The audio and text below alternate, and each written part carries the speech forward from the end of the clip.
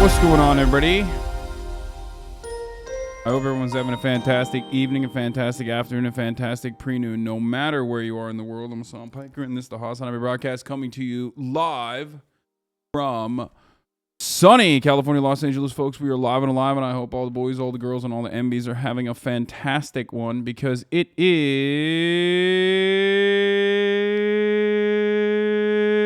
fucking Tuesday! It's Tuesday! It's fucking Tuesday! June 7, 2022, innit?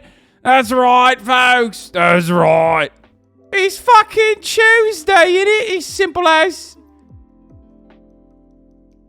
It's fucking Tuesday. And we're having a proper fucking shanking, yeah?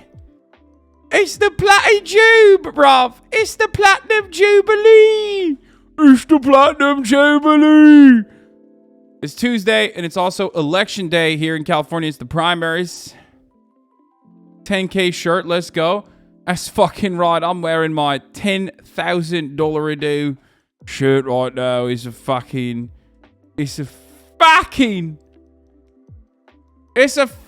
$10,000 t-shirt that I'm wearing from Teddy Fresh, looking proper, mate. Doja Cat talked about you. Pog, what did she say? Oh, he said come. I am, oh my God. We'll see. We'll look at that in a second.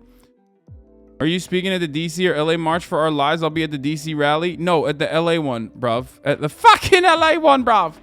The shirt's loud and I'm fucking louder. It's fucking louder with Crowder.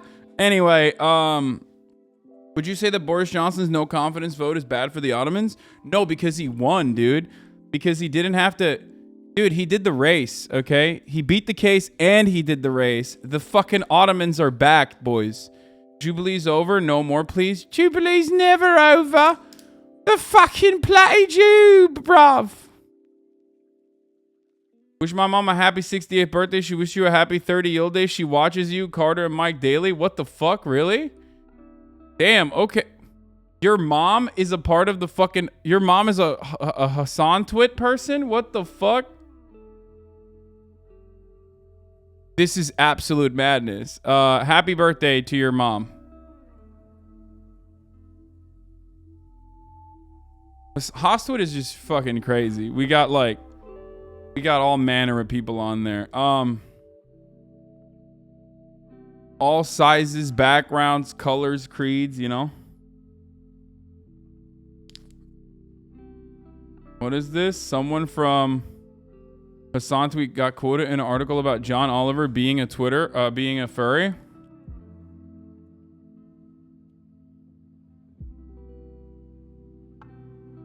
That's nice. Hostwit on the rise. Hannibal Burrows, thank you for the 5 get the subs. Anyway, folks, there's a lot to cover today. There's a lot to talk about today. I'm gonna fucking, jump right into it. There's so much happening in the world. Okay. Where to begin? I mean, this is part of the broadcast where I tell you a little bit about my personal news. Personal news number 1, numero uno. I felt kind of shitty after eating those like little baby foods yesterday. But I just I get tired after a certain point. I get tired after 6 p.m., right? So my tum-tum's fine. I don't have an issue with that, really, but I got tired. I went and I had my rotisserie chicken, so good, right? We'll go over the memes of what I did yesterday later in the broadcast. I was thinking of potentially looking through it, maybe on OK Buddy, because we do desperately need a fucking place where everyone could just dump memes and funny clips and shit like that. And I don't even know if OK Buddy is that, but we could potentially do that for Hasan_. Parker, did you actually raid Doja? I did, yeah. Someone was like, Doja Cat's streaming. So I was like, all right, fuck it. YOLO. Let's do it. Let's raid her. I like to support small content creators. Do you have a problem with that? I'm sorry. I didn't realize that this was... I didn't realize this was, you know, capitalism, where, you know, the rich keep getting richer. You know what I'm saying? No, I like to support small content creators, which is why that's what I did.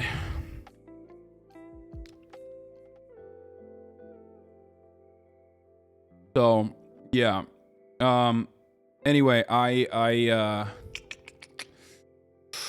had a nice little rotisserie chicken. I watched some Jujutsu Kaisen, and as an old man, fell asleep at 11:30 on the couch. Like before 11:30, on the motherfucking couch. Literally fucking fell asleep. What is my life, dude?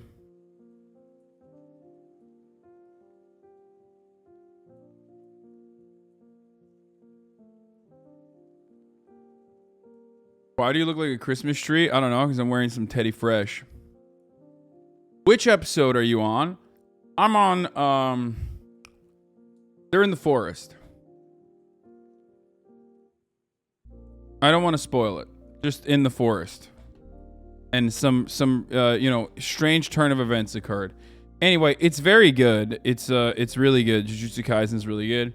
But yeah, I woke up early this morning, you know, worked out, feeling pretty good, did some upper body. Okay, everybody's fucking adding me with this he can't keep getting away with it clip. I'm going to go ahead and assume that this is not as like ridiculous as you guys think it is, okay? Here, let's see. Let's see what this is, okay? So I rated Doja Cat last night. Someone in the chat were like, Doja Cat streaming, so because I want to support small streamers. Let's see you what said come on his stream. Yeah, but I'm fucking can't tell that I'm busy right now. Oh, I get it. It's not weird. Oh, people in the chat were probably saying like, oh, he's saying Hasan says come on his stream. Hasan says come on your stream. I did not say that. I just rated her. Wow. Oh, that's sweet. He's sweet. We love Hasan. Oh. This is it? This is why you guys were fucking losing your shit?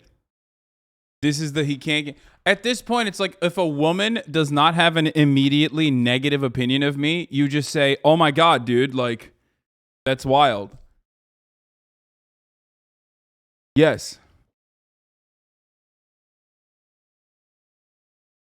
You're weird. You're very weird. She has this to say too. Oh, what is this? What's Ligma? Oh no. Oh no, dude. Oh no. Just absolutely destroyed. Oh no. No. What are you doing? What are you fucking doing, dude? What is that? What even is that? Just throw? What do you mean just throw? Okay, I'm just gonna throw my controller at the TV. Cosmos, Doja Cat acknowledged your existence, you ungrateful. Okay, yeah, sick.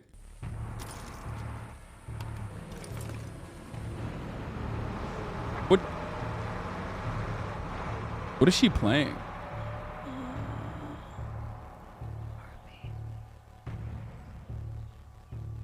Hasan, will you join the OTK event? They're in LA right now. I don't know what it is. Balls and tell me how to do this. Oh, it's Far Cry 6. Oh wait, this is literally the ad for this game. Oh no, Jesus Christ.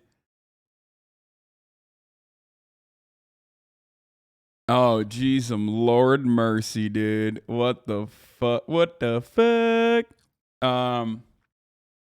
So wait, what's going on? There's a OTK event or something? What? What the fuck? What's happening? Asmongold, biggest OTK announcement? What? What he's been working on, and also shout out to everybody at WePlay and Tips for what getting the fuck everything is together. this? Games Expo is going to be absolutely insane tomorrow. But the next question is about some future content. What game tournaments do you guys actually have planned? Which is a great question because when we started OTK, it kind of started with us planning on doing a lot of tournaments together. So Oh, they bought a studio in LA. They did it. I don't want to give away too many of the ideas. Mad, you didn't join OTK now? Why would I be mad I didn't join OTK now? Like, what the fuck are you talking about? I'm happy for them. I want them to be successful. I love all these boys. You know what I mean? Why the fuck would I be mad?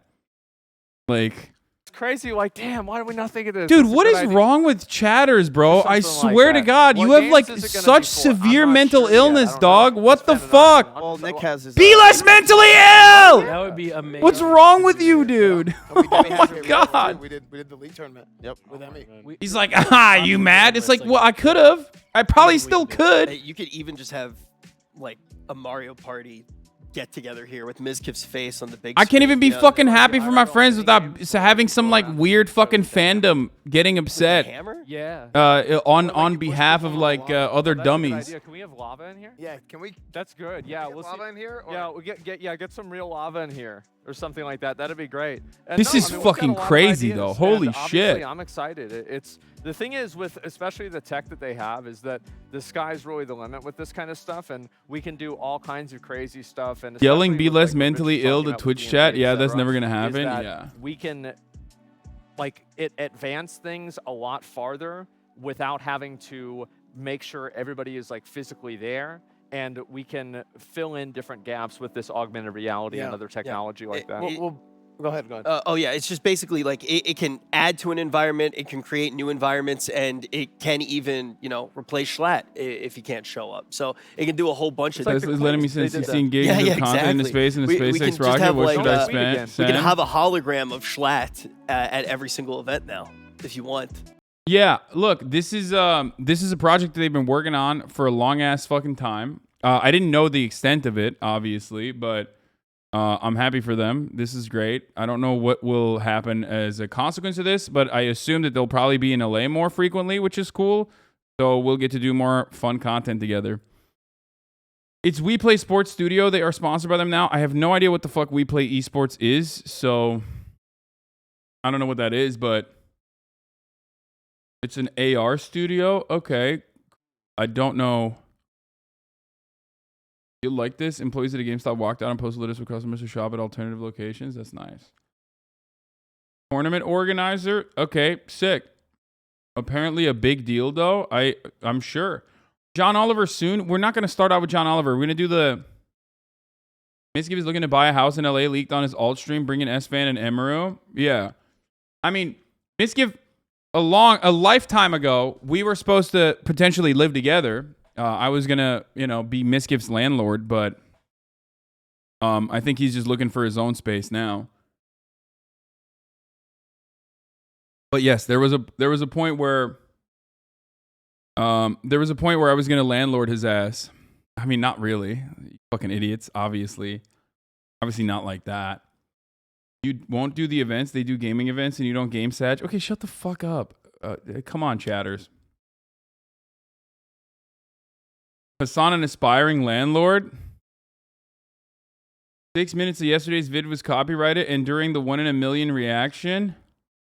Wait, what are you talking about? What was copyrighted? Like while we were fucking eating food and shit? How would they copyright that? Oh, the VOD, because we watched 1 in a million. Oh no!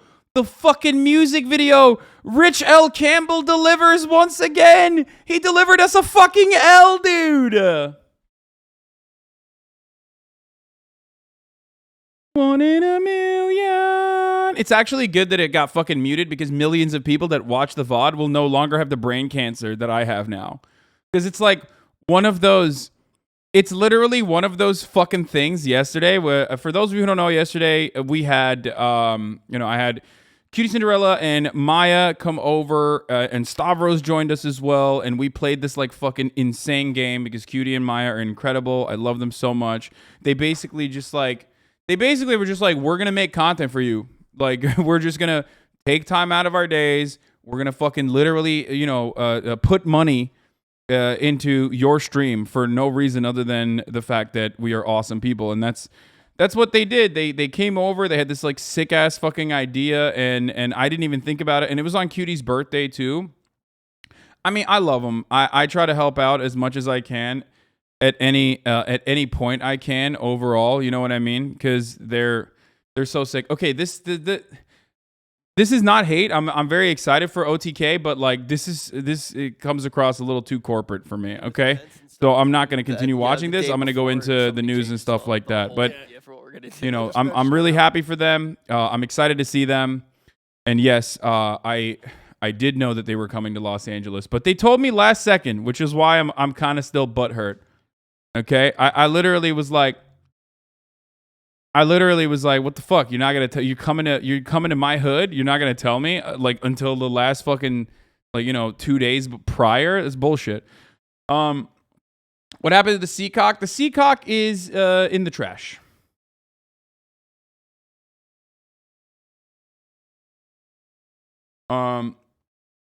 So we threw that Seacock in the trash pretty quick.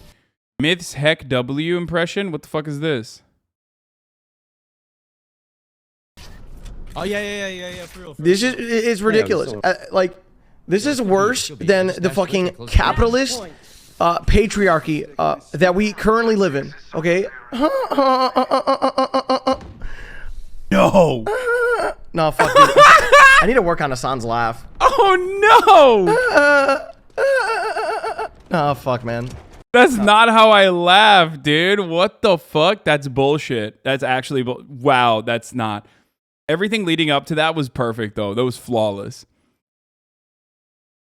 That's your generation that tells you they're coming over for an hour before they knock, lol. To be fair, they're busy with a big event tomorrow. Shut up, bitch. Don't fucking defend them.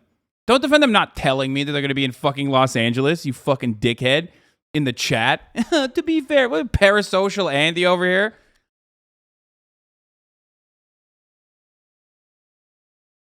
Yeah, if you come to LA, you have to check in with the gang members, me, okay? Or else I will G-check you, okay? That's how it works. You need to come over and be like, yo, what's up? Are we good? You know, we need to get dabbed up.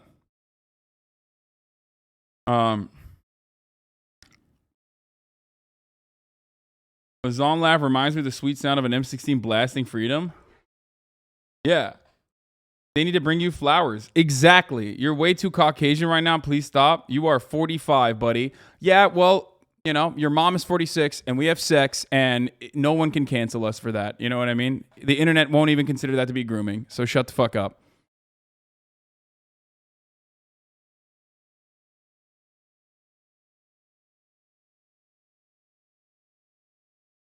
Bro, they just opened a RICO case on you. Yeah, dude, the HasanAbi gang. Yeah. California. The California Attorney General working on the new racketeering RICO case on the HasanAbi gang. Other gang members have thrown up gang signs, including shouting poggers and blammo. The violent gang, known as the HasanAbi heads, have been running rampant throughout the internet. Bro, you gotta stop hanging out with the melon? What do you mean? Appropriating other cultures, very on brand? Yes, dude. I am a cultural appropriator. I am an enemy to all marginalized communities. When will you learn this? I don't care, okay? Between 821 and now calling yourself part of a gang, they might just Allende your ass, bro. No, it's fine. Okay. Anyway, let's get started. Let's fucking blast off. Let's say it, okay? Hasan's iconic laugh. The Macy's with a fat playlist. How was Stavros' swim? I watched the special. It's really good. Hope you check it out. Brother, why would I check it out? I was literally there. I'm in the crowd. Like, technically, I'm a part of the fucking YouTube video, okay? I have already watched it. It was fucking awesome. I watched it live, and I told you about it.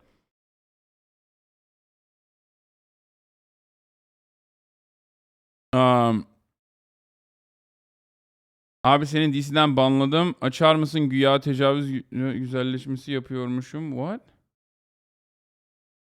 Discord'dan banladım, açar mısın? What? Dude, I don't know, dude. Al buradan da banladın. Hadi bakalım. What the fuck? Motherfuckers will come in here and be like, dude, I'm gonna tell you in Turkish why I got banned from your Discord, okay? And it's a really bad reason why I got banned from your Discord. And also, I'm gonna demand you unban me from your Discord right now. Like, what do you think? You think I know you like that? Do we have a personal relationship, homie? What's up? Might be cool to watch 20 minutes or so just to give it a little juice. Brother, what are you talking about? We already watched, we already fucking juiced it yesterday. It went from like 300,000 to 400K. Jerome Powell self-reports by basically saying he hates the working class. Wow, dude. What? The chairman of the U.S. Federal Reserve hates the working class? Hold the fucking phone, dude. What? Are you serious? No. No, that's the most shocking bit of information. What the fuck? Next, you're going to tell me the EPA doesn't care about the environment, and I'm going to lose my mind, okay? Don't fucking drop shit like that, dude. What? What? No. You mean to tell me that, like, economists and bankers that have virtually spent their entire lives being brainwashed by neoclassical economics and all of these neoliberal institutions that fucking tell you that the world is only a certain way and there's no other way to organize the economy, and every other way to organize the economy is actually going to murder every single person? Like, the guys that then reinforce that attitude through the machinations of the state are actually fundamentally against the working class? Stop it!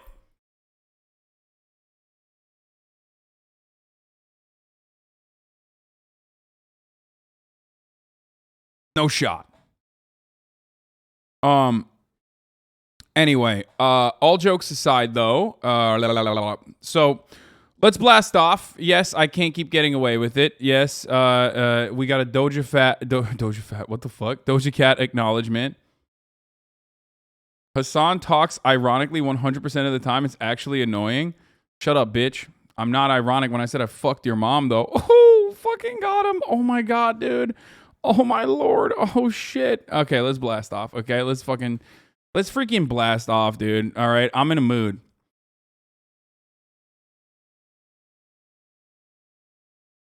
I'm in a freaking mood, dude.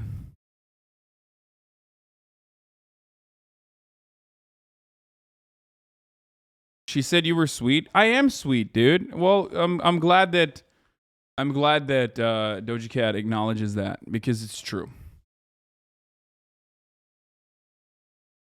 He's in a good mood. It's time to fucking ruin it. Exactly.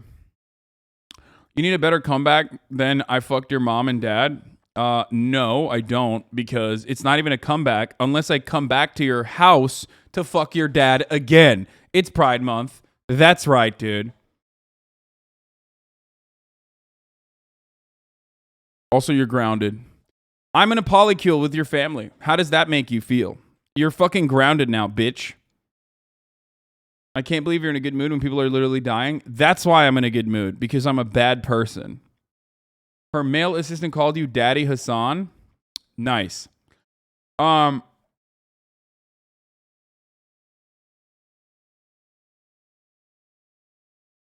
we'll talk about Steven Crowder as well. There's much to discuss. I will force eye bleach upon myself by looking at this What is a Woman video by Sexless Losers. Sexless Loser Reactionaries.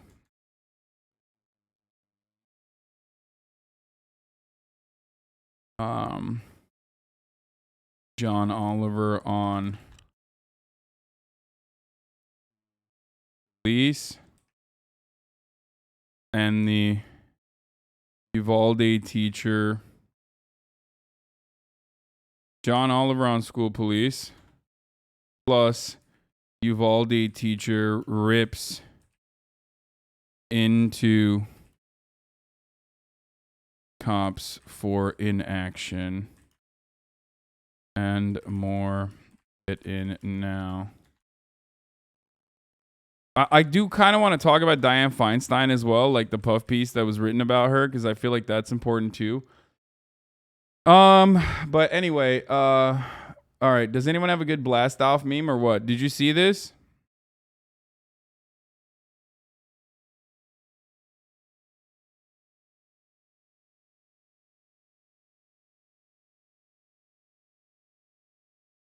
Did you see this meme about what is a woman? Yeah.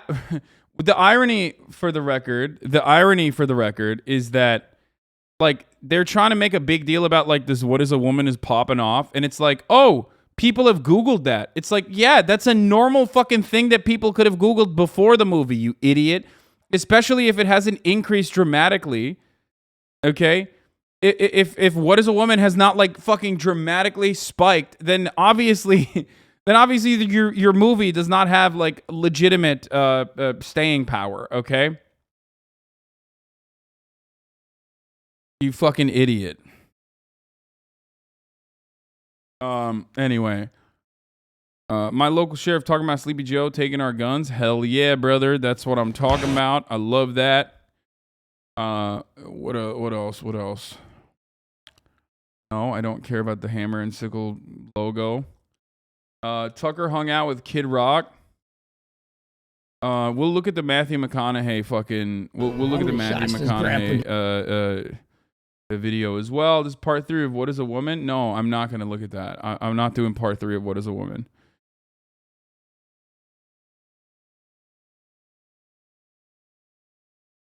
Okay, here we'll put this strongest Turk versus weakest Greek meme on here as well.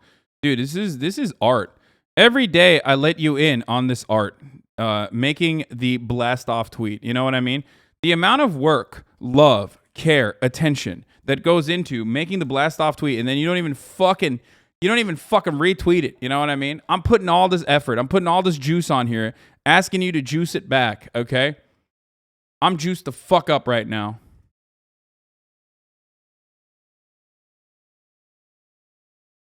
There it is. My timeline hates you, that why?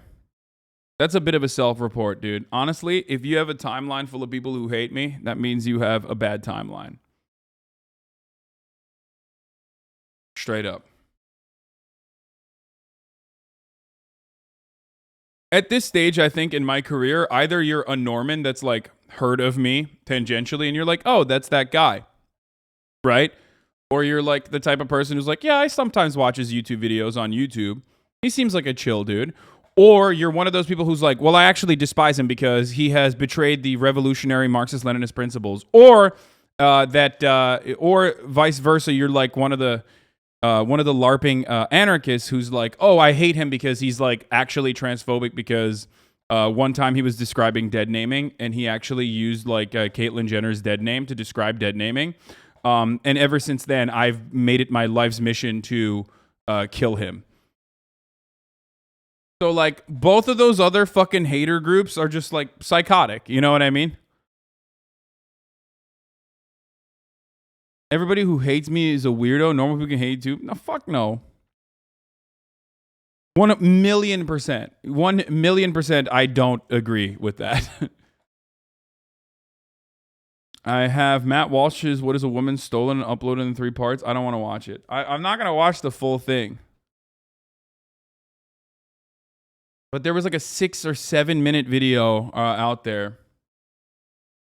And I do want to watch it. You forgot the 30-month sub hate watcher? Yeah. Like if you have a serious opinion on a streamer, like a legit disdain or legit love, but like especially legit disdain. Because like love, I understand. It's like entertainment. You know what I mean? It's just entertainment. And you might be like, oh, I like this guy, right? But if you have like serious fucking hatred for like any streamer whatsoever, you have severe mental illness. You know what I mean? Like actually incredibly severe, irreparable levels of mental illness. And I hope you get help, and I hope you actually, get better. You're just not a normal person. Like, you're spending way too much time on the internet getting mad at like innocuous and inconsequential bullshit. Yeah, go find something you enjoy. True facts. I hate myself, a streamer, and I am also mentally fucked. Well, salvation can happen for you. Okay? It's just you have to avoid shit that makes you even more upset and more mad. As long as you avoid things that actively make you mad, like that. Or you're like this, okay? Or you're mentally ill in this variety. Have some respect. OTK is streaming. Go offline.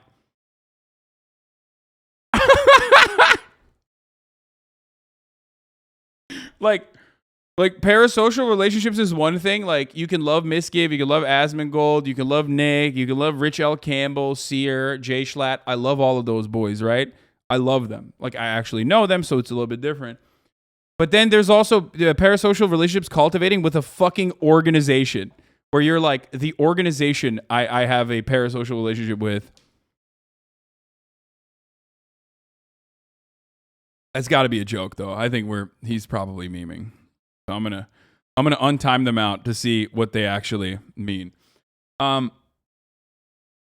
Nobody who strongly likes to dislike streamers is normal. I'm built indifferently. I only get mad at ASMR streamers. I can't deal with that stuff, but that's my own personal issue. Don't do it. Just don't do it. Did you watch Stop Special? Yes, I watched it live. Not to flex, but you're not allowed to love Miz, actually. No, I am allowed to, even though his fucking dumbass constantly shits on me as a meme, and then his like idiotic, mentally ill fan base doesn't realize that he's joking and actually take it fucking seriously. And they're like, I mismade you, you fucking piece of shit. Fuck you.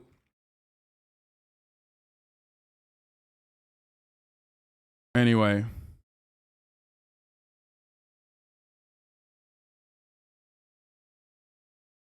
Who's your favorite OTK? Oh, Nick Pollum.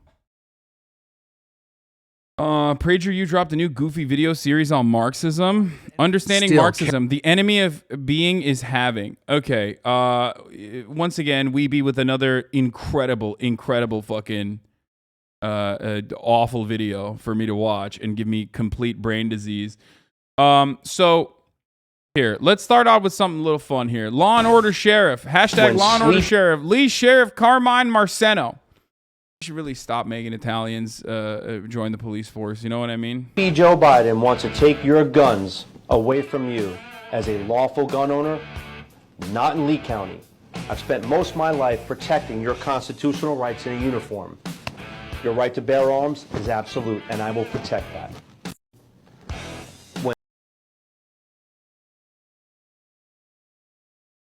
Dude, Dude, what is happening with the top of his head, dude? What is going on with the top of your head, dog? What happened? It looks spiky, dude. What happened? Did you take one of the fucking police spikes that you use on tires and put it on the top of your dome, homie? Is that what happened? You're like, no one will notice. Just at that point, just full thumb. Go full thumb. What is that fucking fade, dude? Someone said, need more people like him. Need more like him. That manlet is my sheriff. Show respect. It's absolute until your bare arms on him. Also, this is your hair in 6 years. I had your hair at 30. Fuck you. I will stop that. I will do everything I can. Anyway, lol made sure he had the NYPD 9/11 Griff merch in the back. Oh, yeah. What does the sheriff in fucking Florida have to do with 9/11, by the way? Like, what's that about? Like, that's a bit of a self-report. Like, what are you, involved in 9/11? Why do you have that merchandise behind you, dude? I mean, seriously, what the fuck did you do on... I mean, I don't know. Maybe his dad was involved or something. Like, he was one of the first... He is Italian. He's probably one of those Italians that just fucking, went from... police family, lost his dad in the fucking rubble or some shit in the towers, and then he moved down to fucking Florida. Lots of Florida cops are from New York. Yeah, that makes sense. Why would someone need bare arms? They most likely have perfectly functioning human arms. Bare arms don't even have opposable thumbs. You're saying Americans are 9/11 yesterday literally had me wheezing. That's my sheriff. You know the cops are double bad when it's called Lee County. I mean, there are cops in Florida. I have no faith in them across the board. If you're a police officer in general, I have no faith in you. But if you're a police officer in Florida, you are probably the worst of the fucking worst, okay? Like, a lot of cops were in the cleanup. I doubt he was, since he doesn't seem to have any health issues. I think he has some health issues, but just, genetic predisposition to being a thumb and therefore a cop. I think, like, the only severe health issue I can see, and as you guys know, we do phrenology here, only for cops. Cop phrenology is very much real. The only issue I see is that he is a thumb. He has a cop skull. Yeah, the Carolina Panthers, my home football team, just brought on their first trans woman cheerleader, and all the chuds in my office and online are freaking out. Like, why? Why? Why does it make them so... Oh, my God. Like, this is the type of shit that I don't understand. Like, I was thinking a lot about the drag issue that's, like, ongoing on the internet. And I do personally think it's, like, such a fucking... I've said it already. Such a dumb and idiotic and moronic baboon-like thing to fucking constantly and endlessly get mad over. Best-selling LGBT children's author Matt Walsh. Yes, a college professor couldn't answer literally any questions about his own subject, and I got offended by the word truth, and I got rolled. Great analysis, not delusional at all. Professor, the word truth is... Okay, we're going to have to watch this now. Jesus Christ. I was watching a launch in Florida by the roadside. My mom and uncle and a cop pulled up lights on because I was wearing a black hoodie. Respect. The only things guaranteed in life, death, or taxes in the top of the hour ad break, which you can avoid by subscribing for $5 a month or with a Twitch Prime subscription if you're not lucky enough to be gifted one. Fuck you. But it's also true. Carter got dumpstered by James Lindsay. What? James Lindsay has never dumpstered on anyone unless it's like someone who's been groomed into sex slavery by that weirdo sex cult that James Lindsay is taking a poopy on because that's a gross sex act that he's into. Conceptual James, right? Isn't that James Lindsay? That's the only time he has ever dumped.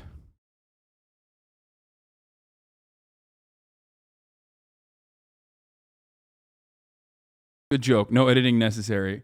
Yes, conceptual James Lindsay is, much like many of these fucking pedophile freaks, involved in like the biggest weirdos. Okay? For those of you who don't know, and I want to start off with Matt Walsh, okay? Matt Walsh, not necessarily an important figure in any meaningful capacity, calls himself a theocratic fascist, hate him, awful dude overall, okay? Not cool, not fun, has no good ideas, right? Obviously. Now, he came out with a documentary, movie, whatever the fuck you want to call it. It's just literally just agitprop, okay? It is just fucking agitprop. Agitated propaganda, shitting on trans people by being like, what is a woman? What is a woman? Now, for those of you who don't understand, you're like, I mean, it's perfectly crafted and perfectly tailored.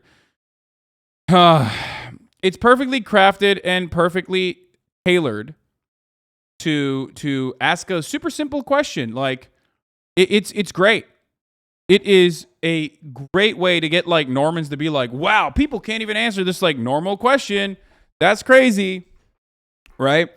And then by that like lack of answers, you make your point that like actually women is very definable. It's by having a pussy and your chromosomes, and it should remain that way, right? Like that's basically his goal, is to just get you to agree on what a woman is, despite the fact that in the real world, that's not usually how you contextualize what a woman is, and that gender is an expression for the most part, or is a social construct, right? And all the identifiers that we associate with a particular gender are completely culturally built. And I don't normally have like a significant problem with that. Sorry to the MBs. I don't, I don't have an issue with like having some level of like gender construct or a performance. I think that a lot of trans people don't also have that issue either. It's just that like what it means to be a woman is not as rigid as the way that conservatives make it seem, right? Like it's just not. It's just not as rigid. If that was the case, then Ben Shapiro would be a woman, and if I'm a man, then Ben Shapiro's a woman. You know what I mean? Like he is closer to a woman in the same fucking incredibly rigid binary way of doing gender expression than I am. Ben Shapiro looks like a little lesbian, you know? He's just like trotting around.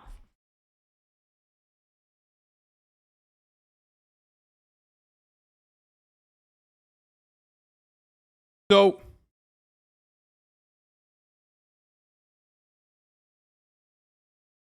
I just find it really strange when, especially people that don't fit the very same rigid like binary understanding of gender, run around and say shit like that. You know what I mean? You're like, the gender is like they're very well defined. Actually, you're wrong. It's like, okay, bitch. Well, then what's up? What are you then? Are you a man? You're 5'4". You know what I mean? You're 5'3". You can't grow fucking facial hair. What's up? And I'm not saying this to be like, I am reinforcing those same rigid gender binaries. I'm saying this to make a point that like it's not as black and white as the way that people make it seem. Anyway, I got here because we were going to talk about Matt Walsh, which is one of Ben Shapiro's lackeys. Okay.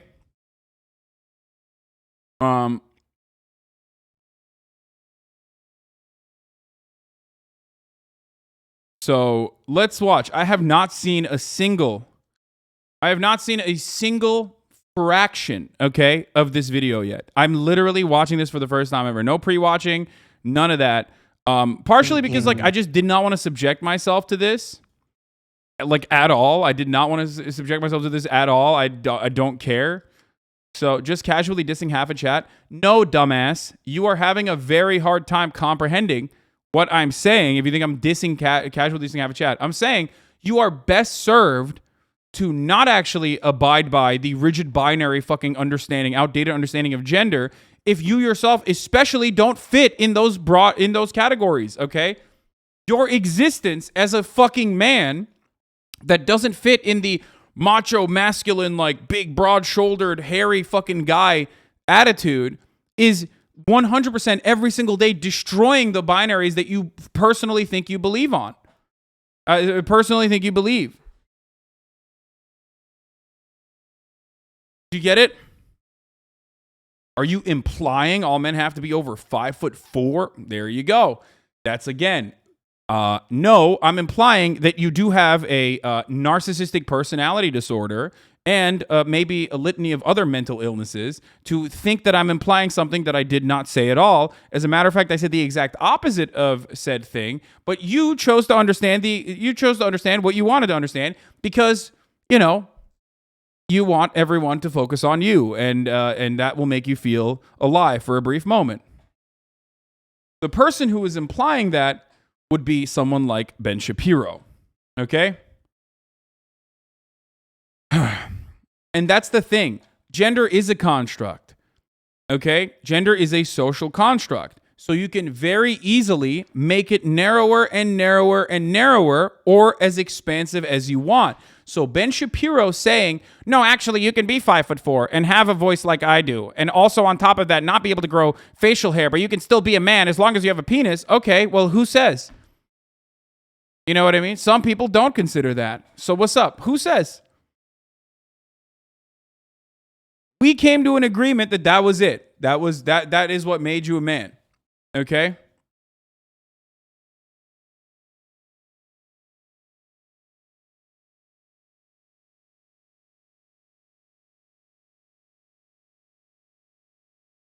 Why are you armchair diagnosing since when did you become a licensed therapist? I did not. I probably do more fucking unlicensed therapy on here, like a fucking social worker than most people have to do on a daily basis. But I'm not. I don't think I think everybody understands that. All right, let's do it. Gender studies is not just reduce gender to what psychologists might call individual differences, but rather thinking about gender, and that's not women and man, but gender as a social form, something that kind of infuses itself into virtually all aspects of social life. Let's talk about that then. I guess we should start with, we've got gender and sex, right? Yeah.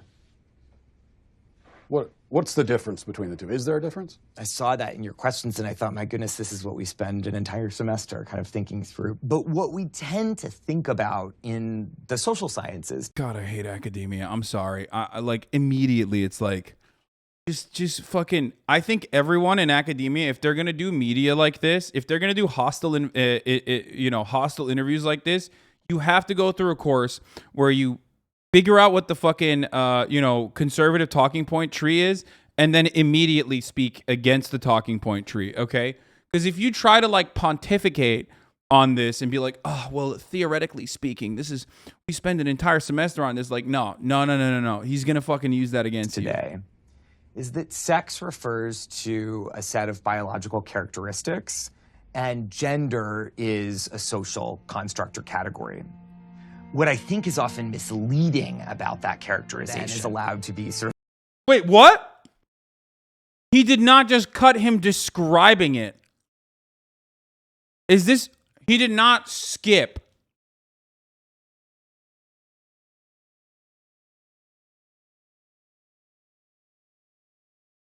Well, that's great. That's cool. He's just fast forwarding through his discussion. He's like, yeah, I don't really care about that because, you're actually describing things. Messy and complicated. But in that framing, when you split them up into these wholly discrete constructs, studies scholars, and really more specifically people who study gender and sex, we're not talking about sexuality right now. In the kind of academic universe that I travel in is that we see how deeply gendered ideas, cultural ideas about masculinity and femininity, maleness and femaleness, both in humans and in lots of other animals. So are gender and sex two different things, or? Well, I think that they both are and they aren't. I'm comfortable saying that gender and sex are two different constructs, but they're deeply intertwined with each other. We're talking about gender and sex, and there's a lot of controversies there. If we're talking about a trans woman has all of the male physical characteristics, so would that not be a male then? Couldn't we plainly say this person is a male? Well, I guess it's like, why are you... Oh my God, before I fucking do this, I literally forgot to run the hour ad break. I'm running it right now. I fucking talked about how I was going to run it. I got debated into running it. I forgot to run it. On so quickly, I'm going to run it right now, right this very moment. Okay, sorry about that. This is a perfect representation, by the way, a perfect representation of conservative argumentation. He's not there in good faith. He doesn't need to learn anything. He doesn't want to learn anything. As a matter of fact, he is also cutting you up, like cutting your arguments up in an effort to make sure that no one accidentally learns anything, okay? He literally is like cutting it down to be like, yeah, look at how fucking blah, blah, blah, boring, gay. Okay, bro. Thank you, Bill Vog, for the 10 gifted subs. Gay, bro. What's a woman? Tell me now. Please tell me, what is a woman? I've never been around one. I've chained my wife into the basement. What is a woman? So he literally just fucking cut it down, made it seem like he was like being so convoluted and boring. And now is just going to go back and be like, I was not listening to anything. What's up? This is why you can't take these fucking animals seriously, okay? You can't. Matt Walsh is fundamentally no different than a fucking animal in the wild, okay? One note. An animal in the wild is like, I'm hungry, I smell food, I'm going to go eat it, okay? Matt Walsh, in this circumstance, is literally like, I want to cut propaganda. I fucking despise trans people, and I'm going to use every opportunity to fucking shit on trans people. How can I do it? I'm going to go up to this fucking guy, and I'm going to use them like a fucking fleshlight, okay? Like a pocket pussy. That's it. Do not ever take these motherfuckers seriously and try to educate them, okay?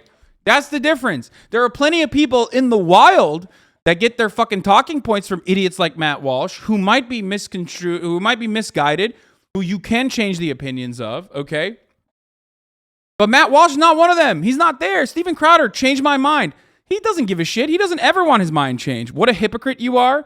Yes, dude, I'm a hypocrite for fucking adequately pointing exactly what Matt Walsh did in the first 1 minute and 40 seconds, where a fucking dude in academia is actually trying to describe something and he cut it in fucking pieces specifically to belittle him, okay? And is now going to cut agitprop off of it. That's not hypocritical. You're just a fucking idiot if you don't understand that. Do what conservatives are doing back to them is not a hypocritical moment.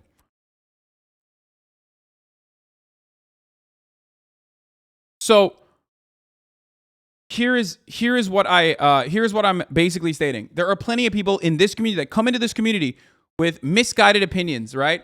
Without fully comprehending or fully empathizing with marginalized communities.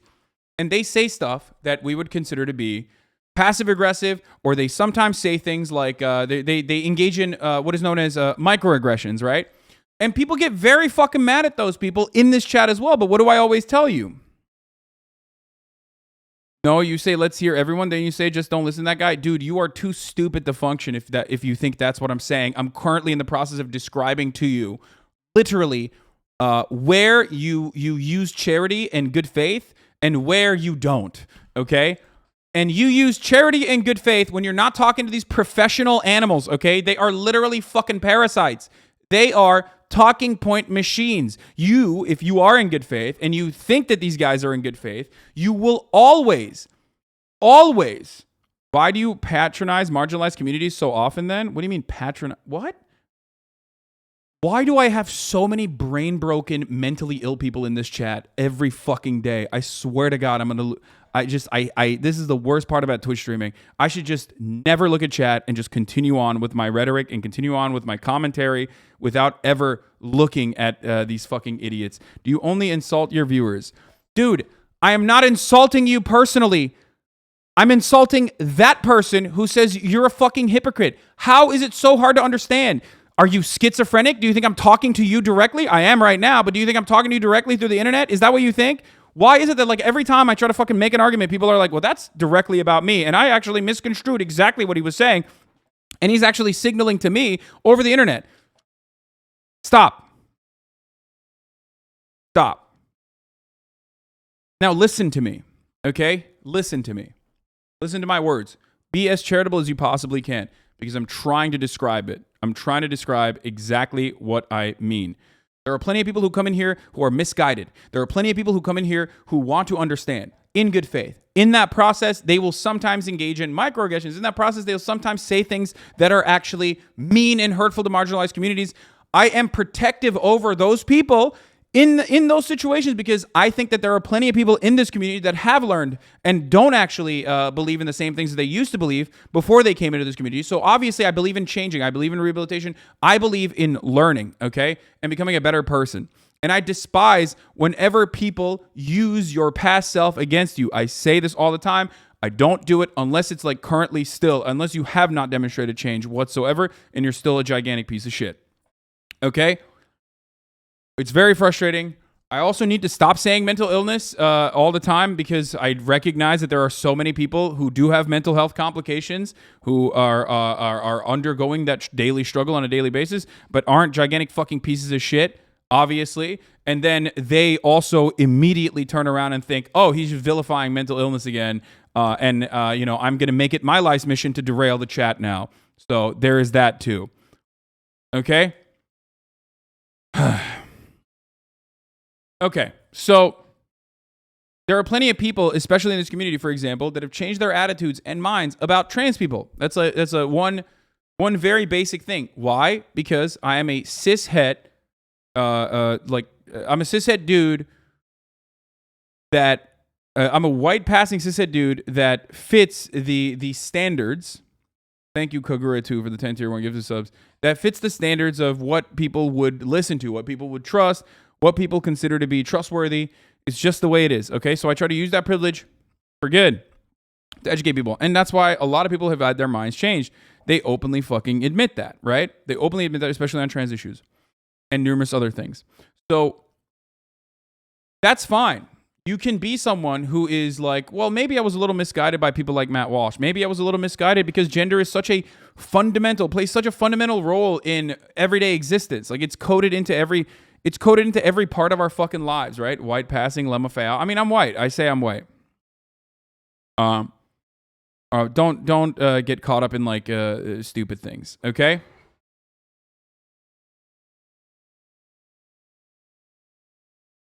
So that's one thing. Always be kind to people and even take on emotional labor. I urge you to. If you want to change people's attitudes, change people's minds, it certainly was helpful with me. Okay, people who were kind enough to take on emotional labor got me to change my attitude about certain things, got me to change my mind about certain things. And that's why I try to fucking repay in kind, okay? I can do that because I'm privileged. It doesn't impact me in any meaningful capacity until that person shows you that they are abusing your kindness to just like get under your skin and piss you off or to do agitated propaganda, right? And at which point I fucking clap your ass cheeks and I tell you I fucked your mom. I clapped your mom's ass cheeks as well and she liked it and now you're grounded and I ban you, right? Okay? People like Matt Walsh are never going to change their minds. They're never going to have an organic and very real come to Jesus moment. They're not going to actually be like, you know what? I never really thought about this. They are trying to feed you the talking points and reinforce the pre-existing transphobia that you already have, or they're trying to reinforce the pre-existing racist attitudes that you already have, okay? White supremacist attitudes that you already have. That's it. So you're never going to be able to fucking change their minds. So taking them seriously as though they are good faith actors is a silly bitch notion. And when you do that, like this college professor is doing, all they will do is cut you down, make you into a fucking fool in the editing bay, and then turn around and you know, use you for their own personal narrative as is happening currently.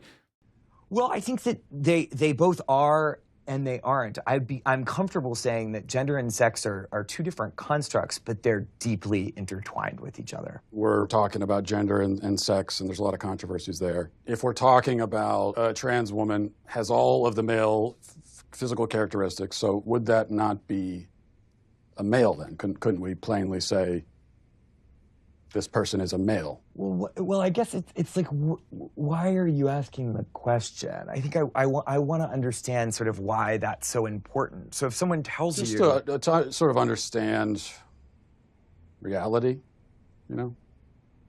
Well, I mean, I think when someone tells you who they are, you should believe them. So if a person says that they're a woman... Like reality. What do you mean reality, dog? You make it, you tell people that you're, you know, not a theocratic fascist, but then you also do tell people that you are a theocratic fascist, like on your fucking social media. So what is the reality? Reality is what you make of it, right?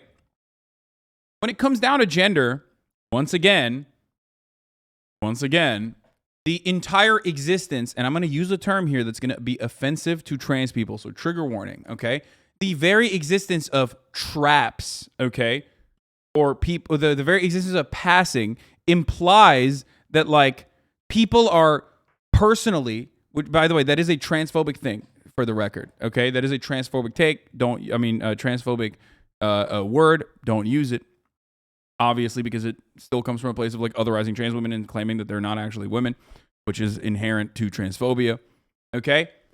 But the very existence of said concepts implies that these people are like, oh shit, they are literally fitting the standards that even I have that is way more fucking rigid than like other people do, okay? That's it. That's what it is. Trans people that are that stealth, trans people that are passing, trans people that are considered, you know, the T word or whatever, right? Are already doing that. They're doing that. And that's what frustrates these motherfuckers. They're like, voila! Oh, no, gender is supposed to be rigid. It's like, well, they already shook your fucking reality, dumbass. They already did. They shook your fucking reality, and now you're angry that your reality is shook. You're like, no, this can't be. This can't happen. I hate it. And that's why Matt Walsh unironically came out and basically said, like, he doesn't believe in gender confirmation surgery for anyone. Like, he thinks that it should not happen at all. Okay? Now, it took college students an entire semester to understand gender dynamics. Hasan explained it to me in 5 minutes. Student depth L, Twitch needs. Easy? No. No, it's so much more complicated than the way I try to describe it, dude. Come on.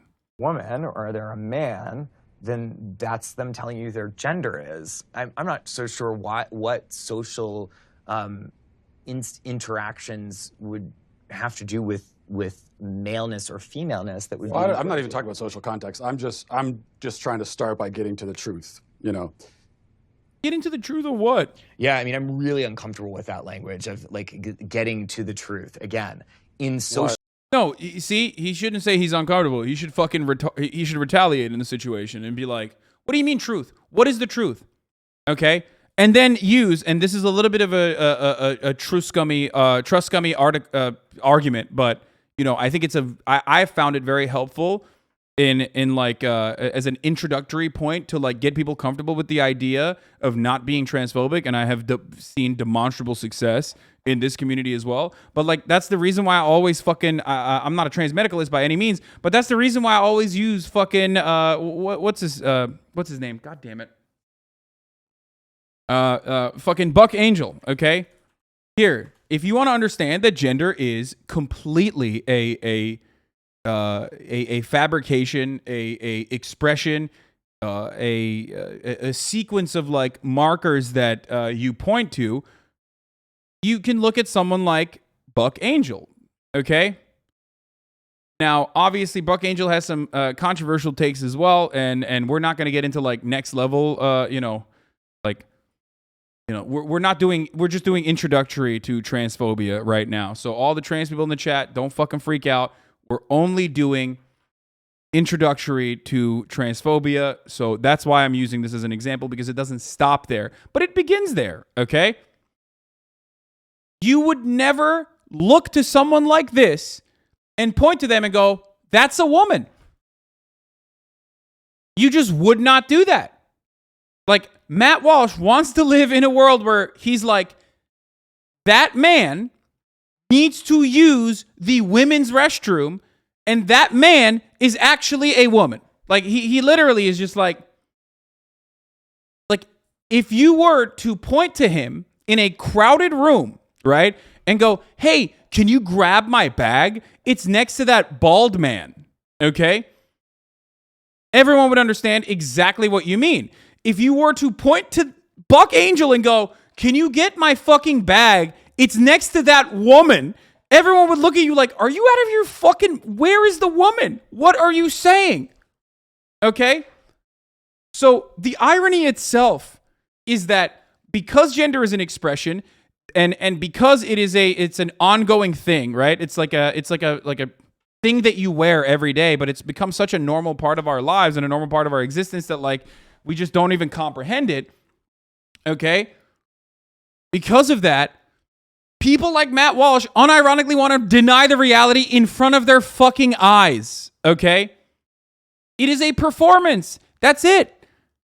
Okay? It's literally just like look, Matt Walsh wants to look at this person and go, that's a woman. And he's the fucking weirdo for that take. You understand? Like, that's a weird thing to say. But in Matt Walsh's universe, he's like, no, that's a woman. I don't care. I don't fucking care. That's a woman. And that is not how you do gender. That is not how you do everyday existence. That's not how you exist in polite society. You don't fucking go up to a person who's like, hello, my name is Matt. And you go, nah, actually, your name is not fucking Matt. It's John. I'm going to call you John. You would never do that. Society would fall apart, okay? Everything would break down if you were just like, no, don't care. You're not fucking Matt. You're John. Don't give a shit. Won't do it. Right? It just would not work that way. And gender is pretty much the same fucking concept. Okay? Is passingness really that important? Why does it have to be so binary? No. Passing is not the end-all be-all of being trans or existing in society, obviously. But passing is a good introductory point for a lot of people who have never thought about it this way. Do you understand? That's the reason why I use someone like Buck Angel as an example often when I'm talking to people who are otherwise transphobic. Okay? It's a good starting point for people to be like, well, I never really thought about it that way. Okay? So, and plenty of people have changed their minds because of this, right? So,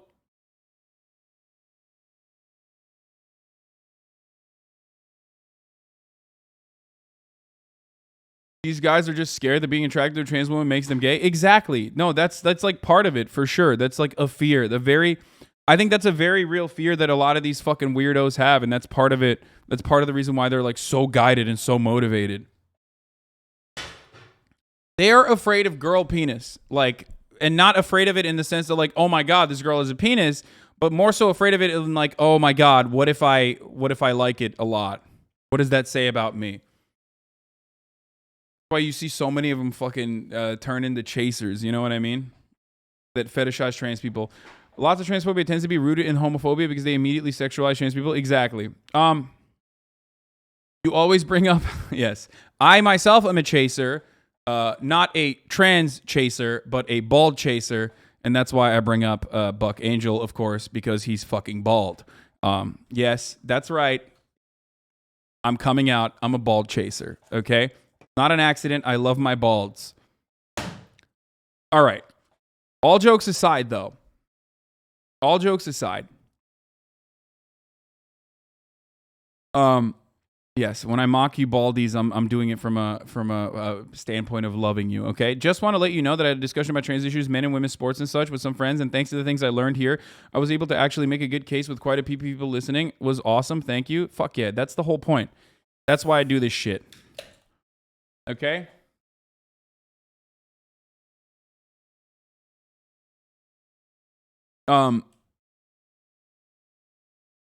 So, yes, I otherized the balds. Before we move on to all these other like weird fucking points, I guess what I'm trying to say is the truth is that Buck Angel is a man and not a woman. But Matt wants to undermine that truth. He wants to redefine that truth. He wants to make it seem like Buck is not a man. And to the Normans, they would probably look at that and go, if they didn't know that this was a trans man, they would go, yeah, you're crazy. You're a crazy person. This is a man. What the fuck's wrong with you? Okay? That's it.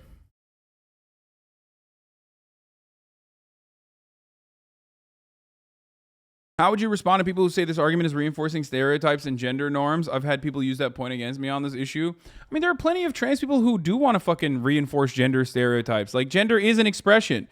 It is.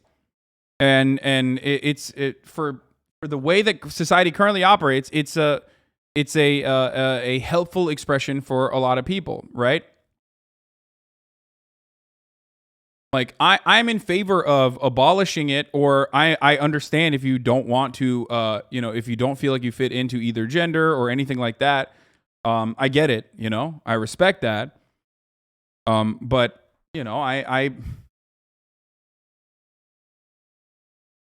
I still do think that plenty of people want to, if given the option, would 100% take it. It's like asking older trans women if they had the opportunity to get on hormone blockers, and like, what is it, like 90% of them say that would have been incredibly helpful. You know what I mean? Like, it's just.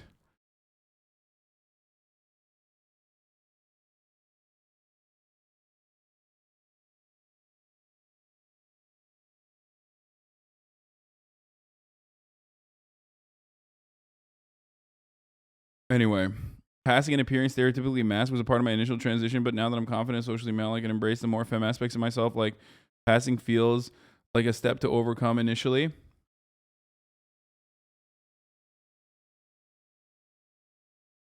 People say that because there's a weird idea that it's easier to be trans than it is to be a gender non-conforming gay person. Wait, what? It's false because it's definitely not easier. It's just different. Wait, what the fuck? It is certainly not easier to be trans. What the fuck are people talking about? Anyway, What? Okay, that was a confusing. What?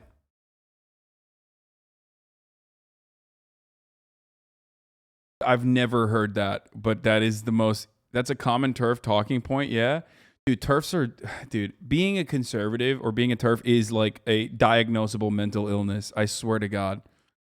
Anyway, that's just like there's no saving people like that feel that way. Okay. So yeah, getting back to it, understand that like Matt Walsh is an insane person for pointing to someone like this and going, that's a woman. And no one would ever fucking feel that that's a woman. No one would ever think that that's a woman, right? And in normal everyday existence, you don't operate that way. You don't go, hey, let me see your pussy. Do you have a pussy or a dick under there? If someone came up to Buck and was like, do you have a pussy or a dick? What's going on? You got ovaries? What's up? They get fucking rocked. They'd be like, you're a fucking pervert. You know what I mean? You'd be a psycho. But that's what Matt Walsh wants. And that's the degree that conservatives have to go to, especially with like medicine becoming more advanced, especially in this fucking field. That's the reason why in Ohio, Republicans are like, anyone that's ever even considered to be trans, any female high school athlete that someone thinks is trans, you can just go up and be like, that team is dominating us. They have a bunch of trans female athletes. You have to undergo rigorous medical checks. A doctor has to look at your fucking pussy. And if you have too large of a clitoris, for example, I don't know, you might be intersex. We're going to consider that to be trans. And that's psychotic. That's completely fucking psychotic. That's a real bill in Ohio. These Republican motherfuckers that say we got to make the government smaller are now unironically saying the government needs to put their hands on your fucking like tiny baby daughter's vagina, okay? And that's insane to me. If they want to play high school volleyball, sorry, you got to get fondled by a fucking adult. And it's gruesome too. It is disgusting. Like it's traumatizing. Some medical inspections are unironically traumatizing for young children, okay?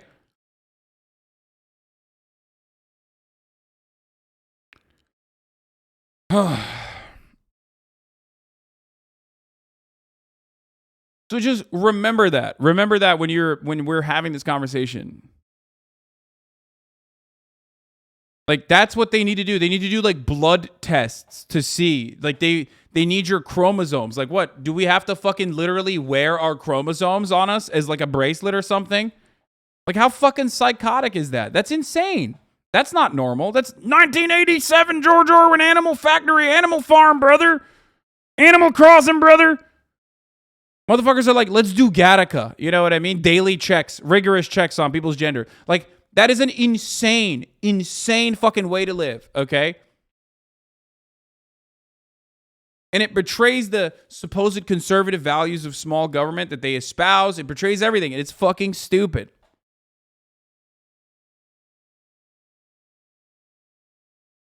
But that's the degree that conservatives are willing to go to in order to set this fucking, in order to set up the world in the way that they want to, because they don't care. They ultimately don't care about trans people. They just don't want them to exist. They hate trans people and they want to kill trans people. That's it. They want to murder trans people. They want trans people to fucking commit suicide. They want trans people to just not exist. They want trans people to fucking go away.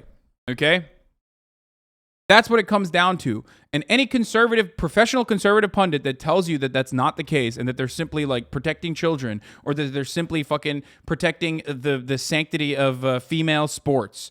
No, that's not real. It's fucking bullshit. Ultimately, it comes down to the exact same concept. That's why the advocacy for trans women in sports always revolves around like, well, let's make a trans-only league. Yeah, okay, the 3 trans girls that like are in 3 different fucking fields are all going to compete against one another in this like what, triathlon? Is that what you're going to do? Or the bathroom thing where it's like we can't have trans girls in girls' rooms. You know what I mean? It's like, well, where do they pee then? Nowhere. They can't pee. I don't care. Because ultimately, it comes down to, I just don't want a trans person in the school. I think it's disgusting and gross, and I don't want them to be in school. That's it. That's what it comes down to. It's like dunking on some of the most marginalized fucking people in America right now.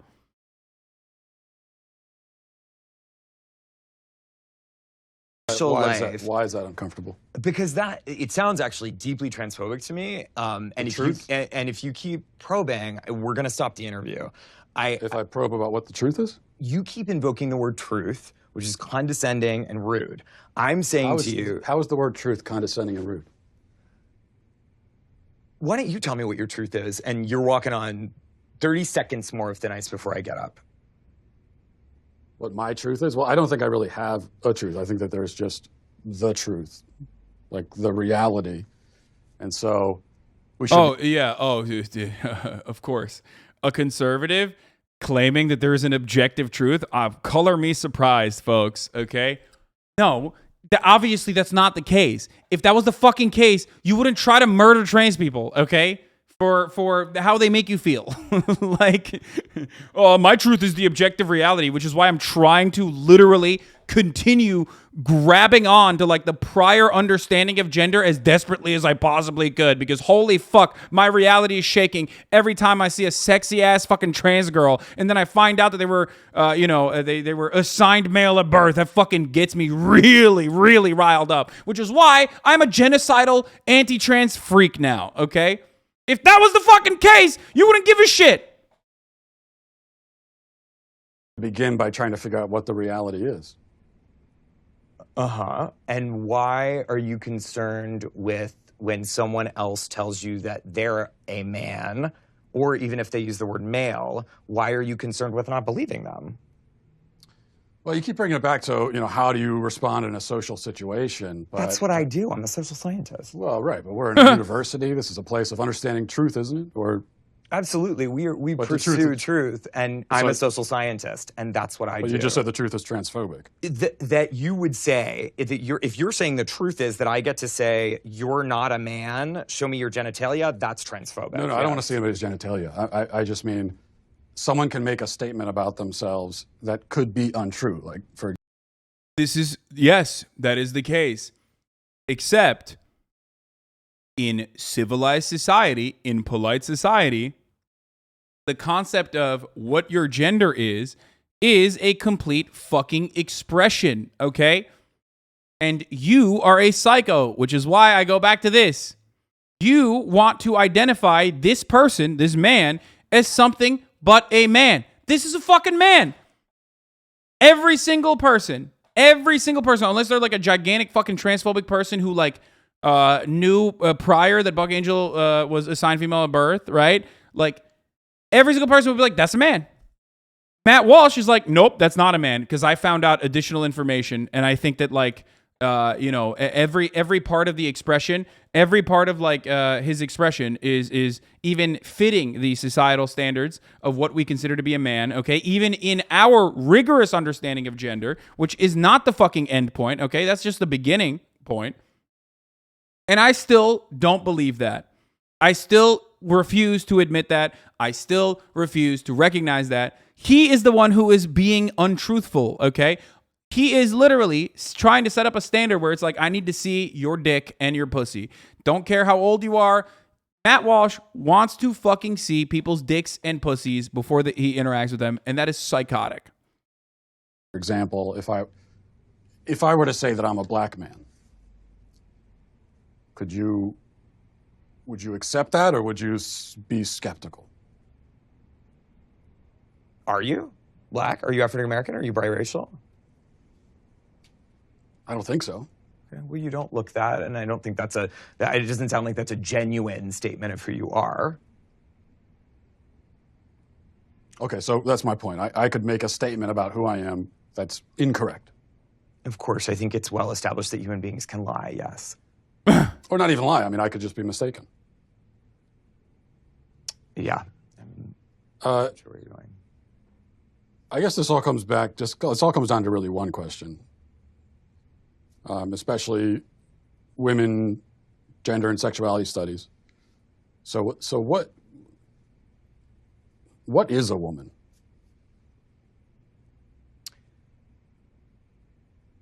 Why do you ask that question?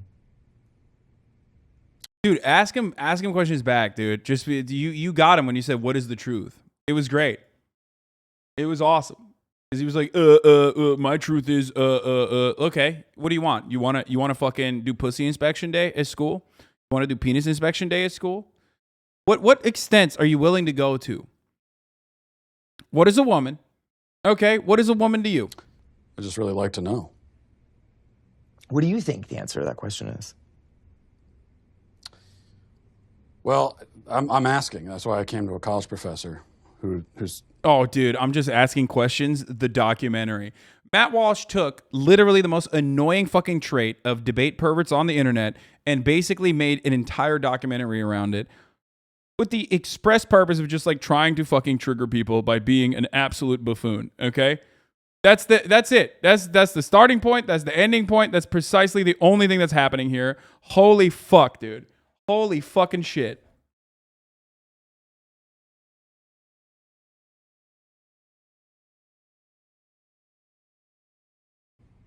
This is what you do. What other kinds of answers have you gotten?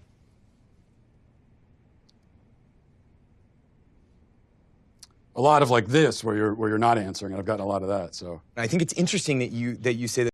So that's such a fucking disingenuous. That's such a disingenuous fucking argument, because he literally was like, okay, what do you think it is? And he can't even answer it because he doesn't want to answer it because it is not as easily fucking identifiable. Okay. That's it. Because the moment that you say, well, it's a person with chromosomes, you say, do you check people's chromosomes when you actually fucking talk to them? Is that something that you do regularly? Do you ask people if their ovaries are fucking working? Do you think that girls, before they get their first period, are not women? Do you think that older women that have menopause are not women because they're no longer able to fucking reproduce? Why do you think that like reproduction is the only primary capability? Why do you think that reproduction is the most important trait that a woman can have, especially when there are plenty of women that have, for example, genetic disorders and disabilities that render them to not have children, that cause them to not be able to have children? What do you think about intersex women? So, like, this is the point. This is everything shatters the moment that you turn the question back to people like Matt Walsh. Okay, when you turn around and you ask them, like, okay, so if you have this like rigid understanding of what it means to be a woman, then explain to me, is this the level of care and detail that you're putting into, and do you find that to be an appropriate way to exist in society? They are going to look like a fucking psychopath. And I'm sure he probably did that if he did. And unfortunately, of course, Matt Walsh has every opportunity to cut that down and make him look silly.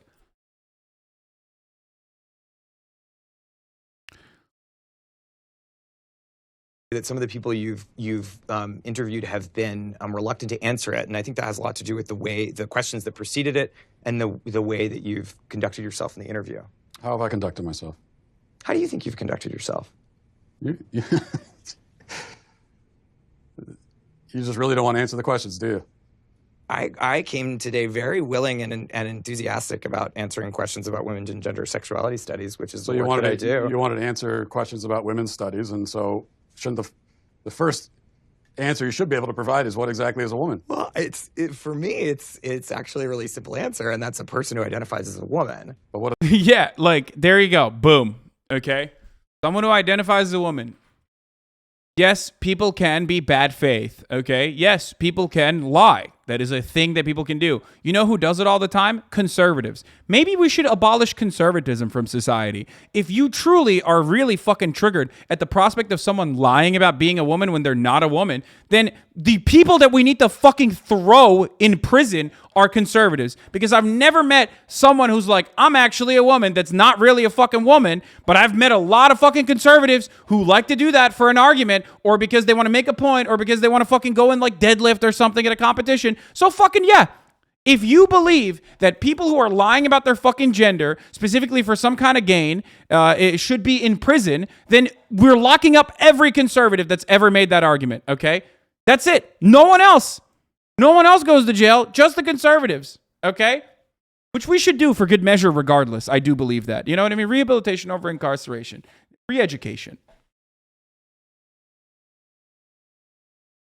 I mean, seriously, fucking seriously. I've like, the idea that they are trying to fucking legislate away is not a thing. It's not a real thing. It's not a real person. It's only fucking conservatives that do it, okay? They can't find anyone. They can't find anyone who actually fits this description, so they just make it up themselves. They become that person. It's like Steven Crowder constantly fucking cross-dressing. You know what I mean? He's like, I can't find a trans person that's like being, is operating in the way that I want them to operate. So I'm just going to be that person and make videos about it. You're making fun of someone that like doesn't exist. Can trans people be cringe? Of course they can. Okay. Of course they can. Can trans people be hysterical? Of course they can. Okay. Obviously everyone can. This is hysterical. This is cringe as fuck. Everyone has the capacity to be fucking cringe. Using that against like the entire broad spectrum of trans people is psychotic. To like continue making transphobic arguments is psychotic. Ultimately, if you're talking about someone, okay, if you're talking about someone who is like faking being fucking trans for some kind of gain, it's like you do HRT then. I used to make this argument back in the day when people were being fucking homophobic. I was like, yeah, are you gonna suck a cock? Are you going to put a dick in your ass? If you think gay people are doing it for attention, are you sucking a cock right now? Why are you are talking to me with my cock unsucked, okay? What is this? I'm only hearing words. I want to go suck that dick right now. Go take HRT. Do it. Undergo gender confirmation. And then we'll talk. If you're doing it for, if it's that easy, if it's a flip like that, dude, do it. Do it.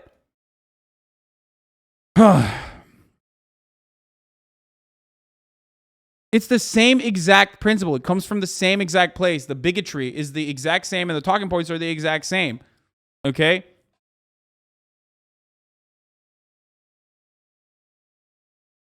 What are they identifying as? As a woman. But what is that? As a woman. What is this? So you said that a woman is whoever identifies as one, but you also said that person is a man based on his photo?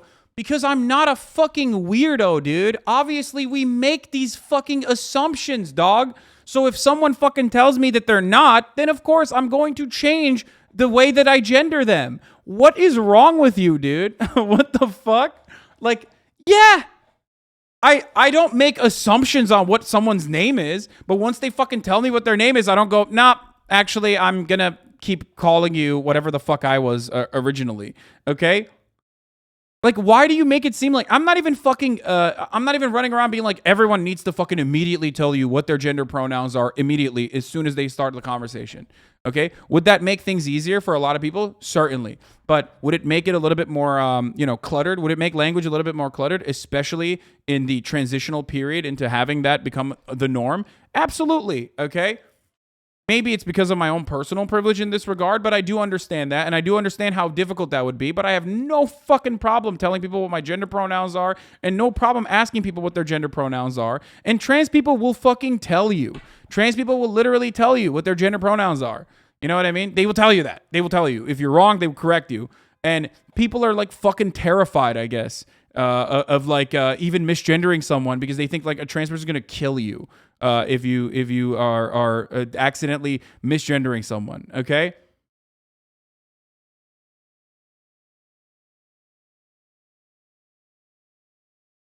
Saying that there isn't an example doesn't mean it's not an option. That's not an argument. Wait, what? Okay, dude. Except I personally think you have the capability of being a pedophile. I am going to legislate you away.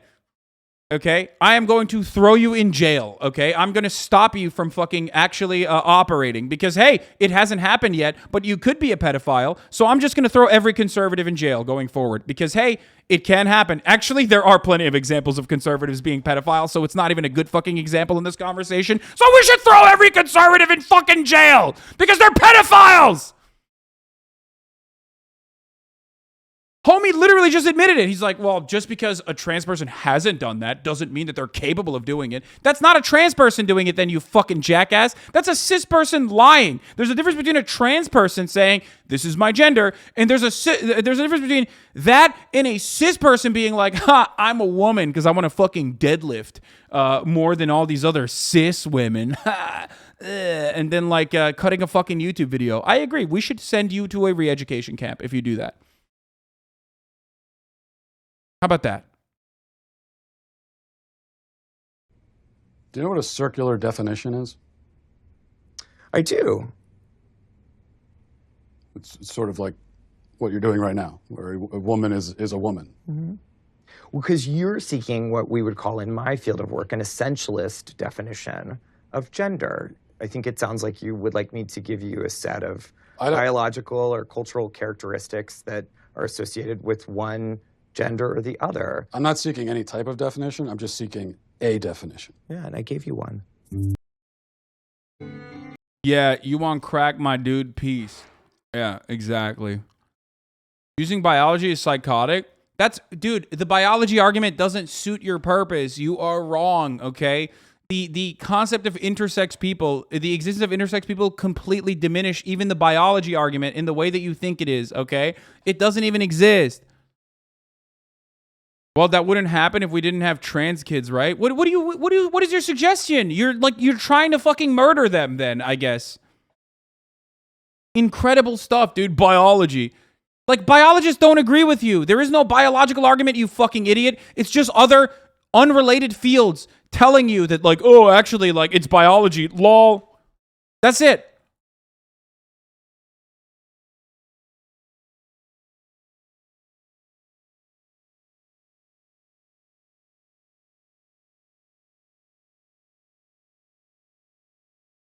Is the same percentage of intersex people as there are gingers? Should we just ignore the existence of gingers too? Like, no, dude, it's just... Homie said, yeah, by the way, he said, oh, this is a tautology, right? Like, you're making a circular argument. And then his entire argument is like, well, truths are truths, regardless, because it's the truth. Yeah, okay, well, what kind of fucking argument are you making about the, about truth?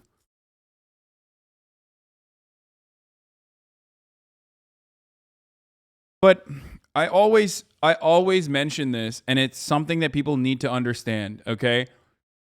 As long as there are plenty of fucking idiots out there, people like Matt Walsh can get away with these idiotic arguments because they're serving the fucking majority. It's the sad reality, but that is how it is, okay?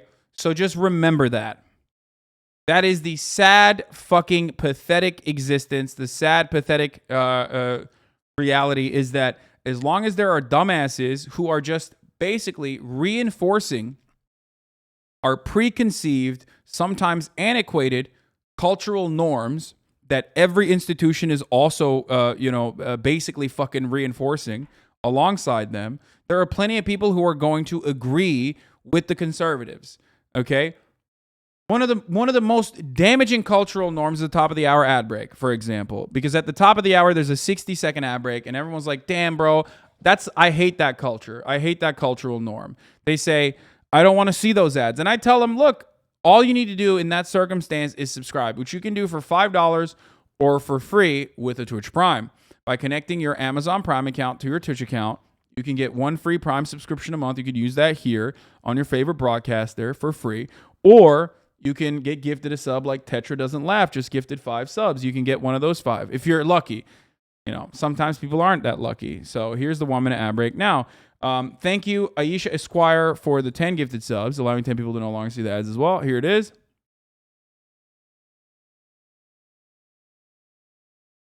But yeah. I'm just asking, what is the top of the hour? What happened to you when you used to promote the use of VPNs? Did Daddy Bezos get mad at you? Yes, Daddy Bezos did get mad at me and told me I am no longer allowed to tell you to use a VPN to avoid the ads or an ad blocker to avoid the ads. Yes, I used to say it literally every day. Literally every day, multiple times throughout the day, I would promote the usage of ad block and VPN. I can't do it anymore, so... Because I am, of course, I was doing that because I'm a phony. You know how it is.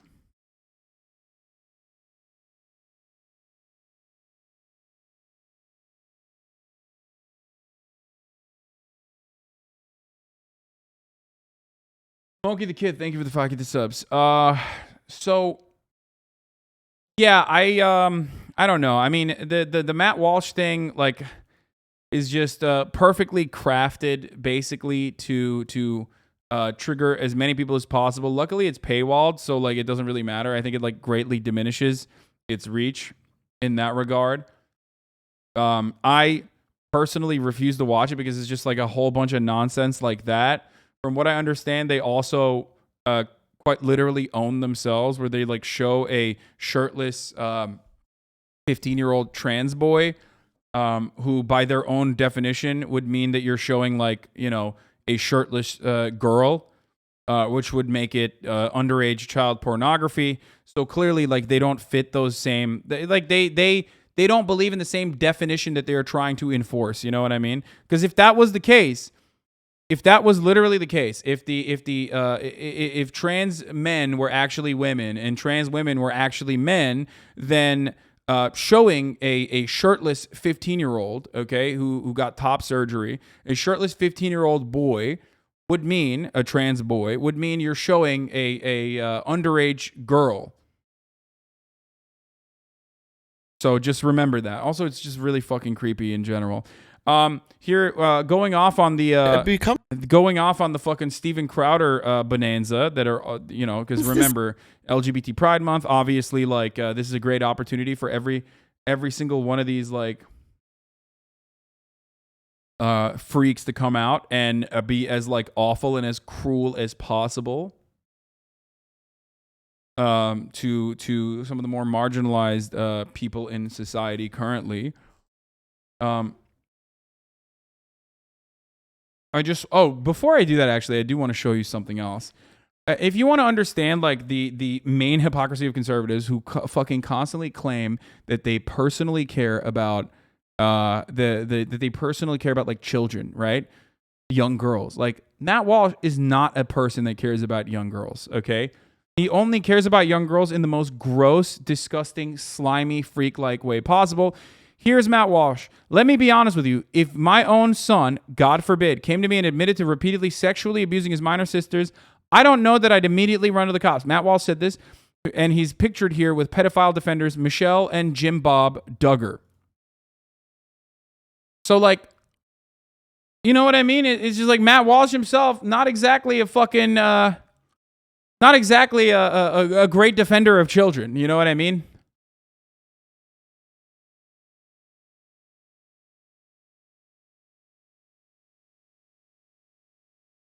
Josh Duggar is now, he is best known for his appearances on the reality TV series 19 Kids and Counting On. It was revealed in May 25, 2022 that Duggar was sentenced to 12 years in prison for child pornography charges after he begged for just 60 months behind bars. So yeah, there it is. That's his fucking sicko. That's this sicko's family.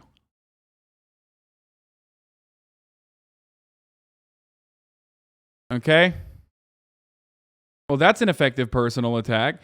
No, not only did I undermine his argument first, but I'm also showcasing personal hypocrisy as a little bit of seasoning so we can have fun with it. If you think that conservatives don't engage in exactly this kind of argumentation, you're a fucking silly fool. 99% of all debate pervertry on the internet revolves around basically trying to rationalize logical fallacies and to make it fit by saying, well, this is simply me testing your moral systems, or this is actually totally appropriate in this circumstance. Personal hypocrisy ultimately is not the end-all be-all of an argument, but it surely fucking works because human beings are lizard-brained dickheads, just like myself. So I'm going to use this argument that fucking works just in the same disingenuous way that they do, while simultaneously admitting that it's a disingenuous framing and a disingenuous way to do arguments. But I always will, of course, first and foremost, destroy the argument that they're placing forward and then engage in this kind of thing. So if you're going to hyper-focus on, like, just this part, then you are also disingenuous. Yeah.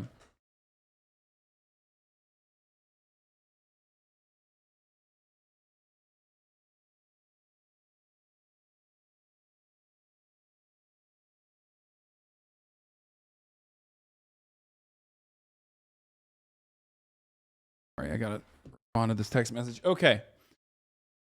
When you get a mixed salt and mud, you get a gray name. HasanAbi is so smart, man. I'm jealous. No, of course not. Of course, I'm not a smart person. I'm not a smart person. Do not get it twisted. I'm not a smart person. I'm a fucking dumb himbo. Okay, I'm a dumb idiot.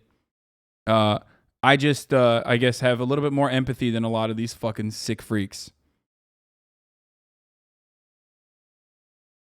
All right. What is the most disingenuous is that some people don't even fucking see the top of the hour. I already ran it.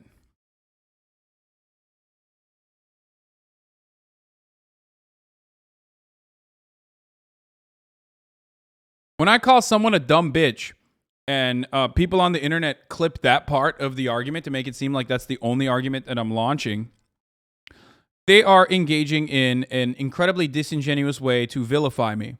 I always will use dumb bitch as seasoning, okay? As someone in the chat also pointed out, that's not the fucking main course. The main course is me breaking apart their argument. It's just the seasoning to call them a dumb bitch afterwards. But people love hyper focusing on the dumb bitch side to be like, that's an ad hominem, because they have lost the argument. Because a lot of debate perverts are, of course, notoriously not very good at debates and think that, just simply repeating what their favorite content creator is saying about a particular subject matter makes them appear like they're actually well versed in the things that they're talking about. That's not the case. All right.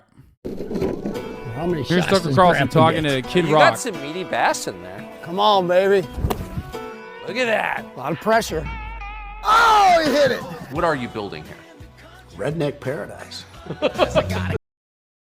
Two fucking impossibly rich dickheads running around LARPing as fucking, simple working class humble folk.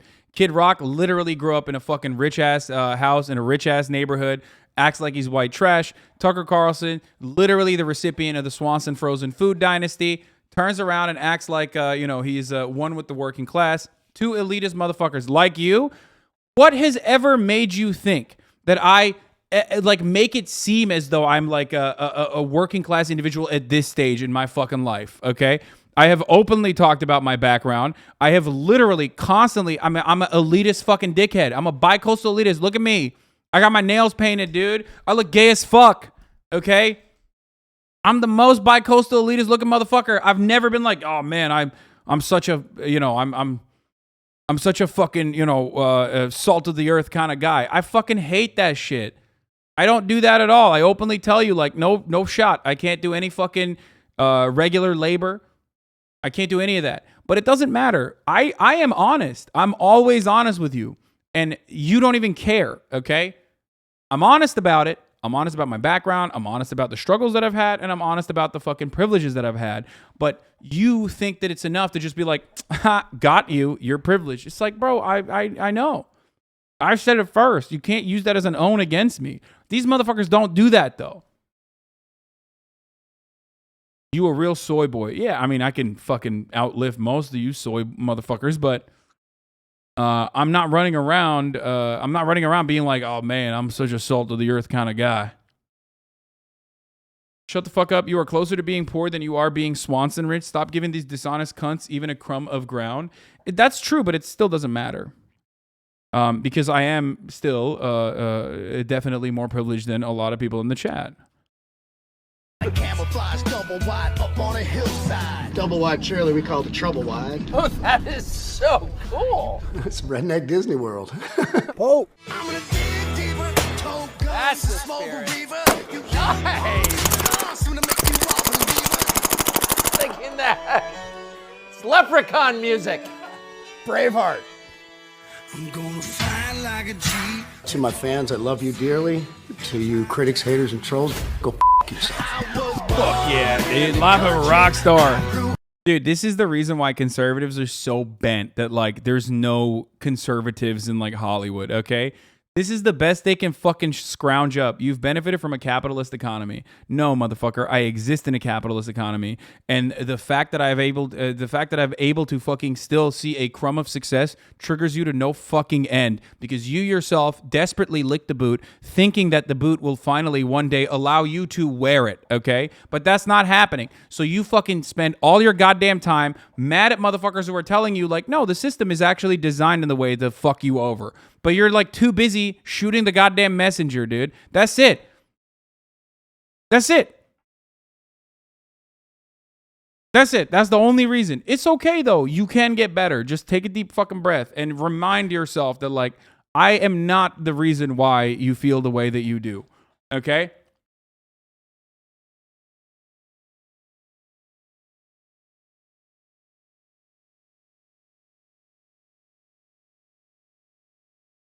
It's always so funny because these dudes literally would just be like, "You're rich and successful. I fucking destroyed you."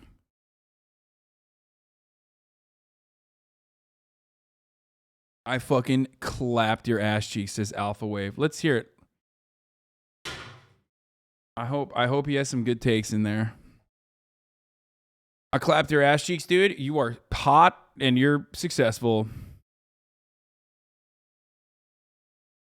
And that makes me upset with you and your existence. Fuck you.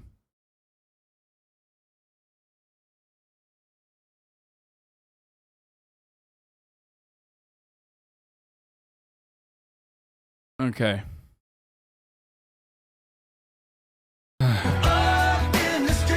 Thank you. God bless you. Tucker Carlson's in the house tonight, yo.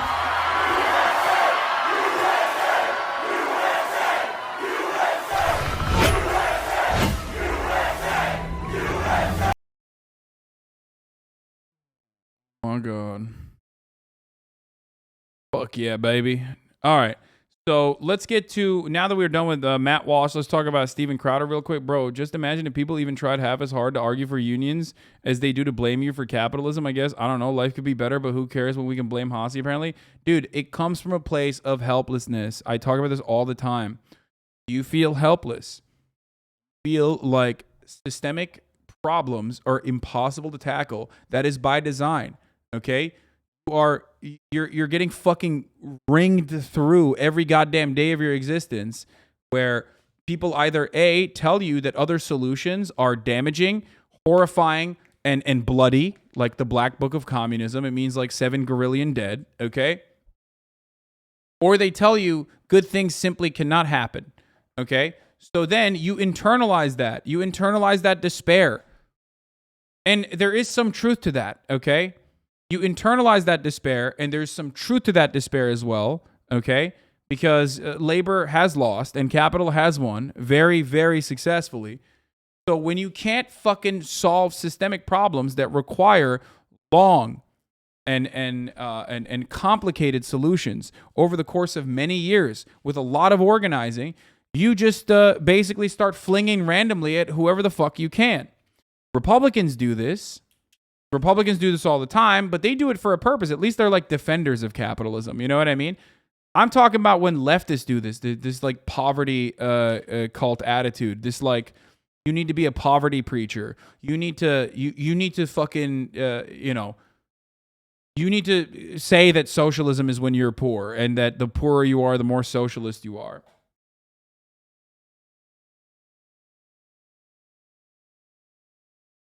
It comes from a place of helplessness and hopelessness. That's it. And I'm accessible. Yep, I'm accessible. And that is precisely why people engage in this. I am accessible. I will respond. I will also try to take what you are saying in good faith. Okay? So people like to personally take advantage of that and be narcissistic and center themselves around the conversation. To get rich is glorious. Yes. Deng Xiaoping. Yes. Socialism is not to be poor. To get rich is glorious. Okay?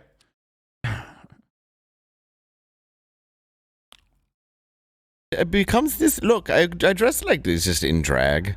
Well, Hitler was in part a response to this kind of culture developing in Germany. Now, I love coming at this angle of like talking about Hitler and siding with Hitler, by the way.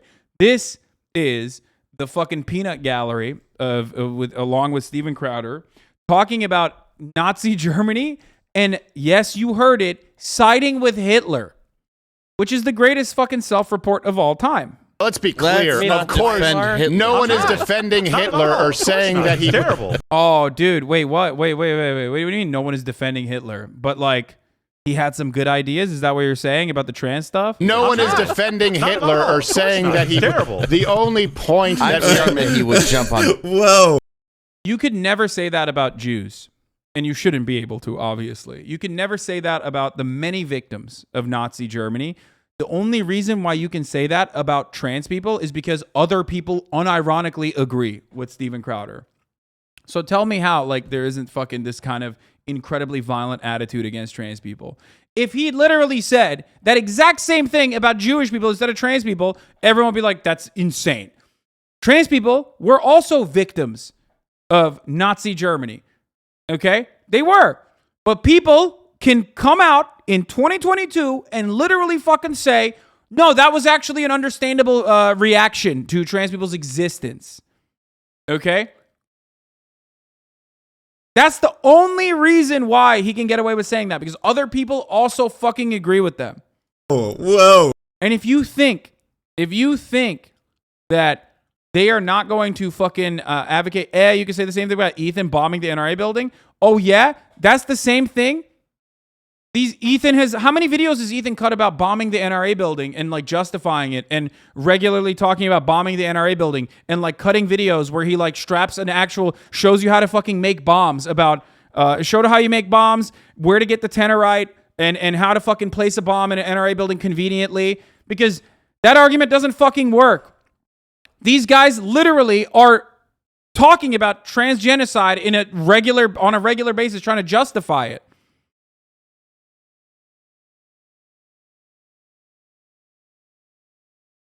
You fucking idiot.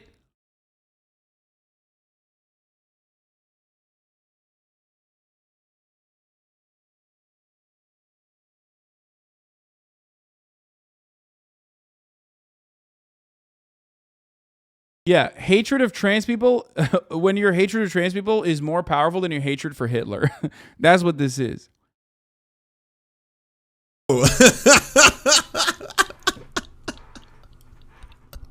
Can we rewind the sentiment for a second here, if you will? So, yes, it is true that the Nazis absolutely did target the LGBTQ plus community. In fact, they even burned down schools that were looking into gender research. Yeah. It's now well. The first book burnings that the Nazis engaged in were literally like incredibly important research, like medical research for trans people.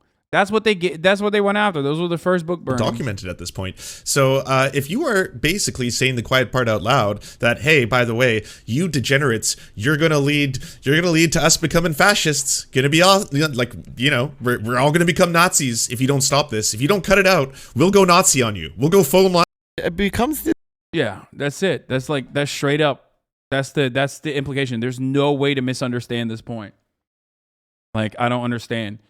We're not defending Nazi Germany except for the trans stuff. Like, that was, an understandable reaction to the existence of trans people, was the violence that they subjected trans people to.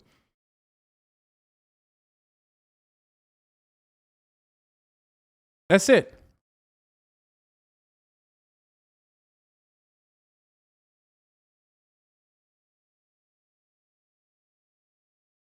Anyway, that's great.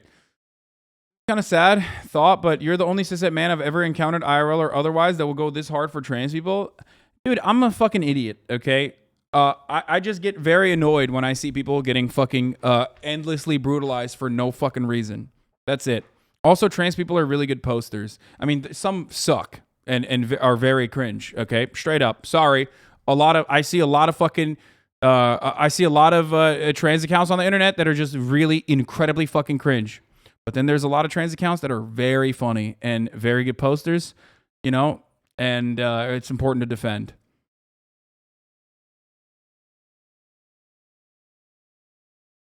Hasan, they're defending Hitler. 5 seconds later, we're not defending Hitler. Ha ha ha. Yeah, dude, you got me. They weren't defending Hitler. They were just defending the Nazi Germany reaction to trans people while still stating, like, I don't actually, am not defending Hitler. That's what he's saying. Like, the only reason why you can't fucking comprehend it is because, like, you yourself also share similar disdain for trans people. Like, you know what I mean? That's it. There's no world in which, like, if he said anything else, any other group, even if he said gay people, okay? Even if he fucking said gay people, we'd be like, what the fuck? What do you mean? He did this. Like, that's what they did. You're agreeing with Hitler doing that to gay people. You'd be like, no, that's unacceptable. But when it comes to trans people are not protected in any capacity. They only get, like, some aesthetic backing from Hollywood. They get a little bit of fucking lip service from Hollywood. And then even that little bit of lip service in Hollywood, that, like, dedicated effort for normalization of their existence is met with a litany, a sea of fucking reactionary bullshit. It's awful. It's horrible. It's unacceptable. That's part of the reason why I defend them, because I think it's fucking bullshit.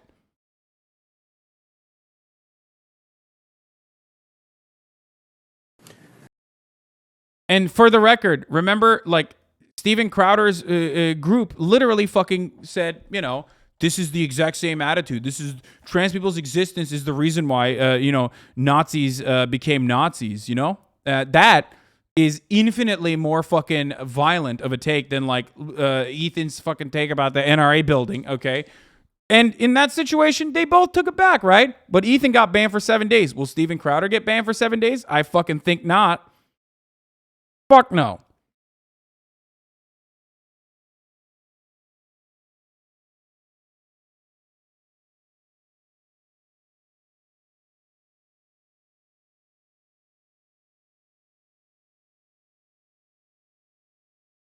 Anyway.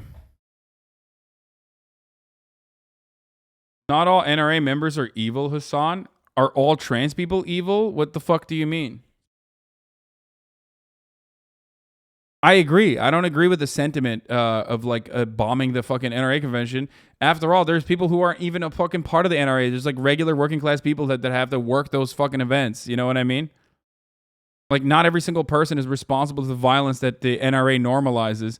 Clearly, okay? Even if you were to try to justify an act of violence. Okay.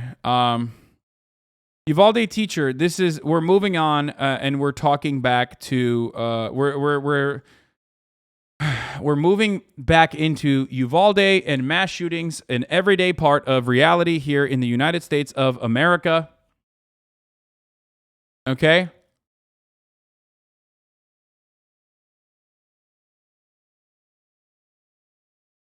We're back. Now, this is going to be emotional, but this is a teacher who was wounded in the shooting. That, yes, and then we'll watch Matthew McConaughey get emotional talking about gun control at the White House as well. But before we do that, we are going to talk about the Uvalde, the teacher that came out and talked about the Uvalde shooting and his personal experiences. Yes, trigger warning for, you know, mentions of gun violence or whatever. You know, every part of this broadcast is a trigger warning, dog. I'm a fucking political commentator. I just started talking about transphobia and even talked about like child rape and shit in between. And now we're talking about, and now we're going to talk about another, you know, fundamental American truth, which is that mass shootings are impossible to avoid. A school teacher who was inside Robb Elementary School in Uvalde, Texas, is telling his story for the first time about the day that 19 children and 2 teachers lost their lives. He spoke to Amy about what happened when the gunman entered his classroom. And now as law enforcement's response faces scrutiny, he's demanding answers and action. Good morning, Amy. Michael, good morning to you. Arnulfo Reyes says he and his 4th grade class were enjoying end of school year celebrations when the unthinkable happened. That gunman entered his classroom, and we want to warn everyone watching that what Mr. Reyes says, describing what those children went through as they called for help, is extremely difficult to hear. I said, if I die, don't let it be in vain. This morning, Arnulfo Reyes, the 4th grade teacher in room 111 at Robb Elementary School, telling his story for the first time as he recovers in the hospital from 2 gunshot wounds hit during the horrific massacre that took 19 students and 2 teachers' lives. It was our typical morning, and, you know, we ate breakfast together. It was going to be a good day because it was going to be our day of awards. And some kids in my class that hadn't gotten an award, you know, all year, we're going to get an award that day. Reyes says the children were enjoying the end of the year celebration. And while some students went home after the ceremony, 11 from his class stayed behind. They were watching a movie when all of a sudden gunfire rang out.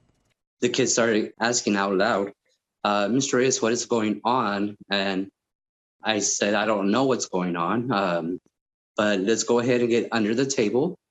Get under the table and act like you're asleep.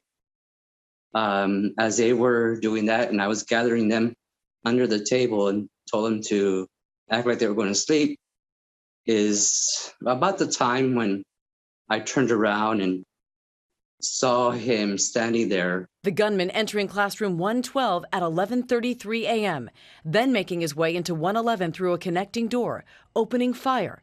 Reyes shot twice, a bullet hitting him in the arm and lung, and a separate one striking his back. The 17-year teaching veteran hitting the ground. I told my kids to act like they're asleep, so I'm going to act like I'm asleep also. And I prayed and prayed that I would not hear none of my students talk. Did you thought you were going to die? Yes, ma'am. Then, while the gunman was still in the classroom, Reyes hearing police nearby. According to law enforcement, 7 officers were in the building by 11:35 a.m. They took gunfire and retreated. Reyes says a child in the connecting classroom, 112, called out for help. One of the students from the next door classroom. This is good imagery to show, by the way. I want you to, once again, fully comprehend that we have our police force is like dressed to the fucking nines, okay? Just tacticaled out, straight the fuck up. They got their fucking guns, they got their magazines, they got their fucking Kevlar level 4 plates on, and yet they got their helmets on, and yet they still can't fucking do shit, okay? Now, I'm not going to sit here and fucking act like they're supposed to, okay? But you can't have it both ways. You can't simultaneously claim that you're fucking, jumping in front of bullets and you need all this fucking gear, okay? And you can't even breach and you can't even fucking stop a shooter. Like, you can't do both of those things at the same time. You can't LARP as a hero every fucking day and act like you're constantly under attack because, I don't know, your Frappuccino at Starbucks was, your order was fucked over, and you think that was because, like, some fucking, working class dude hates the police for no reason, right? And then not do the one time where you're supposed to be a fucking hero. But I also recognize that they're not supposed to do this. They're human beings. No one is capable of being John Rambo, okay?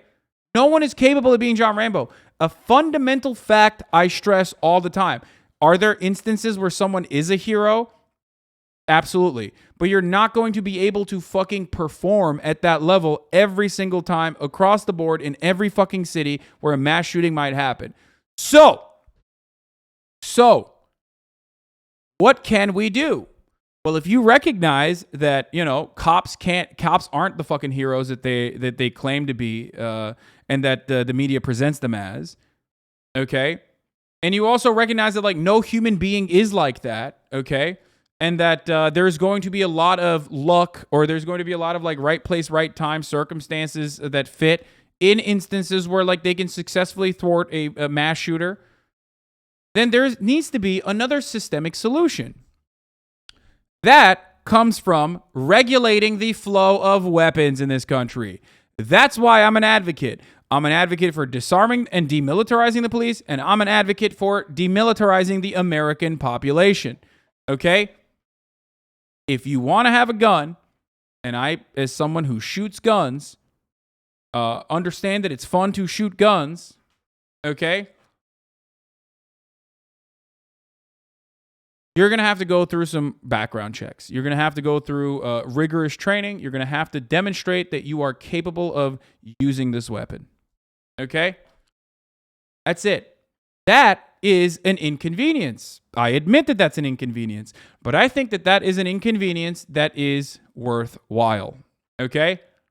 But unfortunately, because Americans are Ameribrained, Amerifat-brained, and incredibly hyper-individualistic and incredibly selfish, they don't want to even be inconvenienced. They don't want that inconveniencing. They don't want any kind of fucking ban on, like, they don't want any kind of, like, extensive background check. Like, if you're going to go on a hunting trip, for example, right? You want to be able to give your fucking weapon to your friend. That loophole is utilized in urban scenarios as well. Just like, for example, Kyle Rittenhouse got off on a technicality, even though he had a long barrel rifle, in a state where he was not supposed to, but they used a hunting technicality to say, no, he can actually open carry. Remember that. That's a, American principle. Even if you're going out hunting and you want to give your friend your fucking weapon, you shouldn't be able to do that. You should go to a third party, get a background check ahead of your fucking hunting trip, and only then are you allowed to give your friend your weapon. I think that's a major inconvenience, certainly, but it's one that is worthwhile because it eliminates a loophole that allows people to be able to fucking give weapons to other people who are going to use it. Because all guns that are in circulation are legal at some point, okay? All guns that people use,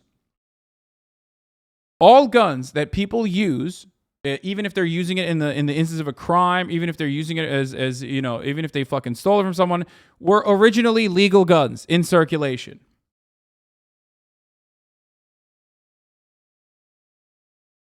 That's it.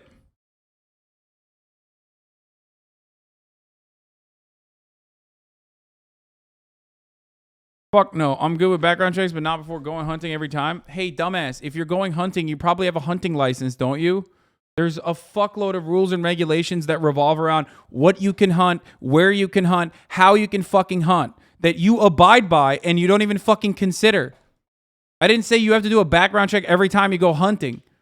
I said, if you have a friend who doesn't have a gun license, okay, and he wants to come with you, if you're setting up a hunting trip, get him to get a fucking gun license ahead of time. And then you can use it permanently.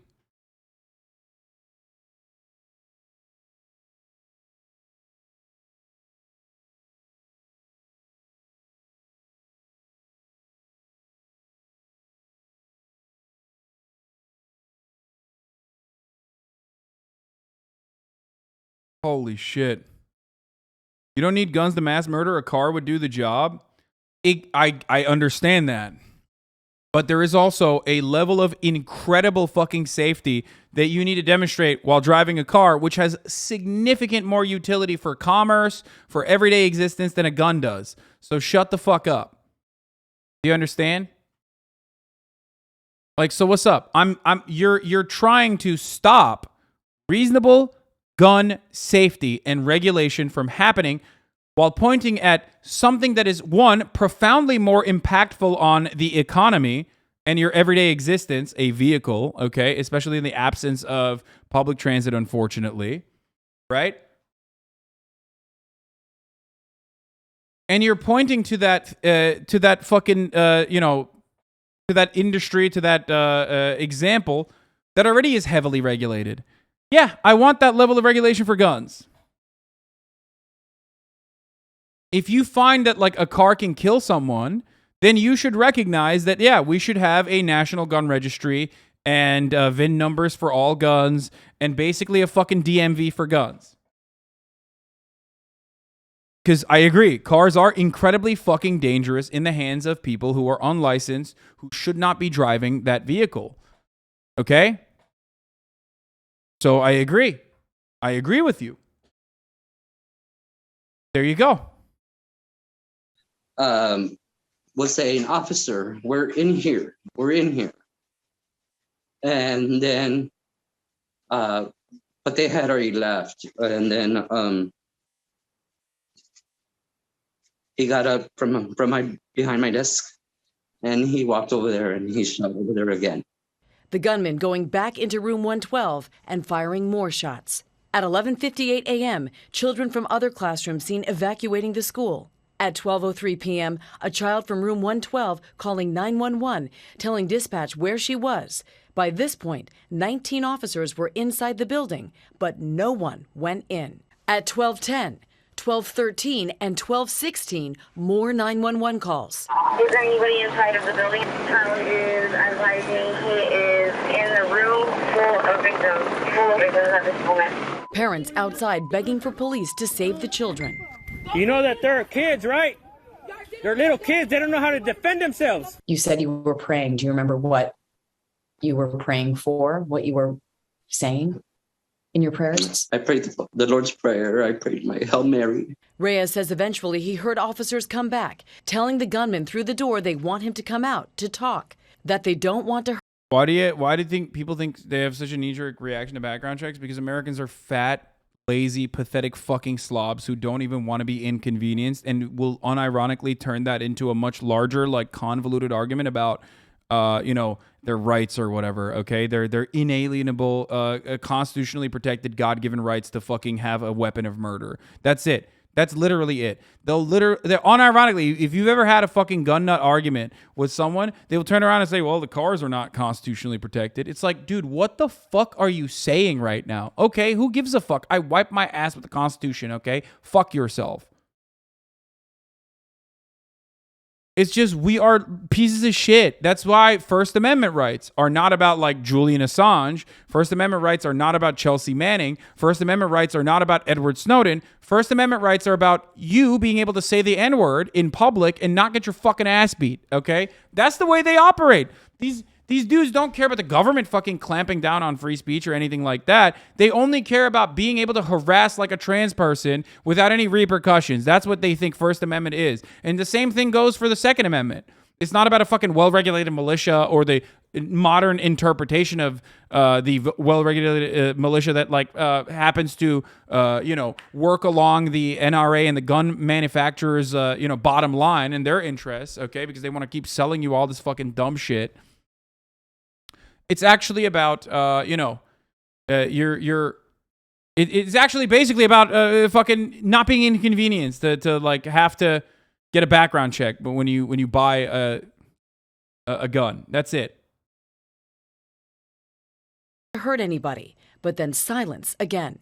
More 911 calls, including from Reyes's classroom, but it isn't until 12:50 p.m., 1 hour and 17 minutes after the gunman entered the classrooms, that Border Patrol busts in, killing the shooter. After that, it was just bullets everywhere, and then I just remember Border Patrol saying, get up, and I couldn't get up. Did you feel abandoned in that moment? How do you feel about laws that hold gun vendors responsible in the same way that we hold bars for responsible for drunk drivers? Fuck yeah. I am so on board with that. Fuck the gun vendors, dude. Straight up.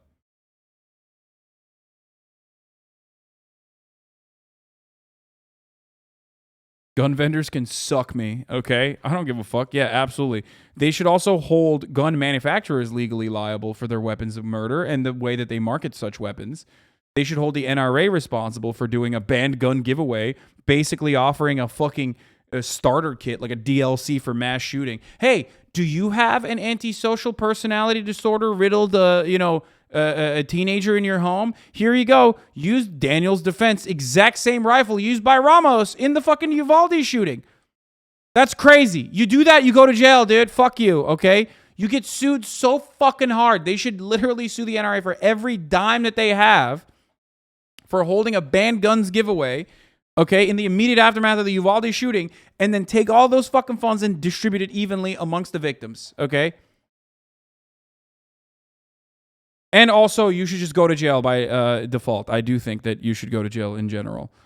By police, by the people who are supposed to protect you? Absolutely. After everything, I get more angry.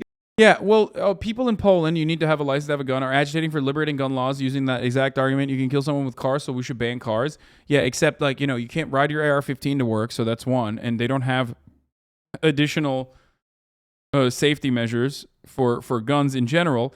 And lastly, when people say, like, knife crime, they always talk about, like, why don't we ban knives? Why don't we ban knives? Knives are fucking killing people.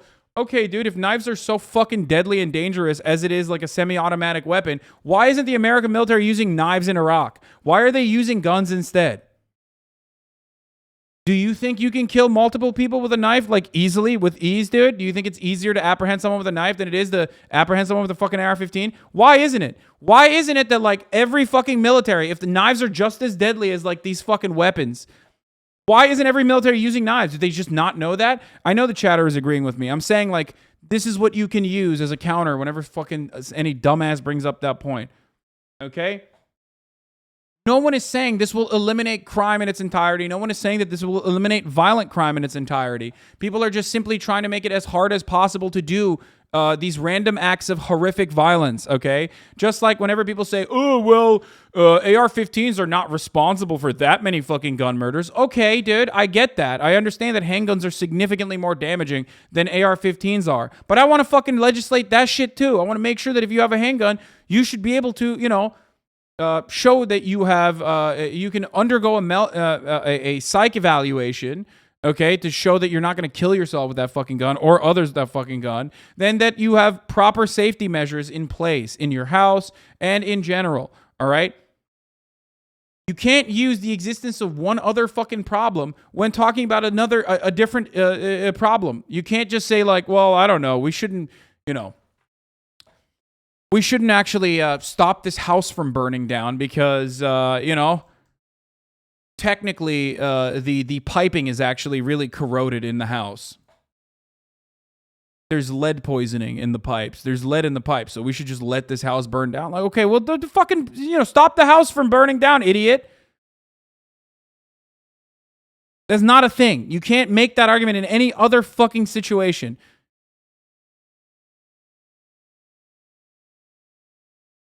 False equivalency.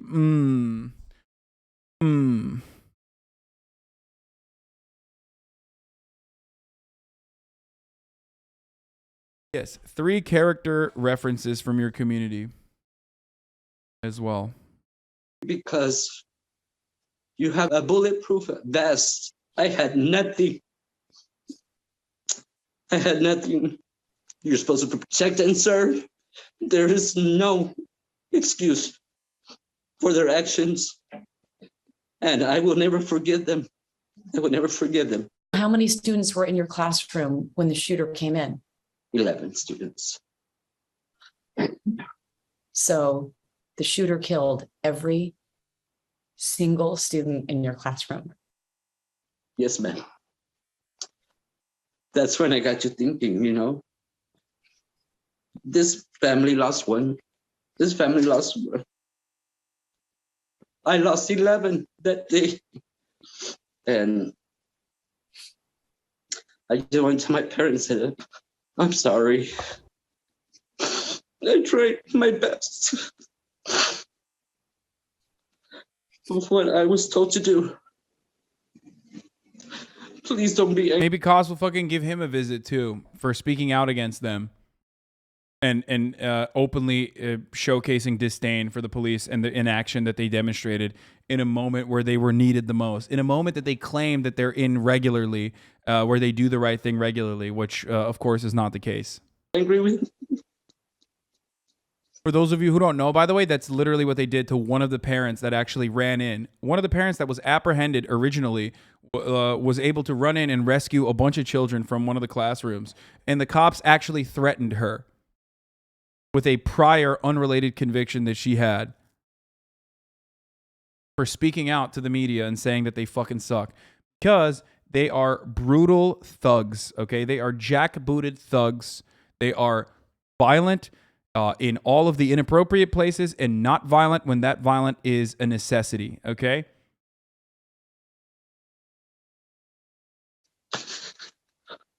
Reyes says no training could have prepared them for this. Even though the school had extensive protocols, he says laws have to change.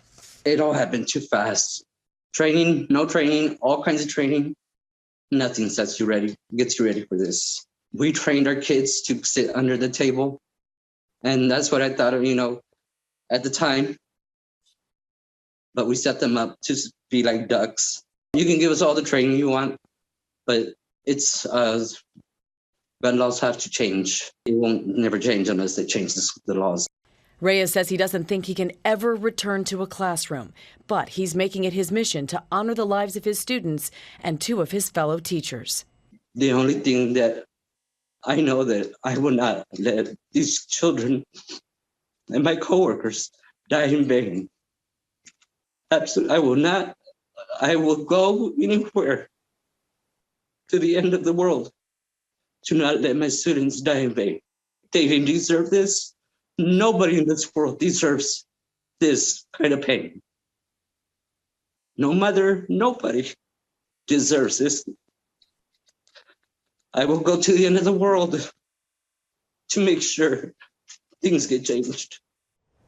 And it was also really important for Mr. Reyes for all of you to know that those two teachers who lost their lives, his friends, his co-workers, Eva Morales and Irma Garcia, he says they were awesome, amazing educators, and he wants the parents of their students to know that they, too, tried to do everything they could to protect them. So he. This is why I said what I said about like the prevalence of mass shooting. The prevalence of mass shootings is going to what create like ultimately a unironic base of support, because everyone is touched by mass shootings in America at a certain point. Like it's gonna get to a point where like basically every single person is going to have one level of connection with a mass shooting if we keep this up. You know what I mean? More guns than people, super easy to get fucking guns. Ultimately, you know, is this what it takes? You have to be victim. You have to be a victim in a fucking mass shooting for you to like actually for you to become a voting bloc, like a legitimate voting bloc. He says, yes, you heard that it's his mission. He wants to see change. He really wants to see the legal age to buy a gun raised. He thinks that will go a long way. And also, I just want to send out my love and thoughts and prayers to him, because he's going back into surgery today. He's already had multiple surgeries. He has a very long road to physical recovery. Mentally, I don't know that he'll ever get there. Why he kept saying over and over again, please let the parents know I did everything that I could. He did not have a bulletproof vest. Yeah. The others did. And there's so much more to the interview that we could not share because it was so... There was not a dry eye in the room where we were shooting that, because there's no way you can't hear what Mr. Reyes has to say, what he lived through, and not feel and hopefully want to take some sort of action. I mean, we've if not now, when? You know, we've said that so many times. It's just heartbreaking. If you can't hear that and want to make a... Yeah, I don't really care about what they have to say. Oh, here is someone has made an argument about the car thing, I guess. How's it going? Hey, just turned 16, looking to get my license. Perfect, absolutely. Take a 6-week program, driver's ed. If you miss a class, that's fine. Just have a teacher or parent sign off on your absence. Pass the written and physical test, flying colors. Make sure you study up on traffic laws and street signs to be well prepared for being on the road. Oh, do you have your permit already? Yes, but I've only had it for 4 months. Gotcha, so once you have your permit for 6 months, then you can get your license. After all this, then you can get your driver's license. Oh, one last thing. After you get your license, you can only drive your siblings and immediate family for the first 6 months. That way you're not driving friends around and being reckless. They literally don't want this. They don't want this to be about guns. Like, this is what I'm simply stating. If you want to be able to fucking carry a gun, if you want to be able to have a nice little murder dildo, you need to do all this shit. Come in. Hey, just turned 18, looking to get an assault rifle.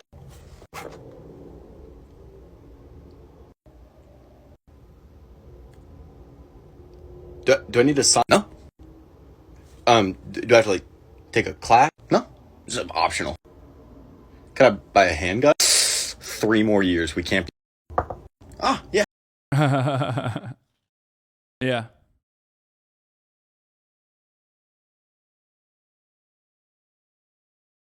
I mean, I've said this a million times over. This is the level of fucking protection that you need to get.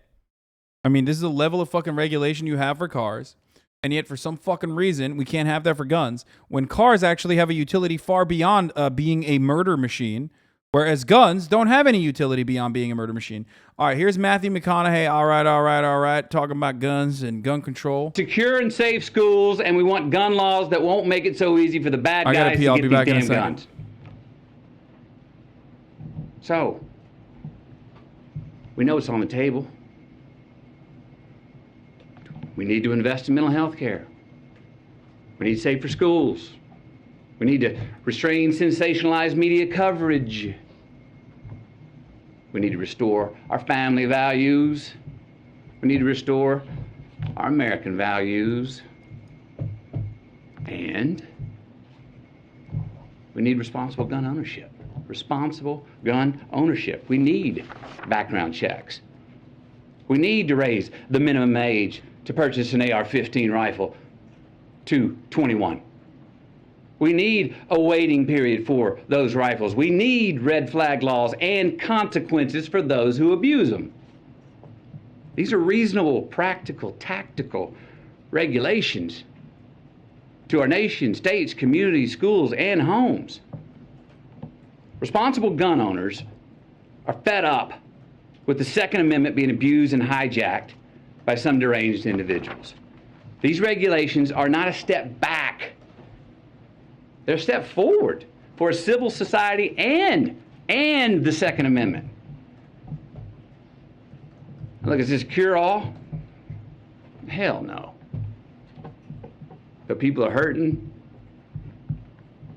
Families are, parents are.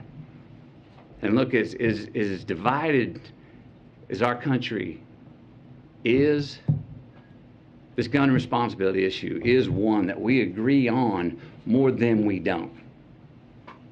It really is. Look, this should be a nonpartisan issue. This should not be a partisan issue. There is not a Democratic or Republican value in one single act of these shooters. It's not. But people in power have failed to act. So we're asking you, and I'm asking you, will you please ask yourselves, can both sides rise above? Can both sides... Right. I'm sorry, bro. I know that, like, this is probably seen as, like, you know, profound or whatever, but I just can't fucking take Matthew McConaughey seriously. Oh, God. I wonder if he has a stand-up like fucking Johnny Depp now, and then they're gonna fucking rip my asshole into fucking shreds, too. Ay, ay, ay. At this point, it's like, it's not even about the arguments. It's like who's making it and how much fucking their stands love them.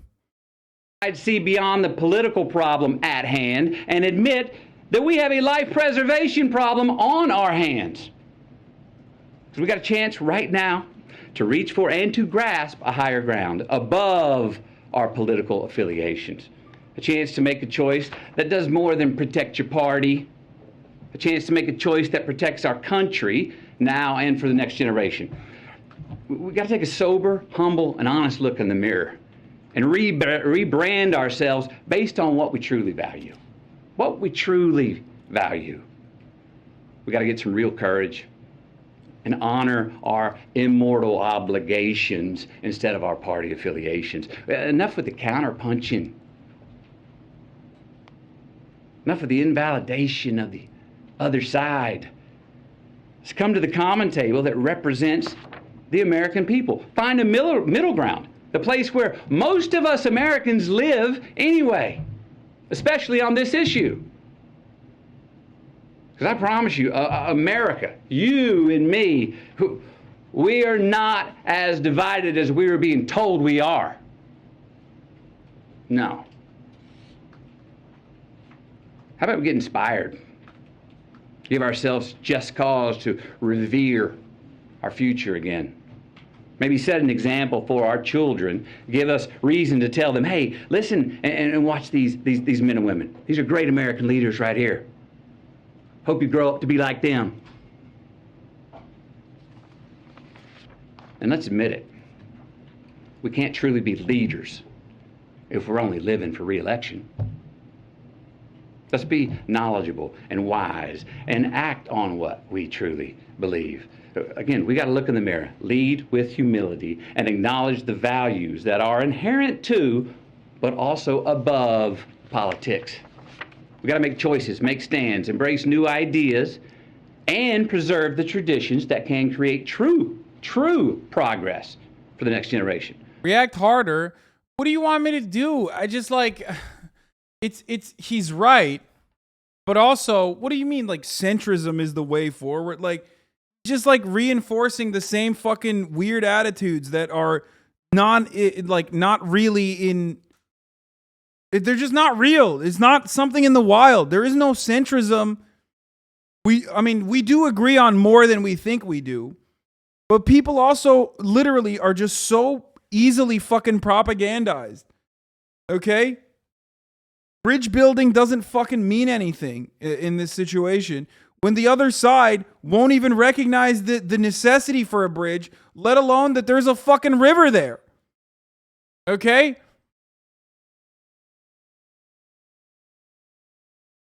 What do you mean? Like, oh, we got to build a bridge, brother. Like, there's no Republican senator who's going to listen to this fucking guy and be like, yeah, you know what? You're right. Oh. It's not even bridge building, boys. It's literally fucking no bridge, no need for a bridge, and no fucking river even. Yeah, I'm actually gonna run directly into the water. There's no water there. I will do it.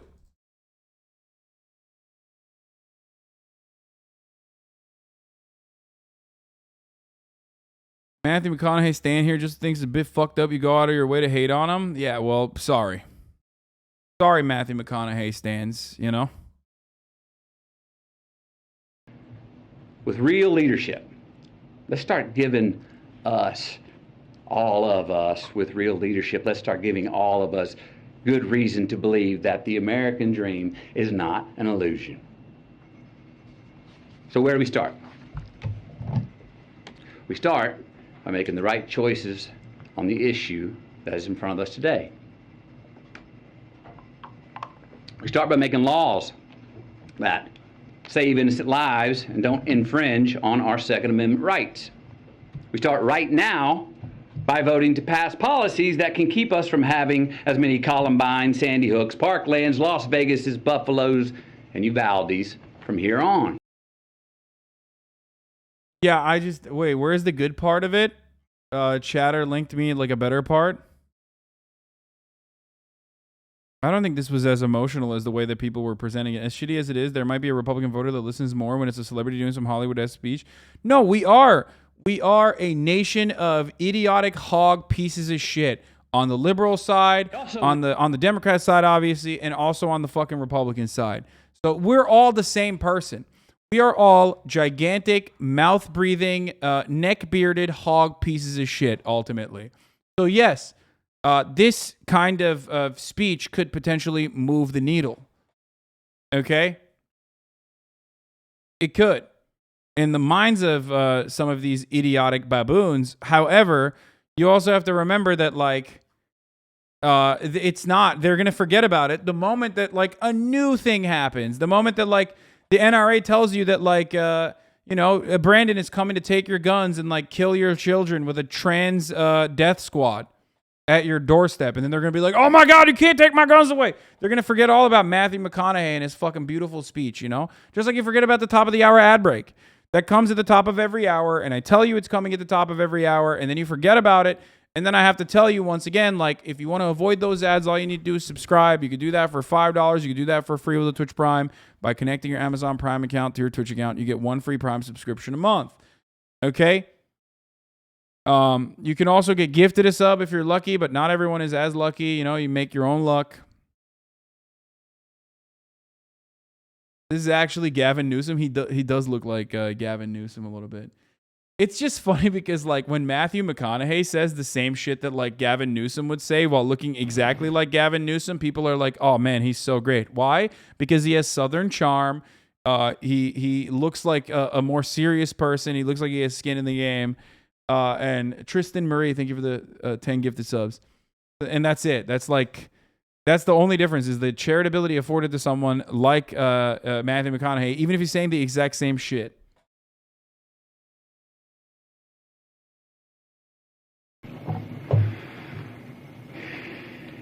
We also met a cosmetologist. All right, she was well-versed in mortuary makeup. That's the task of making the victims appear as peaceful and natural as possible. Okay, this part might be a little bit better. Maybe I saw the only shitty parts, okay? If he's going to humanize the victims further and okay, that's, you know, that does a little in casket viewings. These bodies were very different. They needed much more than makeup to be presentable. They needed extensive restoration. Why? Due to the exceptionally large exit wounds of an AR-15 rifle. Most of the body so mutilated that only DNA test or green Converse could identify them. Many children were left not only dead, but hollow. So yes, counselors are going to be needed in Uvalde for a long time. Counselors are needed in all these places where these mass shooters have been for a long time. I was told by many that it takes a good year before people even understand what to do next. And even then, when they become secure enough to take the first step forward, a lifetime's. Matt, Anna, and Danilo, the mom and the stepdad of 9-year-old Maite Rodriguez.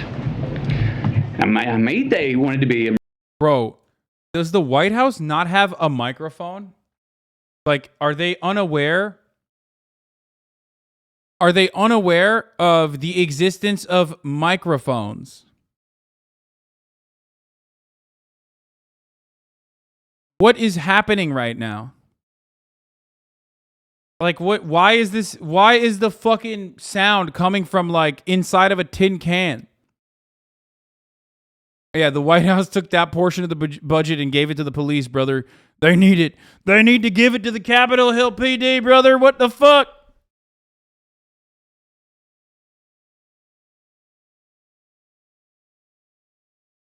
A marine biologist.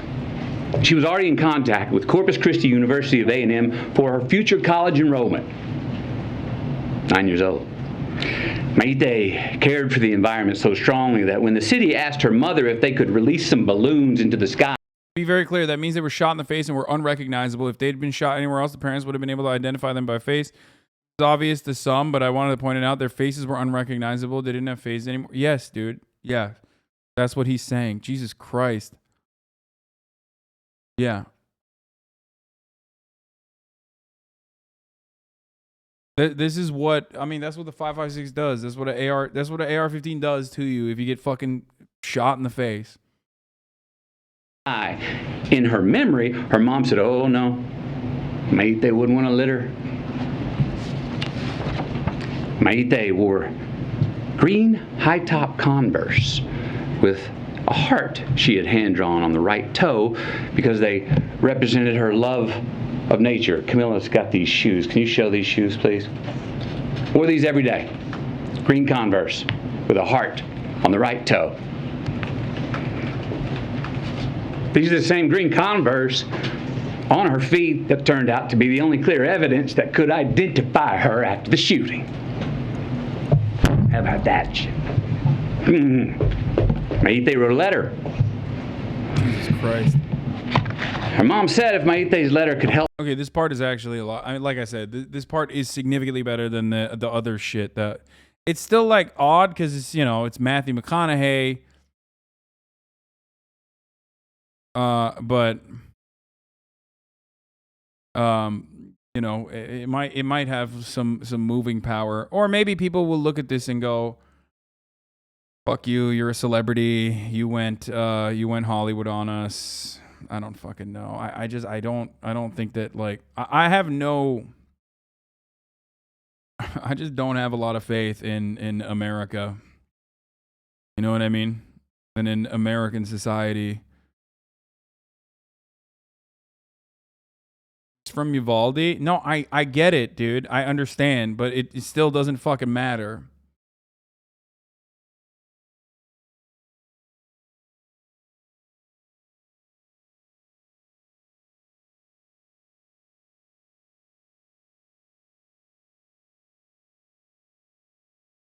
Dude, fuck.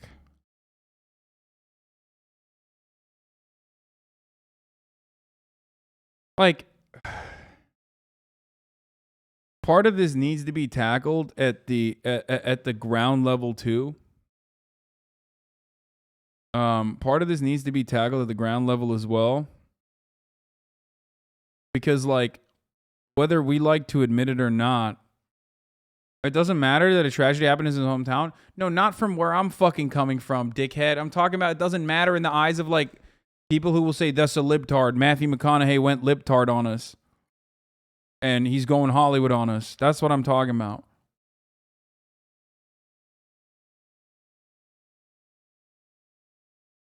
They're going to say it's disingenuous. Because the goal of Matthew McConaughey speaking like this is to not, like, get the Democrats to fucking agree with him. The Democrats already agree with him. They're on the right side of this issue. Democrats already fucking agree with him. He's trying to convince Republicans on the ground, like actual Republican voters, to be like, all right, we do need to make change. Okay? That's why he's there. What do you think is going on here? No, Democratic voters, chat. Democratic voters, Democratic voters, Democratic voters, Democratic voters. I'm not talking about the fucking politicians. Politicians are nothing. And I was right, Really yeah. interesting to hear him say there, someone from Hollywood, calling to restore our family values in the wake of that mass shooting. I mean, this is.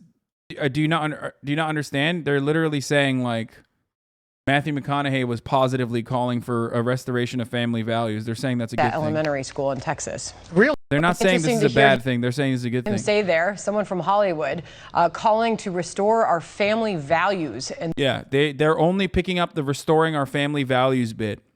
Help someone accomplish her dream, but then her death would have an impact, and it would mean her dying had a point and wasn't pointless, that it would make the loss of her life matter.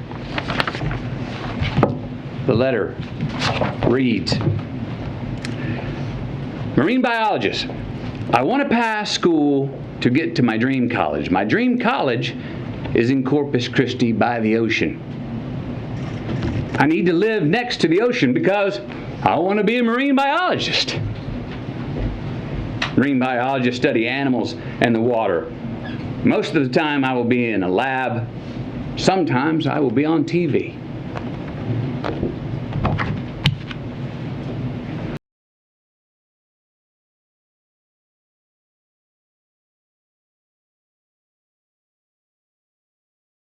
Gun laws, like gun regulation, is such a complicated, it's not a complicated solution. It's a very easy solution. But the political motivation beyond it is way more multifaceted than just like, we don't live in a democracy, although that certainly factors into it. And that's the reason why we can't have any gun control. Americans are so easily propagandized. Like, American voters specifically are so fucking easily propagandized that, like, the reason why I'm mentioning this is because, like, what Matthew McConaughey is doing is great. And going on Fox News, apparently, he's going on Brett Byers' show. That's wonderful. Talking about family values, sure. Talk about family values, too. But if that's the only message that the Republicans get out of that, that's not going to be great. You know? Family values should only be mentioned as a you know, softening lube before you put the dick in, and the dick being gun control. This is good propaganda, though. Matthew McConaughey is a good vector for this kind of information, this kind of anger, this kind of resentment, ultimately. He needs to, he is a good figure for this. He's a good figurehead for this.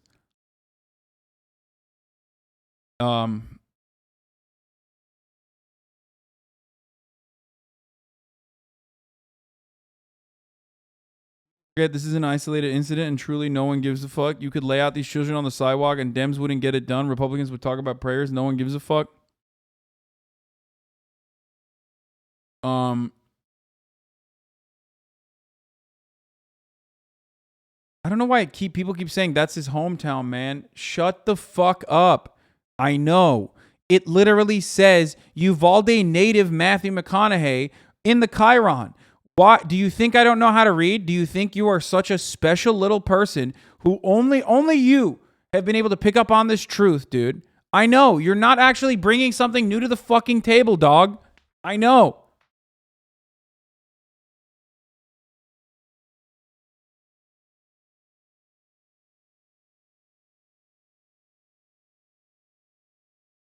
Ayla, Ava, Amory, and Lexi.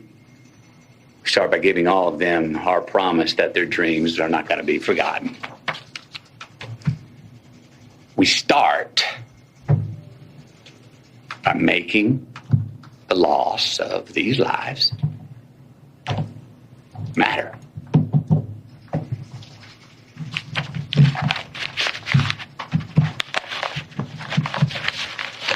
I respect Matthew McConaughey for using all the political and social capital he has and the positioning that he has as like a brand for good. As much as he's like kind of cringe,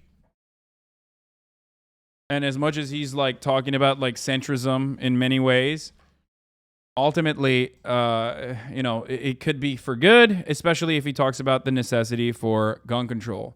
The necessity for gun control should be the main reason why he's having these conversations to begin with. Like, there's no necessity for fucking family values control. You know what I mean? I'm fine with it when he talks about family values or whatever the fuck, or some intangible, unrelated dumb shit. If he's using that as an opportunity to fucking, like I said, open up the conversation for the actual, real ways to deal with it. It's not just gun lobbyists, though. Just how much do gun lobbies pay these politicians? How does it remove their sense of responsibility and guilt so callously? It's not just the gun control, or it's not just gun lobbyists, okay? The NRA's most successful purpose is not necessarily to line up the pockets of politicians. It's that their most successful way is to mobilize people on their toys. Guns are toys. They're murder toys. People love their toys. People love their commodities. They have been able to successfully create a culture of like gun ownership being everything, like the most important thing in many instances. The gun is more important than the human itself for so many Americans. It is what they mobilize on. It's what they believe. The NRA could like turn around and fucking tell you like, hey, and the politicians, of course, you know, consistently reinforce those brain broken attitudes.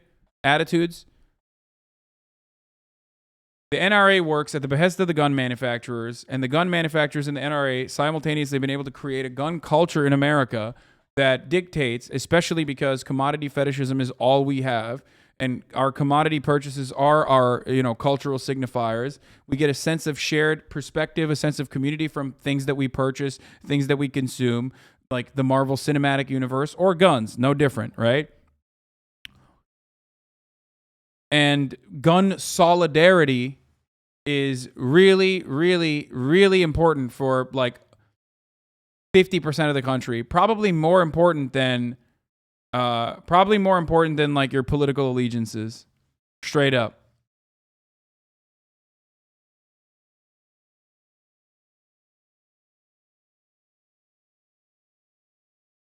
So the NRA itself is one institution that needs to be destroyed, certainly, in order for progress to happen. But another thing that needs to happen is like to explain to people that like, look, you can be a fucking gun owner and you can want to fuck and suck a gun. You can want to shove an AR-15 in your asshole, okay? If that's what you want to do, you fucking sick, twisted, perverted freaks. If that's what you want to do, that's fine. Okay, but you need to get licenses. You need to get a license for it. You need to advocate for licenses for it, okay? That's it. I love guns. I love shooting guns. I'm not at the level where I like, you know, have tailored my entire personality around, you know, shooting guns like many of these fucking weirdos have, right? I'm not a fucking gun pervert. I don't want to suck and fuck a gun. But I do enjoy shooting guns, and I think guns are fun, and they're cool, okay? But they're still very serious. They're a murder machine. And I think that it is an understandable, desirable step towards safety to advocate for some level of gun control. Then go to a gun range? What do you mean? I have many times. I've gone to the gun range with the stream. I've shot guns on stream multiple times. I've shot guns off stream. I've shot guns on stream. I love guns.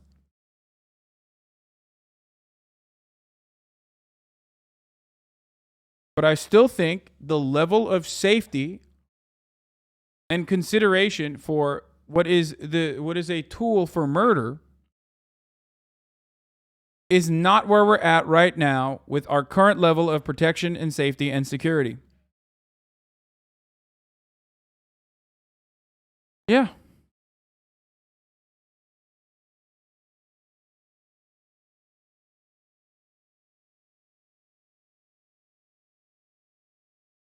That's perhaps the most disgusting part of this problem. Like, the broader analysis is that we have nothing to stand for. We have no political allegiances that are meaningful. We have no solidarity. We are alienated both from our labor, but also alienated in the social sense from one another. And our only sense of community comes from our commodity purchases. And that can become a mobilizer. And Republicans use that as a political mobilizer. And guns have become so much more than just a commodity that has defined your personality. Now they make it like a political movement. Now they turn it into a way of existence, a way of life. And if you want to do that, that's fine. It's weird, okay? And that kind of cultural shift is not going to happen in the absence of material conditions changing, okay? Going against that is not going to happen. That is simply a distraction that is helpful to reassert, reinstitute the capitalist hegemonic attitudes, okay? Focused on being a gun guy and a gun pervert. You're not focused enough on unionizing your workplace. You're not focused on, like, you know, forcing your politicians to do your bidding. It's a really good distraction and an identity point for so many conservatives. Guns are more popular than the Republican Party is, okay? And the Republican Party recognizes that, so they use it and abuse it. The NRA recognizes that, so they use it and abuse it. And they motivate people. They put the fear of God into people, and they say, listen, it's not just about inconveniencing. They're going to fucking take your guns away, and you're going to be in fear for the rest of your life. Black people are going to come into your neighborhood and, like, kill you, okay? Immigrants are going to come into your neighborhood and, like, fuck your daughters if you don't have a gun. But then these people get fucking riled up.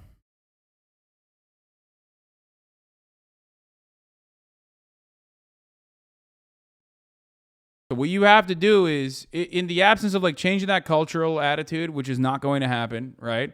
Because it's way too successful as a means of distraction. You have to get gun owners to be like, listen, bro, I mean, this is crazy. You know, we should have licenses. I mean, that's wild. You have a license for a car, you should be able to have a license for a gun. Yeah, it'll be a little inconveniencing, but ultimately you will personally avoid additional child murders from happening. Because as it stands currently, Republicans care more about their own personal inconvenience than they do about avoiding additional children being murdered at schools. That's just the reality. Okay? That's just the truth.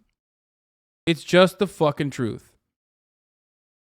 They literally, the moment that you stand in front of reasonable gun safety measures, we're not talking about like wholesale ban. We're not talking about like the fucking government coming in, breaking your door down and like stealing your guns from you or anything like that. We're talking about license, registration, and a demonstration of safety, okay? For a tool that is for murder. And keep your fucking guns. You can suck and fuck your guns. As long as you showcase that you know how to properly handle them, you have proper safety measures in place, and you can undergo a mental evaluation and psych check. And this will not solve all of the violence. Clearly, there are still tools to do violent things with. However, this will make it a lot harder to do violence, and that is the appropriate thing to do. That is at the basis of every fucking, negative freedom. That's at the basis of every rule and regulation, is adding additional layers to make it as hard as possible for random people to be able to fucking do violent things. And when I mention stuff like this, I don't know. It just like blows my mind that people still are like, nope, not happening. It's very discouraging. It's kind of crazy that like people are not even down for a reasonable level of gun safety and a reasonable level of regulation, restriction. Sir, thank you. Thank you. When you spoke to the president, Are the changes that are being discussed enough for you, Mr. McConaughey? Someone said, "Are you grandstanding?"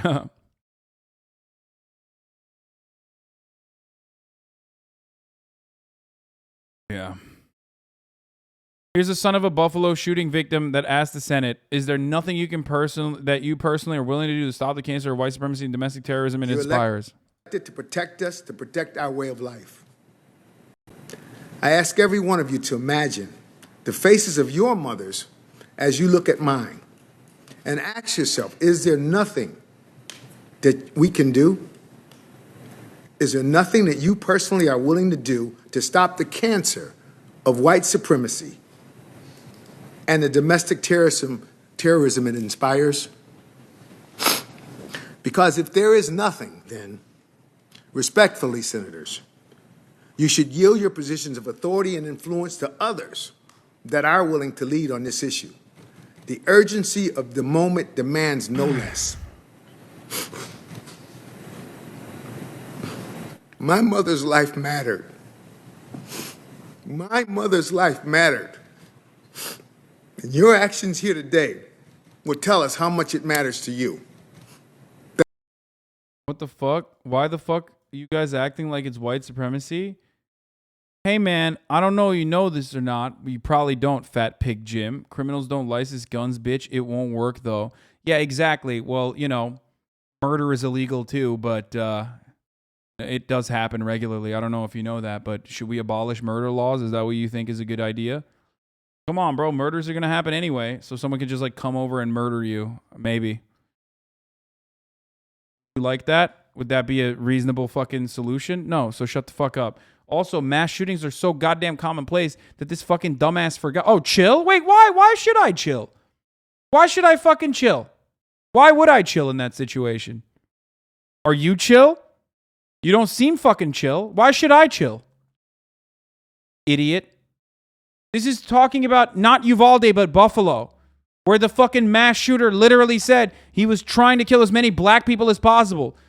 He said he was a white supremacist. What more do you fucking want for someone to say it and do it and act out on their white supremacist desires, and you're still like, oh, I don't know. Why is this about white supremacy? Or maybe because you're such a dumb, fat-headed Amerifat-brained idiot that you personally confused one shooting with another because there was only a week in between. You fucking potato-brained dickhead.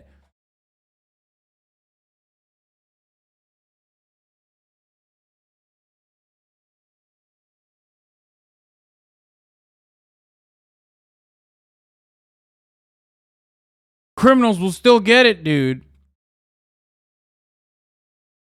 I know. But every single fucking gun originally was a legal gun. Every single gun in circulation, whether in the black market or not, was originally legal. There are too many guns in circulation. There needs to be more regulation to trace these fucking weapons.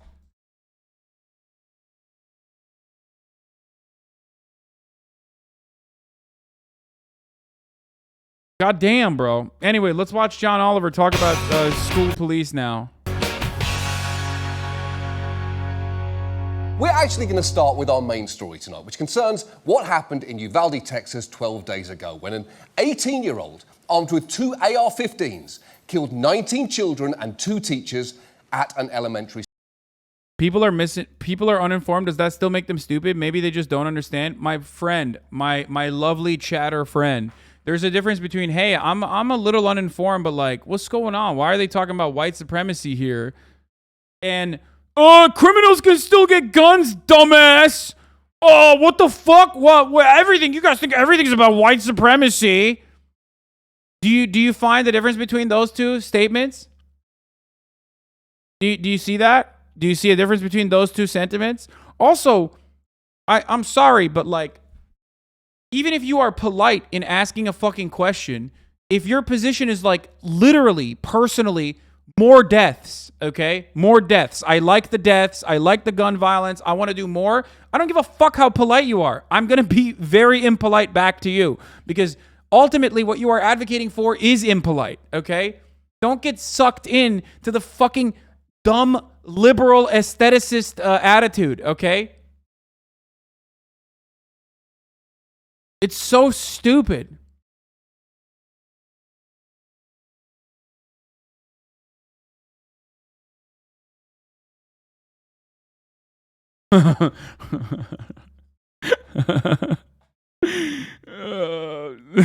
Chatter. Matthew McConaughey is literally from Uvalde. Chatter is tuning in from a toaster in like a developing part of the world where the internet connection is in and out. It's spotty, but he finally got to it. He's using an Internet Explorer in a toaster.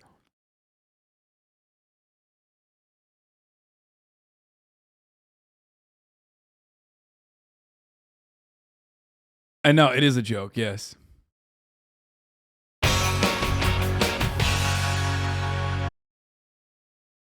Dude, come on. You banned him, but this is a golden one, dude. Look. What? Not everyone has a bad experience with every interaction with the police. So grandstanding and idealized victim mentality. What? Not everyone has a bad experience with every interaction with the police. No, I'm saying it's wild that people who have had interactions with police have not even stumbled across like a bad interaction with the police. So you misunderstood my point there. And then he said, so when are you getting out of the college I know it all but know nothing condescending phase? Like you're complaining without actually having solutions. Glad you're stepping away from the debate bro phase though. Like this person personally thinks like we're friends. You know what I mean? Like, dog, I don't know you. What is this like? Where is this familiarity coming from? You know what I mean? Also, imagine coming into this fucking stream and personally being like, Hasan, famously no solutions.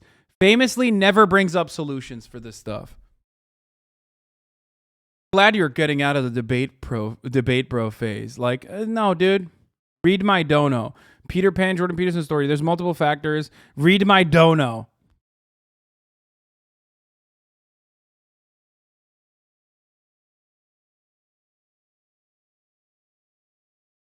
I despise it when motherfuckers like come across like this. Okay, there's a level of cordiality that you need to abide by. By the way, NX Life, thank you for the 22 gifted subs. I totally forgot. But like you need to be cordial. You need to know your place a little bit. Okay, like.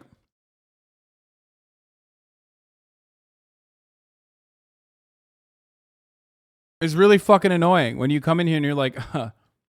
Like, I know everything about your life. I mean, we have a level of familiarity that allows me to basically fucking dig into what you're doing and what you're saying. No. Read my message. You looking handsome in the TF shirt? Thank you.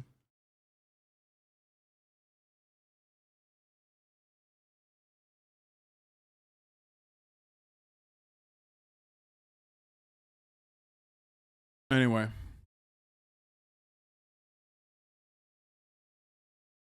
Can arrest a 5-year-old. Disagree. Kids should be arrested for being annoying. Yes, but only when I feel like it. Can you cover the beef between the Washington Post journalist Dave Weigel and Felicia Somnez? Yeah, I mean, there is no beef. You beautiful bastard. There is no beef in the situation. Like, I just personally think it's so fucking insane that the Washington Post suspended David Weigel for retweeting the bisexual or bipolar joke. Like it's not like he literally retweeted it, unretweeted it immediately, okay, and apologized for it immediately. And motherfuckers are like, you don't have to like Dave Weigel, you don't have to love Dave Weigel, you can disagree with him, but like the idea that you should get like severe punishment for it is ridiculous. Like it actually is ridiculous. He didn't write it himself. He didn't make the joke himself. He retweeted a joke that he thought was funny. And one of the funnier parts about this is that this is something that the left does regularly. Like, it's hysterical, first of all. Straight up hysterical. Okay? But the joke was, for those of you who don't know, wait, where's the fucking joke? Did they not mention it? Oh, here it is. Sunmess sarcastically wrote on Twitter on Friday that it's fantastic that we're in a news outlet where retweets like this are allowed. She attached a screen grab showing Weigel's retweet, which was a tweet of from a YouTuber Cam Harless who joked, "Every girl is bi. You just have to figure out if it's polar or sexual." Okay, it's like a boomer joke. It's a boomer joke. It's not like the fucking funniest bi joke. We make way worse jokes about bi people in here. I mean, this was funny. Yeah. Dave Weigel tweeted a joke about how women are crazy, and boy, did those gals prove him wrong. Like, a month of unpaid leave for a boomer joke retweet is absolute madness. I wonder if the right came to and defended his First Amendment rights. No, I talked to Dave. And apparently, instead of defending him, you know what the right is doing? Look, trying to fucking key search his old shit so they can cancel him further. Oh my, oh my. How shocking that the right is like, oh yeah, this is an opportunity. Okay, we'll talk about FaZe Clan in a second. Yeah, apparently they just don't care about free speech, it turns out. Like, I know Felicia Sunmez and, like, other fucking liberals don't care about free speech, obviously. And I don't care about free speech either. But I do think this is whack as fuck. Like, why are you giving ammunition to, like, weirdos, dude? Anyway, no, the funnier part was, what the fuck was it? Someone, the liberals did the thing that I always, love, that I think is like so deeply hypocritical because it like betrays the supposed values that you're espousing in your fucking original commentary. And Felicia Sunmez did that too, by the way. Here it is. Where the fuck is it? Okay. She said, and by the way, don't go and like harass this person. I will fucking ban you permanently. Obviously, don't be a fucking idiot. Okay. But what I think is funny about what she did was like, she did this thing where she screenshotted it. Like, she screenshotted the retweet. Like, Dave Weigel had already unretweeted and apologized for it. Like, Dave Weigel unretweeted and apologized for it, but she was like, no, I got you. Like, I fucking got you. You did it already. Ugh. And it's like, what are you doing? Like, if it's that damaging, why the fuck are you, like, uplifting the joke? If it's that damaging to even fucking hear the joke, why are you screenshotting it? It's just like, it's something that they do it's something that liberals do all the fucking time. It's so annoying. I like Dave, okay? To hold him accountable? But like, what are you holding him accountable for?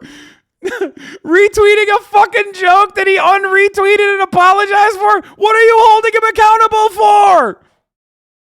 Dude, you are fucking severely brain broken if you think that, like, we need to hold people accountable for their retweet. Like, come on, dude.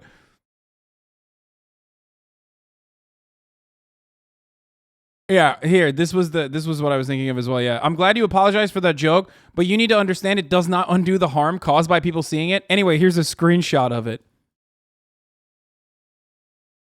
Fairly minor aside, but what is so egregious about bisexual and bipolar people that being compared to them is beyond the pale? I just don't, take their Twitter account away and give it away to the people. Leftism will never advance in America over this kind of shit. No, these people aren't leftists, dude. Shut the fuck up. Just text your coworker and be like, hey, I didn't appreciate that. Like, what the fuck? Y'all are literally coworkers? Yeah. This is how Glenn Greenwalds are made? Yeah, I don't think he's going to do that. Okay, sorry, Sweaty. He left at forbidden joke, which clearly means he needs to be unemployable and die in a gutter. It's just, it's fucking stupid. I'm sorry. It is deeply a very stupid thing to just like get endlessly angry over. Same thing, aren't we? So instead, we're going to watch Matthew McConaughey get all right about gun control. They should be inherent in our politics, but they're above politics. And that's the stuff I think we should be reaching for. President Dwight D. Eisenhower, one of our most bipartisan presidents, if not the most, said we as a country should get the things that we agree on done first. Okay. Then we can argue about the stuff that we don't agree on. Compare before contrast. Come on, let's find out. Let's be affirmative before we disaffirm and disavow. And our eyes, again, the affirmative and what we agree on, too many of us see that as being too boring. Well, I say tough. Let's get on with that. Double down on that. Okay, dude, that's not the reason. Wait, what? Centrism is not like. Let's fly forward. It's not that it's boring. That's not the problem with centrism, dog. What the fuck? And for all you're doing. Well, my pleasure to be here. Thanks for having me, Brett. You bet. Oh, we missed Up next, it. Fox News gets a unique perspective on the migrant surge at the southern border. We'll take you there live. Let's go, dude. This is perfect. Perfectly captured. Fucking wait, hold on. I want to see this ad too. Anymore. She looks great. I got inspired. Great sleep at the click of a button. I love this, dude. This was so good. Like Matthew McConaughey talking about centrism, and then immediately Brett Baier being like, "All right, up next, migrants. Are they fucking your daughter or your son or both? Find out at 7." Like, literally, just went from You know, why can't we be reasonable and do the affirmative? And then Brett Baer being like, what's the easiest method to kill migrants? Find out more, you know? Great. Well, I can't wait to watch that. The guy they zoomed in on at the migrant surge was literally wearing a white guy wearing a U.S. flag t-shirt. Yeah. He speaks like he's trying to do accents, like it's not his actual accent. Yeah, I don't know. And then Brett explains why. Oh yeah. So as far as the Dave Weigel thing goes, I don't know. I just I don't. Maybe I should care, but I don't. I know Dave. I don't think he's a bad person. I don't think like his crime was severe. You know what I mean? Maybe because like, look, I have friends that are at Washington Post, right? And I have journalist friends who are at Washington Post. They're brilliant. They're great. Love them all. Okay. And Dave is one of them. And I think that ultimately, like the Washington Post, unironically, like doing a both side argument for conservatives, or the number of coverage afforded to, for example, normalizing white supremacy at the Washington Post. You know, like that is infinitely more damaging than someone like Dave Weigel, who was otherwise like a very good reporter. A very good reporter, retweeting like a fucking boomer joke that is like not even remotely that hurtful. You have retweeted that joke? No, because it was a little bit too much of a boomer joke. But I'll fucking retweet shit all the time. I've retweeted worse shit. I've said worse shit with my mouth. I literally say I am specifically biphobic, like almost on a daily basis. You know what I mean? What the fuck do you mean? So friend seems like a stretch. No, I have like actual fucking, wait, what? I have friends at Washington Post. Yes, I do. What do you mean friends seem like a stretch?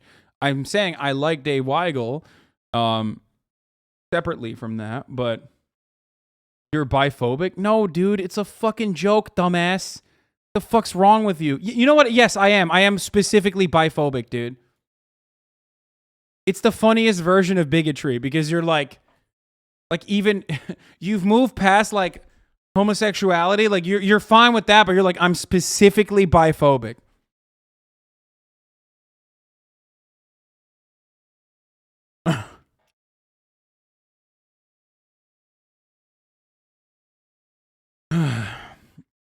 Anyway, Hasan,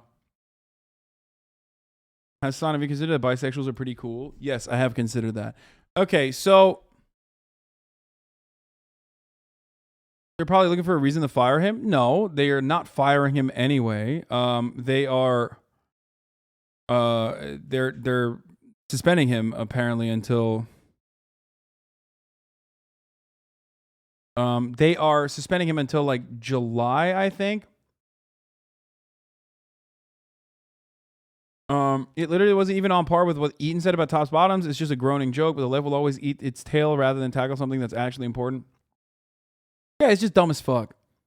I mean, I don't know. I'm sure like probably a little bit more personal disdain behind the scenes that are the reason why, you know what I mean? Matthew McConaughey, more gun control now. Also Matthew McConaughey. Dude, Benny Johnson is a fucking pathetic little freak plagiarizer.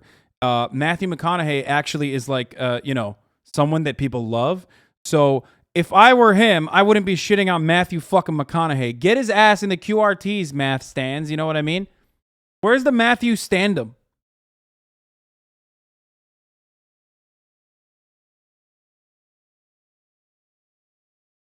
This is pretty funny, though. Like, wow, I can't believe he shot a gun in a movie,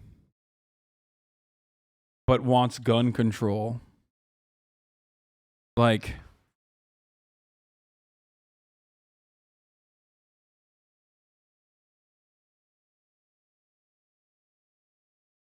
can't believe I'm responding to this.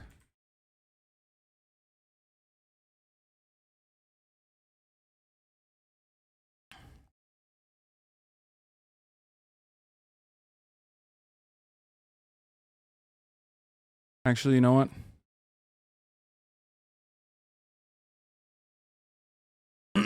Where is the Benny Johnson article about the gay cruise? Hold on.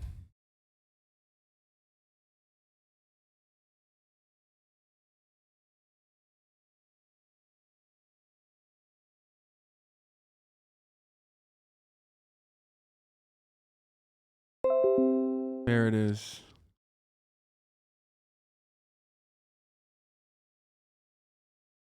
Okay, gonna post that.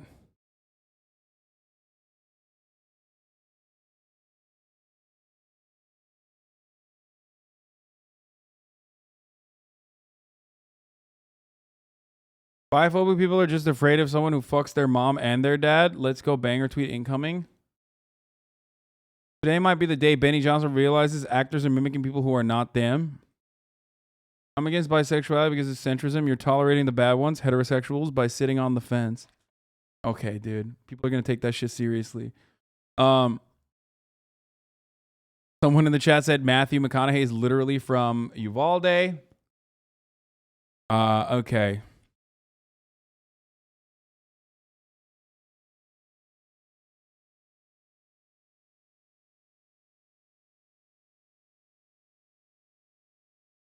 Yeah. Oh, it was Fox News' commentator that's like shitting on him. Really interesting. No, they're not, dude. They're not. They're not actually shitting. Dude, Aaron Rupar is wrong, okay? This is not, they're not shitting on McConaughey, okay? This is such a dumb fucking tweet. Aaron got so horny to fucking blast this, be the first to fucking pop off with this tweet to go viral, that he misunderstood what she was saying. She was literally fucking saying, it's good. Like, look, you never see someone from Hollywood calling to restore our family values. Like, she was literally saying that it was good that Matthew McConaughey was in the White House talking about fucking, talking about restoring our family values. They were actually focusing not on the gun control shit. I know you said those were fake pearls, but it's 100% my favorite accessories. I don't know if they're fake. Anyway, what should I say to this guy? Matthew McConaughey is literally from Uvalde. Yeah, exactly. Hold on. You covering the Cali votes? They're not going to come in today. But yes, this is the primary. No,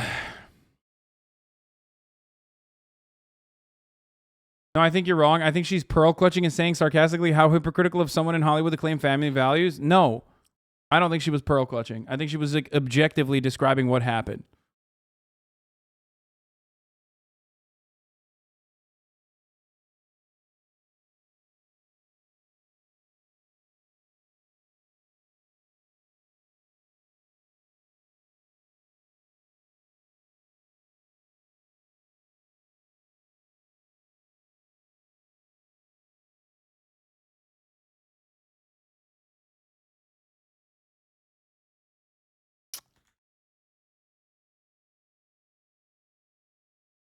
Okay, I'm tweeting. Not expecting Benny to get this point, but movies aren't real life. Also, you can like shooting guns and advocate for gun control.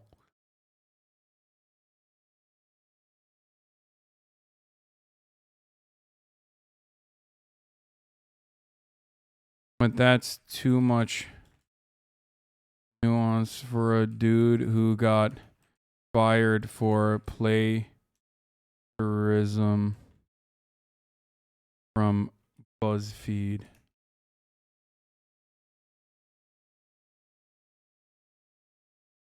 And then I'm gonna add the gay thing.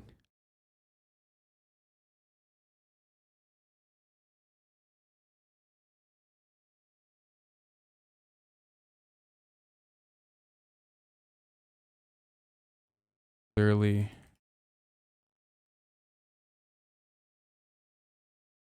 rightist.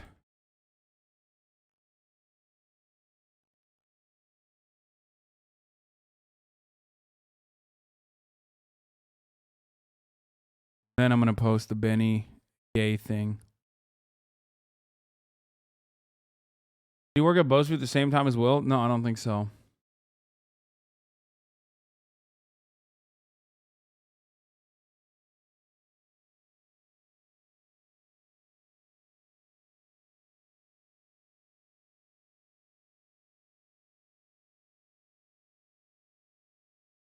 For the last 10 years, I've watched cringe lords walk around with AR-15s to troll, and they kept pushing because they're psychopaths. And now they've pushed it so far, we're going to get gun laws and those guns banned. Not bait, actually wild. A female ISIS fighter from Kansas who led and trained a unique battalion of 100 women and children in Syria pled guilty in an Alexandria, Virginia courthouse Tuesday to conspiring to provide support for the Terrorist Global Association. God damn, bro. Dude, white reverts. Holy fuck. Oh my lord, brother. There is some madness going on there, if you know what I'm saying, okay?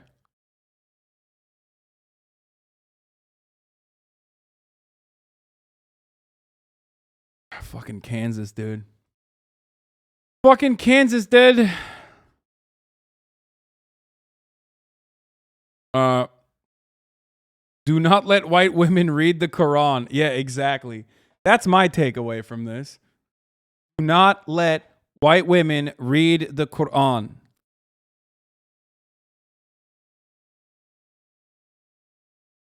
I wonder how many FBI agents were in the battalion. I mean, I guess like it's not that far off from like conservative values, you know what I mean? ISIS does unironically fucking ISIS are conservative fundamentalists, so it's not that surprising. Maybe she was also a fundamentalist who was like, at least ISIS is getting results, you know what I mean? Like she was sick and tired of not doing praxis. She was like, no, that's not enough.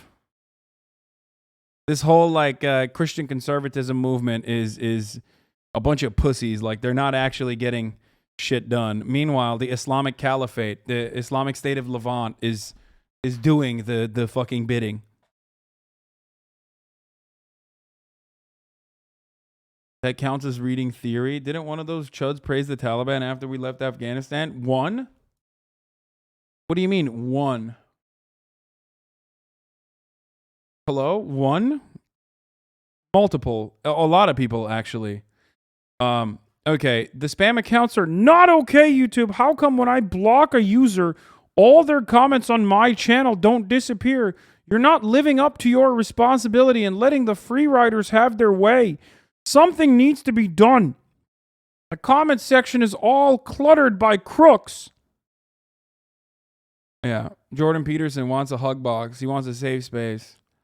That's a good one. Obviously, Jordan Peterson himself is once again upset that there are women out there that he can't jerk off to. He can't lay fat ropes to. I'm going to tweet that out too.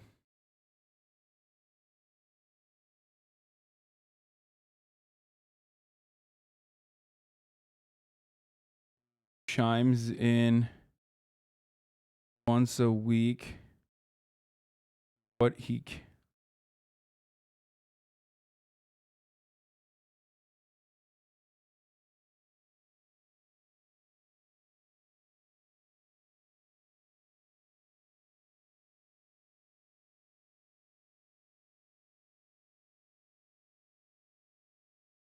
Oh.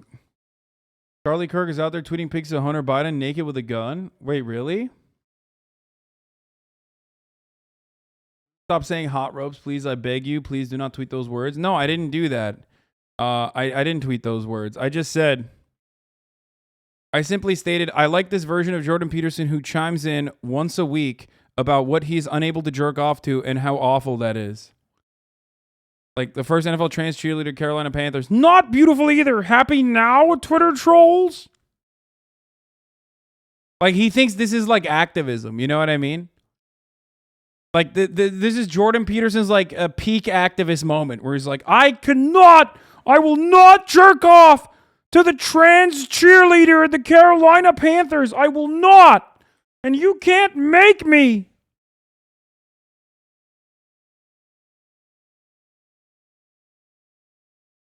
Is that even real, by the way? Like, is there a trans cheerleader?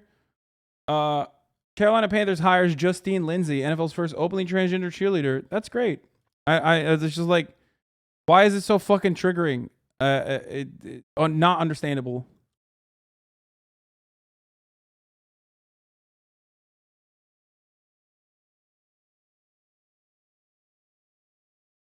Leftists are gonna get mad at what and not who? I can see it in front of me.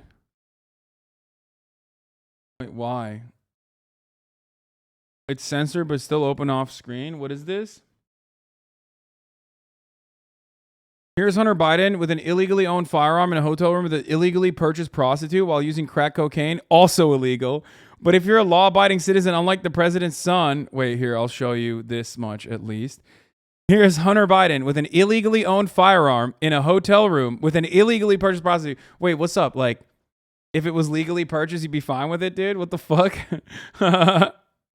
Oh, while using crack cocaine, also illegal. Thank you, Charlie. I did not realize that crack cocaine was also illegal. But if you're a law-abiding citizen, unlike the president's son, they're coming for your guns. This is anarcho-tyranny in action. Anarcho-tyranny. Oh, fuck yeah, dude. I love... Charlie Kirk is such a fucking dweeb, dude. He is such a pathetic little turbo virgin. Yeah. Yeah, look how cool Hunter Biden is, he says. This is anarcho-tyranny in action. Quite the mindfuck. Can you define anarcho-tyranny? What? It's just like, it's just meaningless. It's like saying postmodern is neo-Marxism, okay? It's the exact same energy as just like stringing along a couple words to imply like radical politics. That's it. All right, Banks has a theory as to why FaZe Clan became so popular. Obviously, me and Tommy are both 6'5", tattooed, fuck girls, and party, all that shit. The kids we live with were way less cool than us, but they were still cool, though. This is why I fucking phase up, dude, okay? This is why I'm never phased down. I love this. I think they did a GQ thing, like FaZe Clan did a GQ thing. And, you know, you gotta... Brother Banks is at it again, dude. FaZe Clan replies to fans on the internet, actually me. What up, GQ? I'm FaZe Temper. I'm FaZe Kaylee. FaZe Adapt. FaZe Swag. And we're FaZe Clan. Today, we're going undercover on the internet. It's actually us. I'm so phased up. Let's go. I am phased the frick up right now. How would you rank the COD games from worst to best? Top 5 COD. Top 5? Top 5. All right, Modern Warfare 2 for me. Modern Warfare 3. It's really close between, that's crazy. MW2, BO2, MW3. No order. COD 4 you gotta add in there too. You're bugging, yeah. What? Yo. COD 4? COD 4? The most right now. Black Ops 3 is better than COD 4. You're smack. What? Black Ops 3 is goated. You just pissed off the entire community with that. We need to get out of this question right now. All right, listen, top 5 CODs in no random order. Modern Warfare 2, Black Ops 2, Call of Duty 4, Modern Warfare 3, and, you know, Black Ops 3. Okay, I can respect it. Next. Keyboard and mouse or controller on PC, and wondering which is the most advantage in Warzone? I mean, when it comes to keyboard and mouse, keyboard is more transferable to like Valorant, Apex, any other game. But when it comes to Warzone, definitely controller because it's aim assist. It's essential. Controller game, what? Next. How many views does this have? Make me more depressed with that info, please? No, it's not. It's not popping. It's only 8,000 because GQ fell off. But that's it. Also, don't talk shit about these people, okay? I love them. Fuck you guys. All right, Jonesy Bonesy. Man, I don't ask for much in life, but can FaZe please bring back ill cams for 2022? That's just impossible. Like, the game's not the same. If we're in like a Modern Warfare 2 era, then yeah, it's possible. They are. Yeah, they're remaking it. I'll believe it when I see it. But it's gonna be hard to kind of recreate what we did with ill cams back on the old CODs with the new CODs. If you watch those. Okay, I can't watch the rest of it. It's just like too Call of Duty specific. Hasan identifies more with them than us, chat. Wait, what the fuck do you mean? Dude, I look up. Okay? I look up to them because I phase up. But also, I don't really care about this stuff. This is, you know. And if you don't, dude, if you don't fucking look up to the FaZe boys and you don't fucking phase up, then you have no space in this community, okay? Yeah, I said it.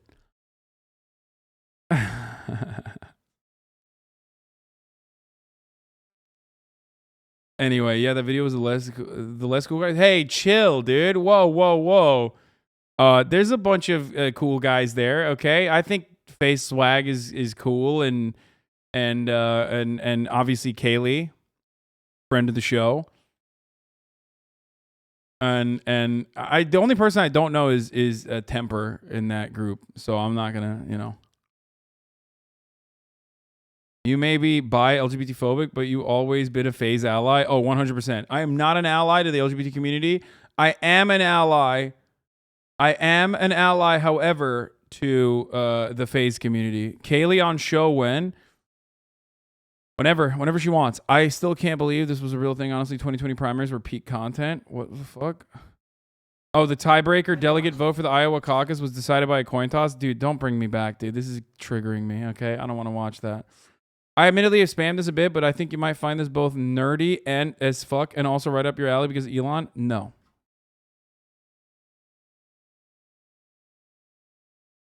America did deserve FaZe Clan, for sure. New CNN management is evaluating the most overtly biased on-air personalities from the Trump years, telling them to be less partisan. If talent cannot adjust to less partisan tone and strategy, they could be ousted. Wait, what? Yeah, that's the problem with CNN, is that they're too leftist. Yeah. That's when I think of CNN, I think of man, they're just too much. They're too progressive. I guess when they mean partisan, they just mean like uncritical and unconditional support to the Democratic Party. But like, let's be real, they're most likely talking about fucking.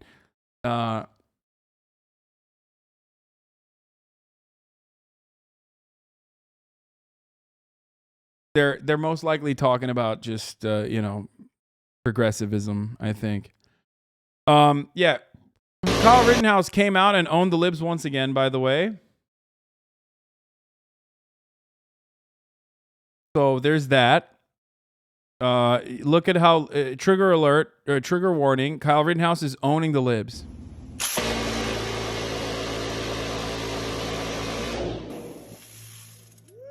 Are you owned now? Are you owned now, libs? Joe Biden, you're not coming for our guns. So, oh God, it's such an ugly shirt, but also simultaneously, like I would literally wear this shirt and then shoot this gun if I had the opportunity. So, Kyle Rittenhouse came out and said, "Come and take it, come and take him, Joe," which is weird because like that's not something you can legally own and shoot. You know, you have to have a very specific license for that. Secondly, I don't know what, like, is he implying that he's going to kill Joe Biden like he did the fucking, the folks at the BLM protests? Like, what the fuck's that about? That's weird. Like, you're at the gun range. Like, that's appropriate. You can do that. Okay. His bank account just went negative from all that ammo. I mean, dude, it's like, that's like, this is a fun exercise. Okay. I don't have a problem with like this. I don't. I mean, I would like to do it. I would like to even do it outdoors at like a car or something, like an old car, which you can do in Vegas.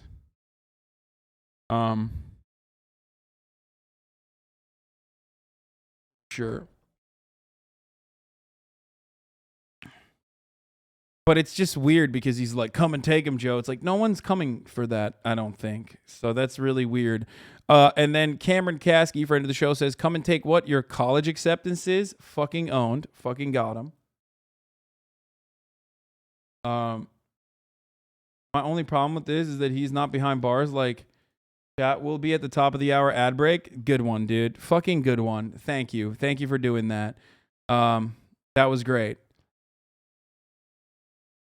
New Wall Street Journal NORC poll says 65% of Americans say being transgender should be accepted by society. 100% of HasanAbi chatters say that the top of the hour ad break should be avoided by subscribing for $5 or for free with a Twitch Prime, which you can get by connecting your Amazon Prime account to your Twitch account, where you get one free Prime subscription a month. Or it can be avoided if you're lucky enough to get gifted a sub. But that's not a 100% success rating, so that is what they're saying. The Wall Street Journal is saying that. It's in the paper. So Just the truth. So there you go. Here's the one minute ad break now.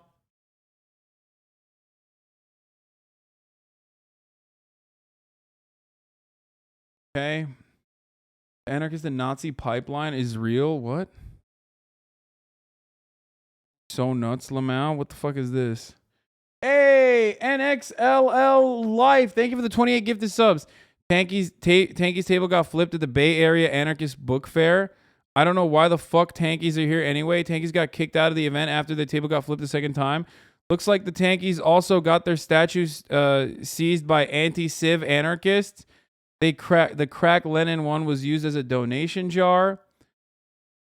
Your idea of direct action is attacking communists? Yes. Tanky's in my mention seeing right now. The only good Tanky is a redacted one. Okay, here's what I have to say about all this, okay?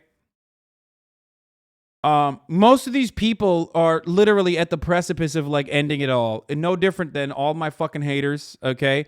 Whether it's on the tanky side or on the fucking anarchist side or whatever, who cares? They're all fucking cringe. And ultimately, we live in a reactionary fascist fucking society that would literally line them up and shoot them in the back of the fucking head for their political opinions if unchecked by the government, okay? The only thing stopping Republicans coming into a book fair with like anarchists and Marxist-Leninists and literally shooting every single person there is just one fucking semblance of the law, just like holding everything apart. And that wire is about to fucking snap anyway. So you can jerk off to infighting or whatever the fuck and act like you're actually an anarchist or act like there's a legitimate vanguard or whatever the fuck. No one cares. Ultimately, at the end of the day, you are a severely mentally ill, neurodivergent, terrified fucking person. Okay? And that's it. That like and you can LARP as though you're like this fucking radical activist or whatever the fuck, and then endlessly fight amongst yourselves. But that's it. You're just that's it. You are terrified of your own fucking shadow. You're terrified. You have agoraphobia. Okay. You don't want to do your fucking chores. You don't want to take a shower. All you want to do is be a fucking dumb nerd. Okay, at the book fair. So I don't care about this at all. Okay, I do not remotely care about this. Fuck all of those people, okay? Suck my dick. If you are personally like, oh man, this is, fuck the tankies. Yeah, get fucked tankies. I'm going to do direct action against tankies. Or if you're one of those people that's like constantly fucking attacking anarchists or whatever, like you're an idiot. You're a fucking idiot. You're fantasizing about a future that is never going to happen, okay? You're just LARPing. You're no different than the fucking dumbass hot dog skinned fucking 3%ers. But at least those guys actually fucking train for the inevitable fascist, militia that they're going to be a part of. Okay, you're not doing shit. Shut the fuck up.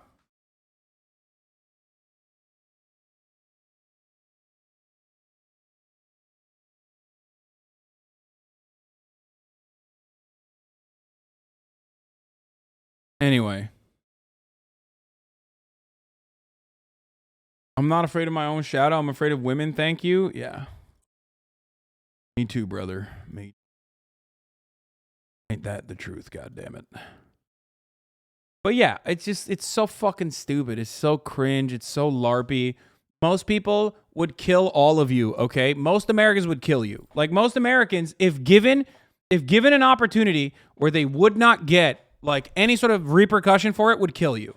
And you're over there fucking fighting amongst yourselves about like who's more anti-capitalist, okay? Shut the fuck up. You're an idiot. You're an idiot. That's why I always fucking yell at people who are like, Hasan, you're not a real socialist. You're such a socialist grifter. It's like, dude, have you stepped foot outside of your fucking Discord server where you're grooming children?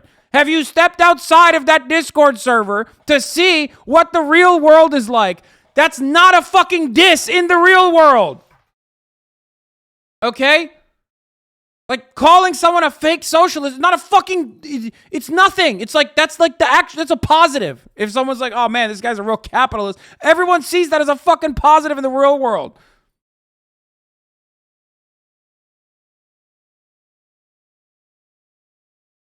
Anyway.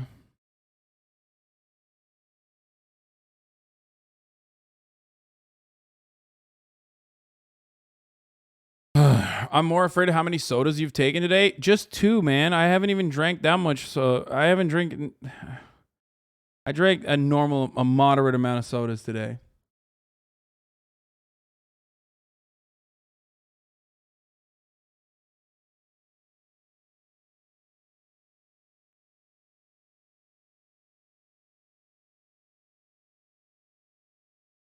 Are you actually mad about this or just mad about the top of the hour ad break? I already ran the fucking ad at the top of the hour. And no, I do get actually mad about this because I do get mad about this because it's just like I hate these people. I hate them. I hate people who like think that there is like a legitimate anarchist utopia coming and operate like they're living in it already. And I hate the people that think that like a revolution is going to happen with a vanguard party in America and act like it's coming anytime tomorrow. And anyone else that like makes fun of them, which is like 99.9% of people that know who the fuck they are and have like more than 3 brain cells, are actually counter-revolutionary and deserve to be put to the wall or whatever the fuck.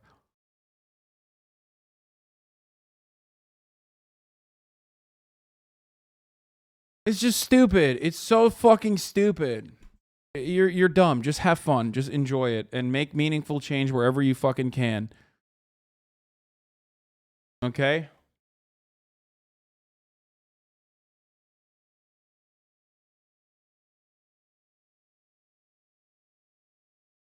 Everyone is dumb in their own ways on the left, and everyone has like something to bring to the table on the left as well. Okay? Just don't be fucking cringe. Here, I'm gonna run this new John Fetterman ad. Are you good? While I go pee. People have been trying to label me my entire life. It's easy to spend all day online LARPing when your parents are bankrolling you so you can stay in your McMansion forever. I bet half these tankies or Zoomer socialists don't even know what a union is. I mean, yeah, it's true. There is truth to that too. I do not look like a typical politician. I don't even look like a typical person. John Fetterman it's knows true. Pennsylvania through and through. From York, played football in Reading, raising his family in Braddock, a steel town. He's looked different and been different his entire life. As mayor, Fetterman helped rebuild his town. As lieutenant governor, he reformed the office. Now the big guy is running for Senate to take on Washington. This is a race for the future of every community across Pennsylvania. For every small town or person that's felt left behind. For every job left and factory closed. For every person that works hard but can't get ahead as costs keep rising. Those decisions were made for us by people that don't know us. And that's exactly who we're running against. Pennsylvania is our home, and it's worth fighting for. I'm John Fetterman, and I approve this message. Now to another big story on Capitol Hill. Serious new charges against members of the far-right group Proud Boys, including the group's former leader, Enrique Tarrio. They're facing charges of sedition in connection with the January 6th attack on the Capitol. Catherine Herridge is outside the Justice Department with more. Catherine, good morning. Good morning, Dana. This is a major move by the Justice Department. In the same week, the January 6th committee will begin making its case, alleging the attack was part of a broad and well-organized conspiracy. Late yesterday, the Justice Department announced the leader of the far-right Proud Boys, Enrique Tarrio, and 4 associates have been charged with seditious conspiracy for their alleged role in the attack on the Capitol. Dominic Pizzola, who is allegedly seen breaking a Capitol window with a police shield, is among those named in the indictment. This is only the second time a group tied to January 6th faces the rare and... This is pretty funny and pretty awesome, for the record. I do think that this is dope. Enrique Glorio, yeah, I mean, it's pretty funny. Sorry, I do like that. Like liberals are at least like doing a little bit. You know what I mean? Respect. You know, got to call it out. I call balls and strikes, folks. I'm a fan. I'm a fan of liberals doing this specifically. Okay. And very serious charge of conspiring to block the execution of U.S. law or overthrow the U.S. government. Members of the Oath Keepers militia group were charged earlier this year. While Tarrio was not on the Capitol grounds, the new indictment alleges that at the end of 2020, he and his co-defendants conspired to prevent, hinder, and delay the certification of the Electoral College vote. And on January 6th, directed, mobilized, and led members of the crowd into the Capitol complex. All defendants have pleaded not guilty to earlier charges and remain detained. More than 800 individuals have been arrested in nearly 50 states for alleged crimes connected to the breach. This is pretty funny. They try to overthrow the government. Like, what do you think was gonna happen? Fuck you, dude. Oh, that's what happens. Yeah, your FBI allies abandon you. Okay. What the fuck is this? The Undisputed? Did you just link me your own Twitter thread where you are winning an argument or something?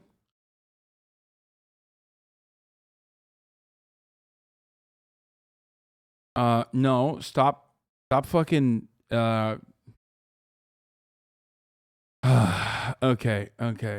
Shitty part of mostly all sedition charges usually get acquitted. Asmigo wants to do a sit-down with Ted Cruz to talk about loot box legislation. This plan comes in light of the release of Diablo Immortal, a game Activision Blizzard is using every psychological trick to get people to spend money. Up to 40K, 100K on a character progressing in a P2W scam. Wait, that's sick.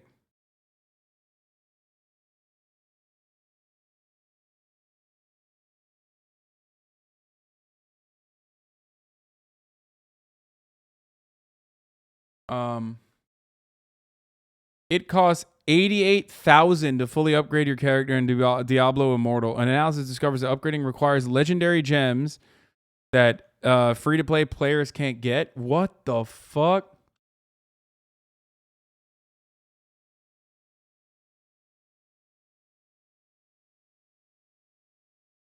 I mean, don't get mad at Asmon for like trying to do something about this, I guess, because like at least this is something that like Ted Cruz would probably act on.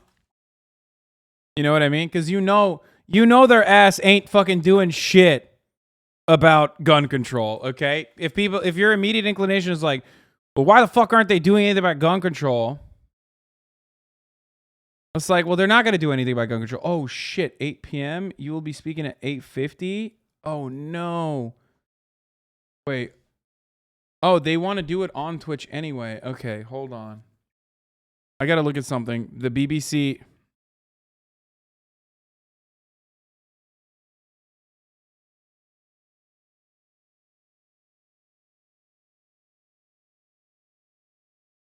So is the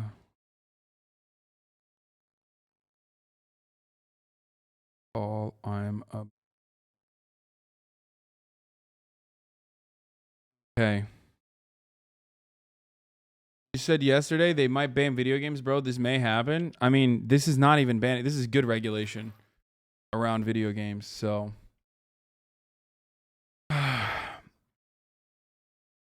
yeah.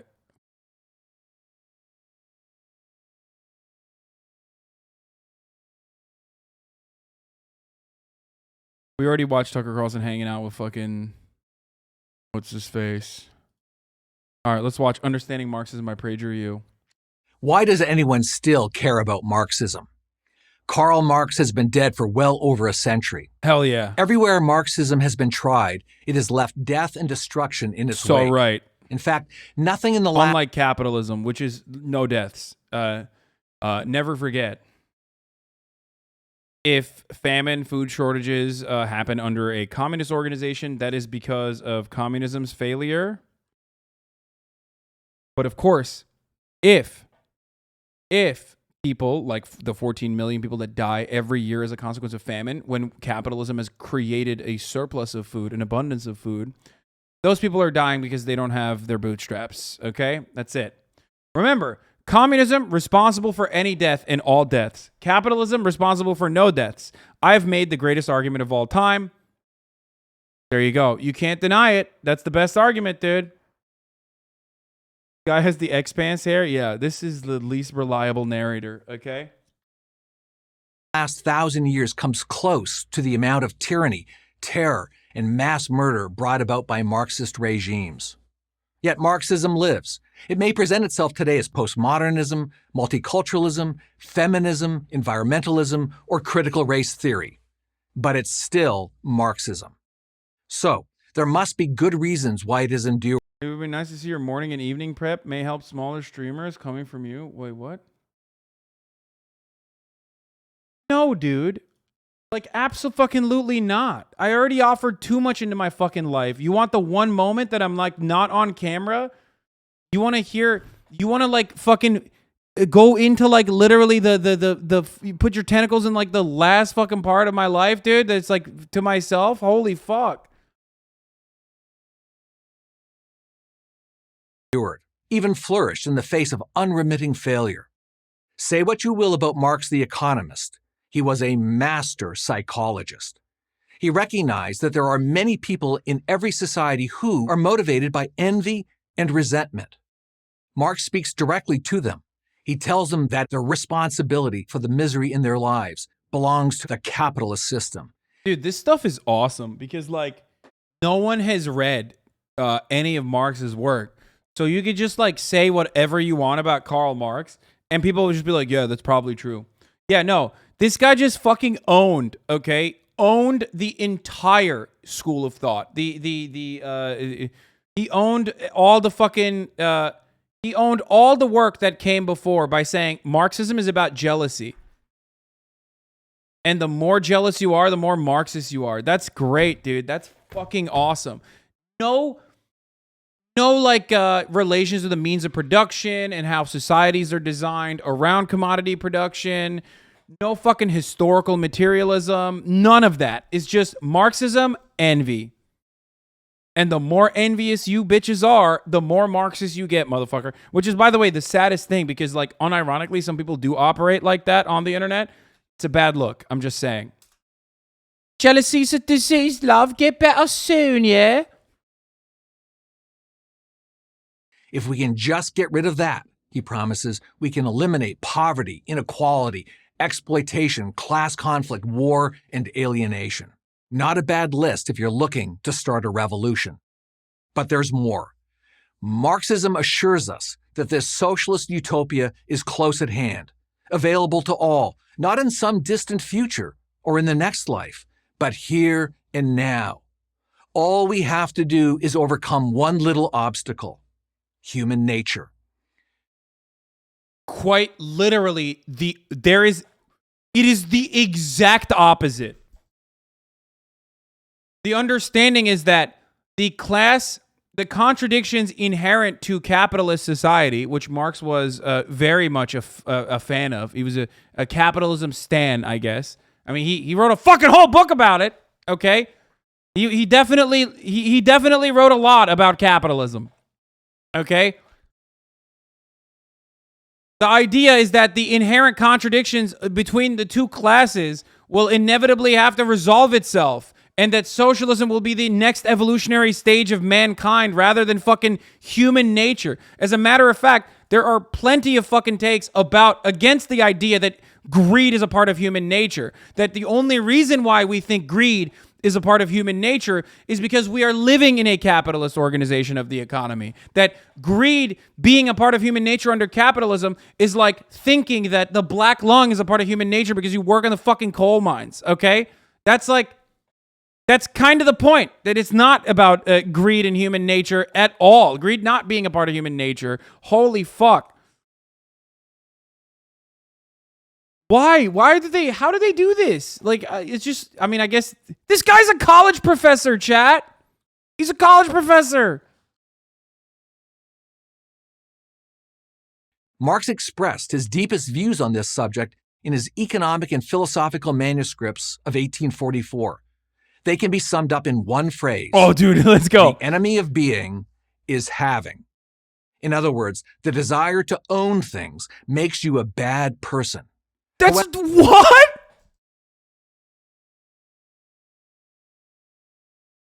Dude.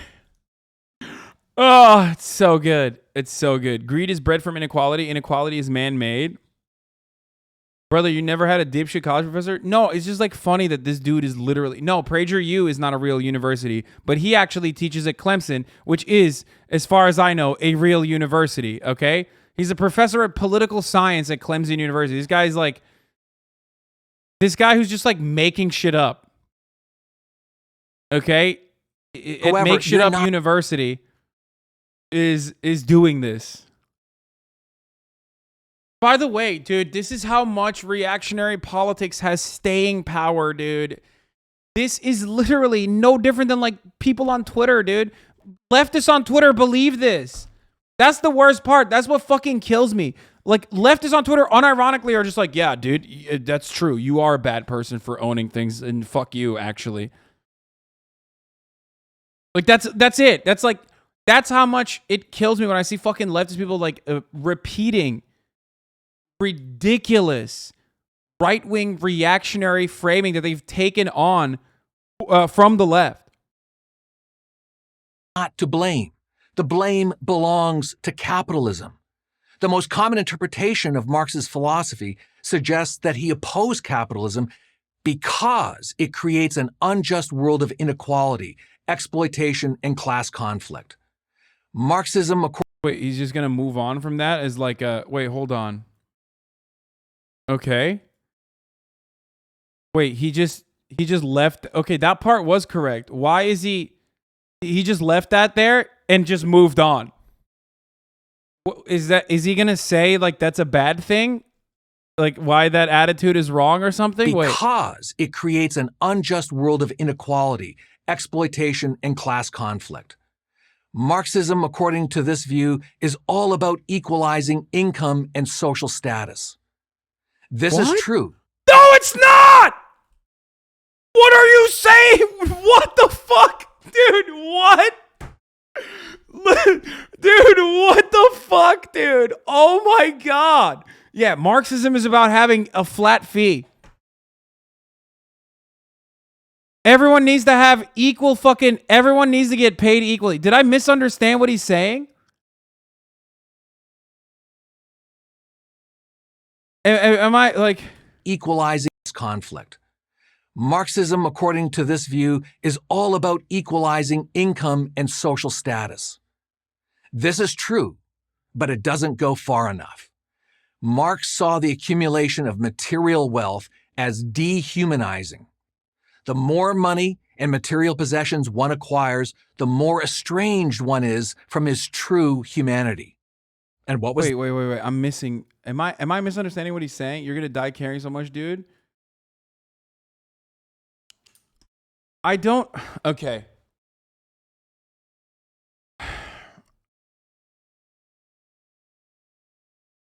There's a certain underlying doctrine often tied to higher education in the West. He doesn't understand anything outside of that worldview. It was good until he tried to beat my ass with jumper cables. What? Until he tried to beat my ass with jumper cables outside the frat at RU? What? I wish you never tried to beat me up at RU?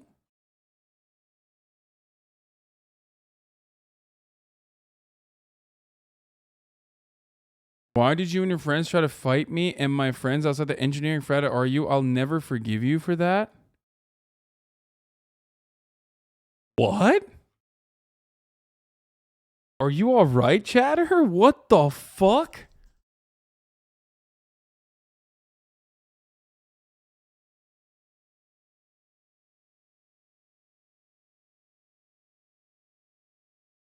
Bro, what the fuck? Dude, that's... Am I watching someone just like unfold? Or just like having a attack? Like a mental health outbreak here? What's happening, dude? Are you okay? Jumper cables is an old Reddit meme, lol lol. That's a Reddit copy pasta.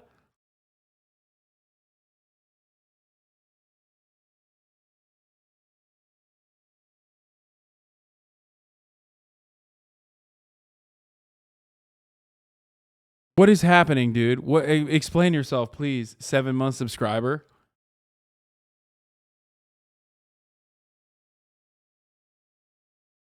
Kind of fucked. You didn't beat him up, so he wasn't coming around talking shit, ruining the vibe.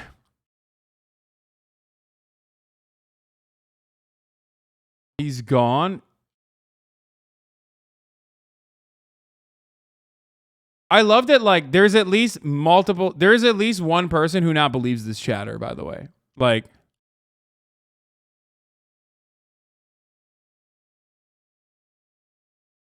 why are you sweating? I'm not. It is a complete psychotic fucking thing that this person made up.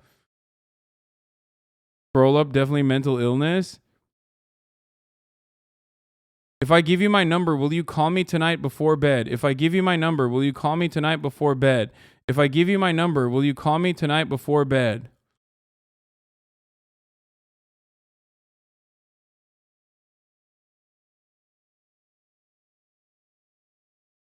I know I bugged the shit out of you yesterday about it, but any chance you might unban my main account, D-Pipes? I only watch 3 streamers and you're one of them. Again, I'm sorry, man.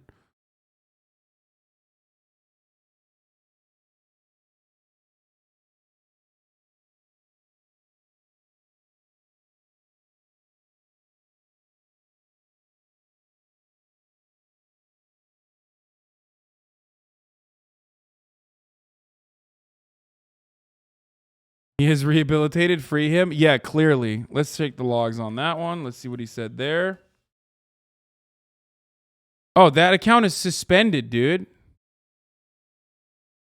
That account doesn't even exist anymore. It's like suspended from the website, whatever the fuck he said. What's up, dog?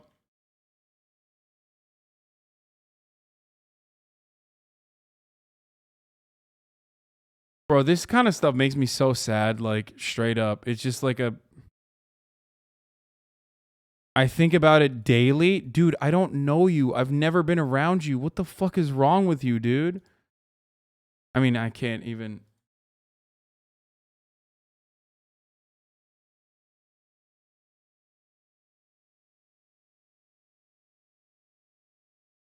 I think about it daily. That's not a thing that happened, dude.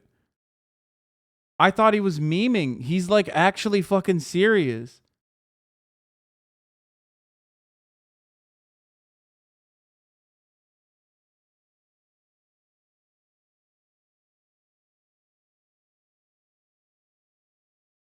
Holy fuck. I think talking about this more is making it worse. Yeah, 100%. Nah, they're trolling you. I don't think they're fucking trolling, brother. I didn't mean to derail you. I'm sorry. Dude, that's not a thing that happened. I'm just letting you know. Oh, this was their... Oh, wow. This was their... Maybe he is trolling. This was the reason why he got banned. You gonna share that $3 million house you bought with your socialist sheep followers? Fuck capitalism, right, though? I had a pretty tame heated gamer moment and got banned for it. I have been subscribed and donated to Hasan, and even though I don't always agree with him, I respect what he's doing. I fucked up, but would like to still be a part of this community and will keep my shit in check. If you please will unban me. I honestly apologize across the line. Thank you.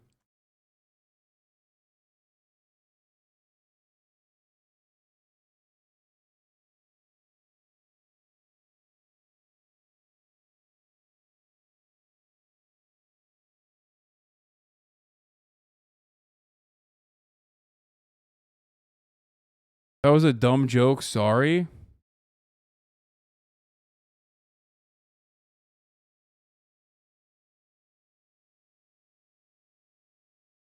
Six months sub on his alt. Just let him have the main. Dog, his main is not even something I can unban. You get that, right? It's been banned by the site. I don't know what the fuck he did, but he got a site-wide ban. I didn't touch him.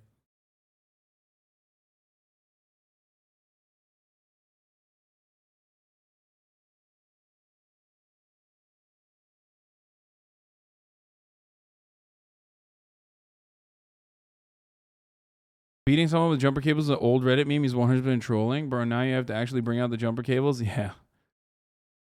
He got IP banned from Twitch. It says a lot about you that I could believe that, though. No, it doesn't. It says a lot about you. It doesn't say a lot about me. It says a lot about you and how fucking deranged you are that you literally looked at a schizo chatter and went, well, I kind of believe that. Dog, what the fuck is wrong? Some of you really need, like, unironic fucking... mental health evaluations on a regular basis, dude. That says significantly more about you, dude. What the fuck? Stop trying to fucking normalize this shit, you fucking weirdos, dude. Stop. Stop. Don't even fucking joke about this, dude. Holy shit. There's too many fucking psychotic people in here. Jesus Christ. The more money and material possessions one acquires, the more estranged one is from his true humanity. And what was that? In the philosopher's socialist paradise, one gets to eat, drink, and go to the theater free of charge and without having to earn a living. Best of all, you get to do it without the guilt of being a moocher.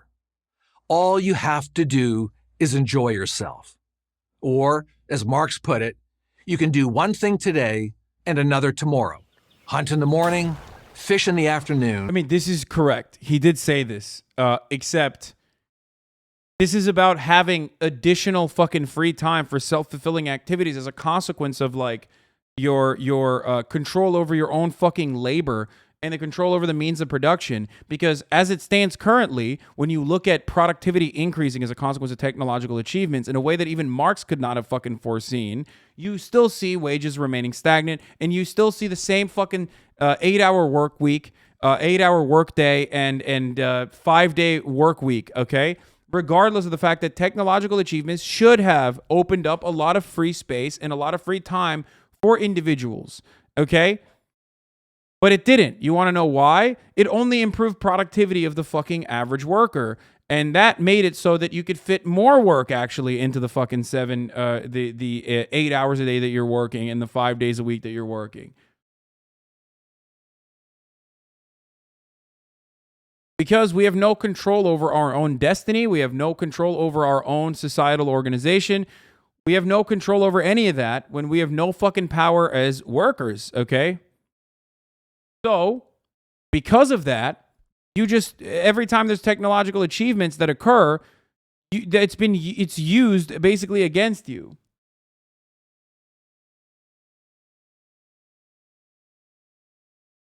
What is this?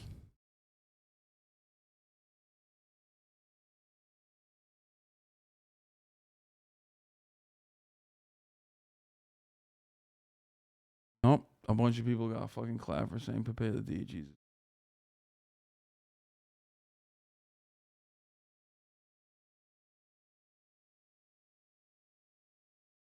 Anyway, no, there was something. I thought that they said something interesting. So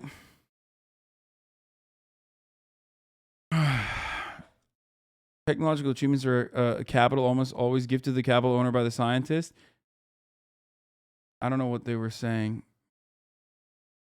You're autistic and only got one interested, if we're being honest now, with people's health. What? You have tons of money like Ethan Klein. You are the one that is saying we need help. Lol, there is none. You die if you're mental or called schizoid by lucky internet freaks. Fool is so smart but thinks there's help for his fans. People find this his insane self entertaining.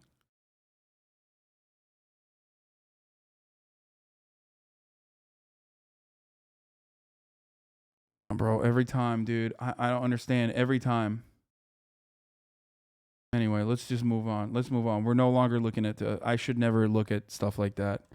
It makes it so much worse. Every single person that has whatever that other chatter has literally will fucking turn around and spiral out of control. Okay.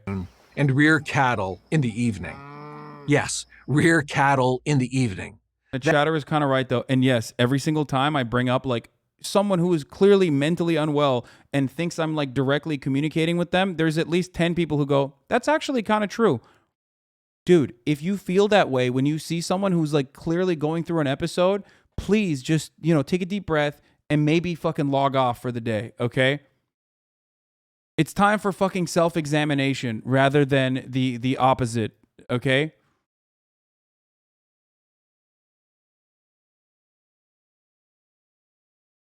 I gotta stop. I'm stopping. That's how in touch Marx was with reality. But who cleans out the sewers, does the dirty jobs that keep a society functioning? Ironically, in the evil capitalist society, the sewer cleaner freely chooses to take on his job. In the socialist... Wait, what? Wait. Wait, who takes on the fucking sewer cleaning job in a capitalist society? They freely choose it? No, they don't. They fucking don't. That is such a lie, dude. I like that when he's talking about like capitalism, it's like, oh yeah, he freely chose to do this, right? He freely chose to do this. Like this was his own desire. Like, no. This is not his own fucking desire. He is brought into the system where subjugation is a necessity, and basically he has to work for subsistence for the rest of his fucking life, okay? And that every other facet of his existence is expensive as fuck. So he has to take on whatever job he can, because the only incentivization structure is revolves around not starving and dying.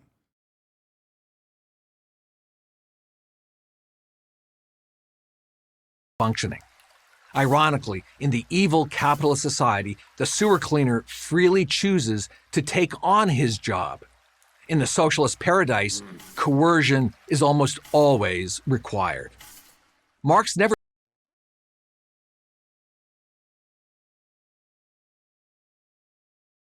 No, he literally is saying under capitalism, like, they freely chose it, but there has to be coercion. No, dog, the coercion in that circumstance would be like any single person in any single job that they have more of an ownership over what they're doing. More of an ownership over what they're doing. They choose their hours better. They have the capacity to democratically assign however many hours they're going to be fucking working in these jobs. They get better pay as a consequence of that, because these are jobs that normally would be way more expensive to fucking complete in a situation where like no one would choose to do it. It's exactly the opposite. It's coercion. Obviously, someone has to clean the toilets is like one of the main fucking problems, right? And numerous people have come up with different solutions for it. But ultimately, what I always say is that no matter which way you do it, having more ownership over your own fucking workplace, having ownership over your means of production will allow you to want to do that, because it's positive incentivization, recognizing that you are valuable, and without you, the fucking cogs don't turn, okay? And doing it because it's something that someone has to do, and getting fairly compensated for it is precisely the way to do it.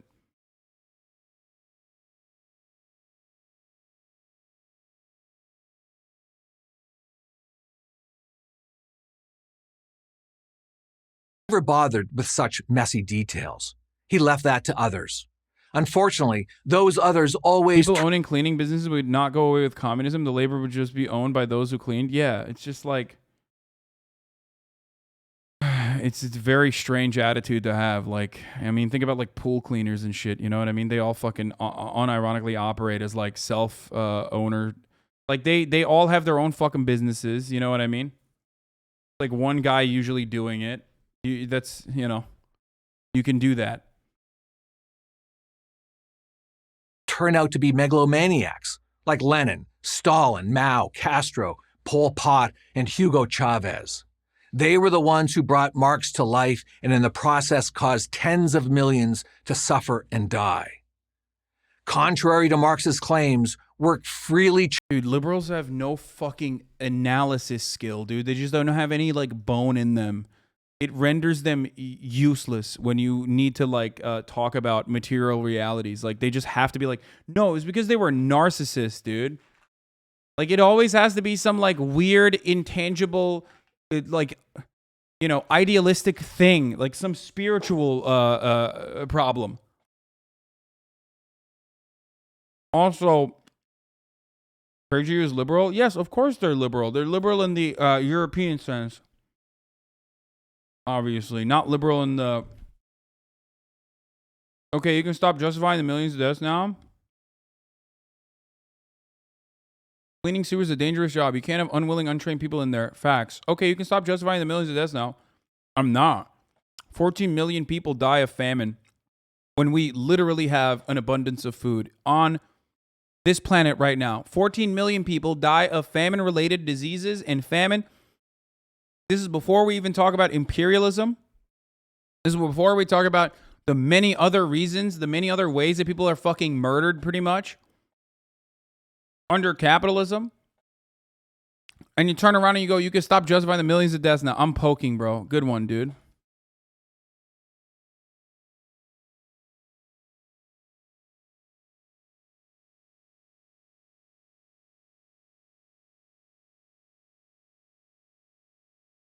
Chosen brings both money and dignity.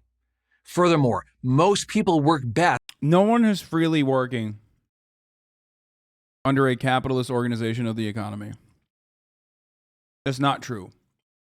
A budget shortfall is built into your existence, okay? In America, this is doubly true.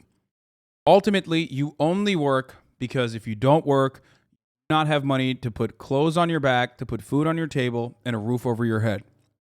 That fear, the fear of the structural violence of poverty, is what keeps you going. Okay? Wait, why didn't we just fucking ban this guy, dude? Holy shit. I'm sorry for the disruption. Dude, take your meds, okay? Here, I only timed you out. Please, go take your meds. Take care of yourself. Being in this stream is not helping you, okay? Go. Go take your meds.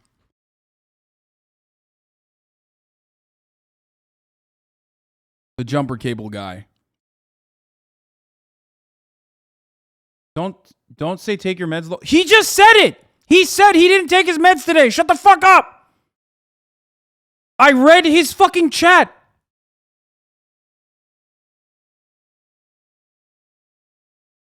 Bro, yo, I swear to God, dude, I can't with how fucking stupid you motherfuckers are in the chat, dude. You literally are so uncharitable. You're straight up, your immediate assumption is like, I'm being mean to a person. Like, I'm being ableist. Like, he literally said, I didn't take my meds today. Maybe that's the reason. I said, hey, I'm not going to ban you. I'm going to just, time you out. Go take your meds.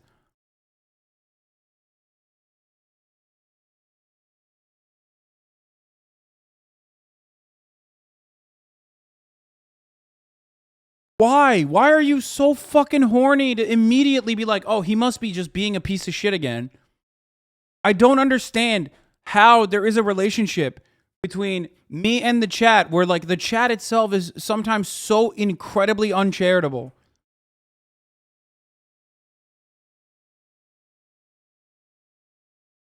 God damn, dude. Yeah, I didn't see what the chatter said, but I assume I missed some context because you're not just going to be an asshole. Yes. When they pursue their own self-interest, an idea Marx despised. To him, self-interest turns everyone into Ebenezer Scrooge, greedy, grasping, and unfeeling. Not only is money, that is capital, inherently corrupting, but the acquisition of it can't be done honestly or fairly.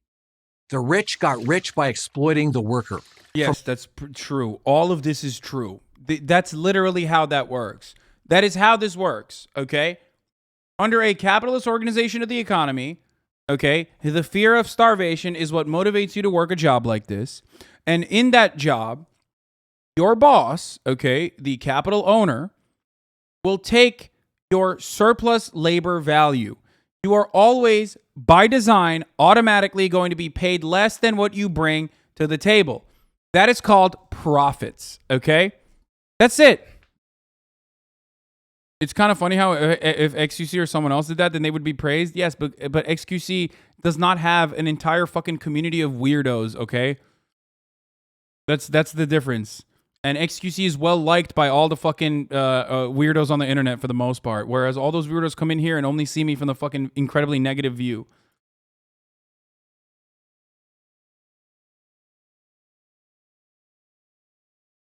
Anyway.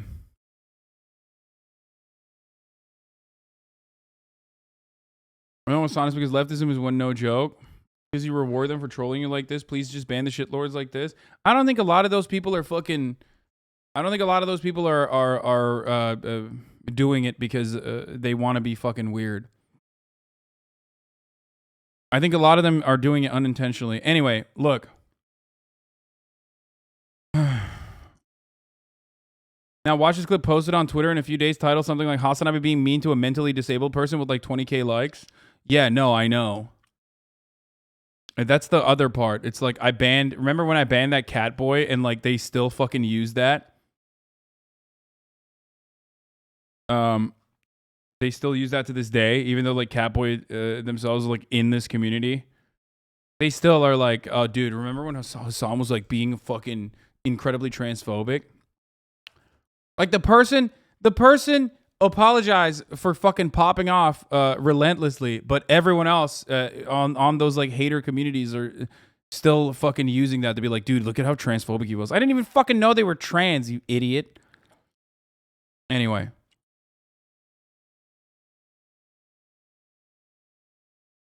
Catboy Collector. Catboy's legacy continues. Yeah, exactly. It's just like constantly up my fucking ass. Hyperfixating on chat super hard today. I know. Okay.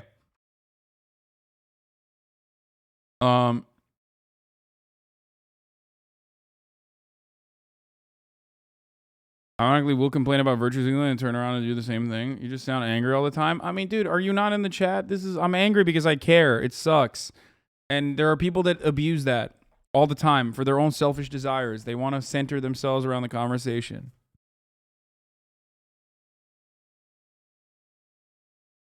It's really fucking frustrating when people do that. When people are like finger wagging and reading uncharitably into what I'm not actually saying, or personally misunderstanding what I'm saying in an effort to like make up a position and get mad about that position. They're doing it because it's just super fucking narcissistic and selfish.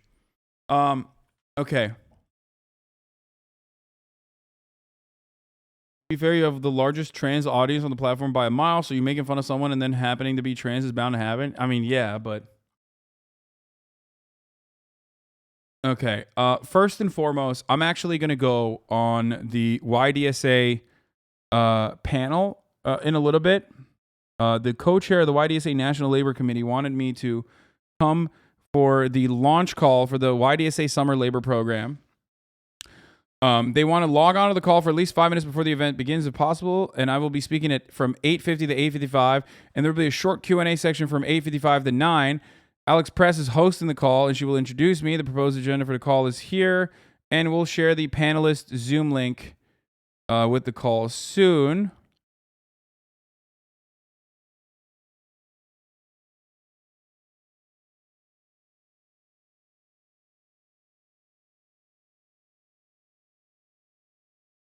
Everyone else has like actual fucking, important shit to talk about, whereas I have nothing in mind, it seems.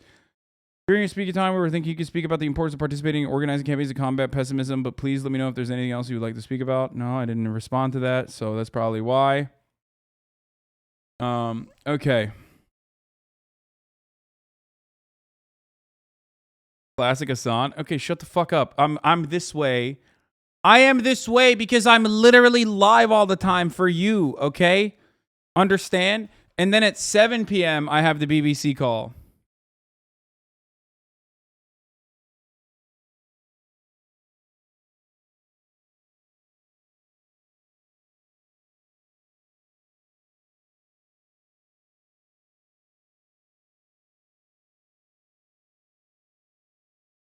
Anyway, why are you accepting something without any preparation? What? Why do you think you, a random chatter, can scold me about what I can and can't do? They want me to just like... The reason for why they want me to be there is because a lot of you in this community have joined YDSA because you've been in this community for a very long time, including some of the chapter presidents that already spoke in the chat. The reason why they want me to live stream this call is so that we can, get other people to also join YDSA. That's part of the reason. Why do you think you are Why do you think you have the capacity to scold me from your comfortable anonymity on the internet? Do you think you are doing praxis by doing this?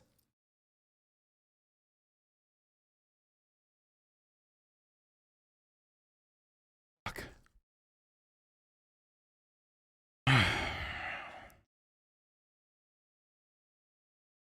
All right. I'm just like, I can't stop myself from ripping into random really bad chatters. I don't know what is going on. Anyway, let's stop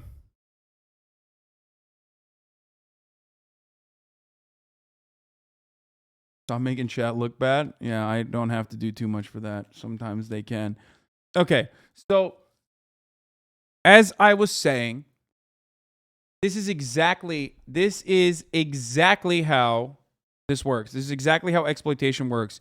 You can make it seem as though it's totally different, But as long as you advocate for profits, as long as you advocate for profits that are not democratically assigned by the entire workforce, that like you are talking about like just literally just taking people's surplus labor value and pocketing it for your shareholders, okay? That in and of itself is theft in a Marxian sense. That in and of itself is exploitation in the Marxian sense, which is theft. The rich got rich by exploiting the worker. For Marx, there's no other possible explanation. For many today, there is no other possible explanation. For these people, Marx offers... That is quite literally how that works, okay? That is quite literally how that works. I don't know why you can say that that's not how that works. You just own it. The thing about capitalists is that they want to have their cake and eat it too. They want to both simultaneously uphold a system that is quite literally built around commodity production and the extraction of surplus labor value in the form of profits, and continuing to accumulate more and more wealth by doing so, and creating a system, designing a system that basically normalizes this, okay? And it has done it very successfully.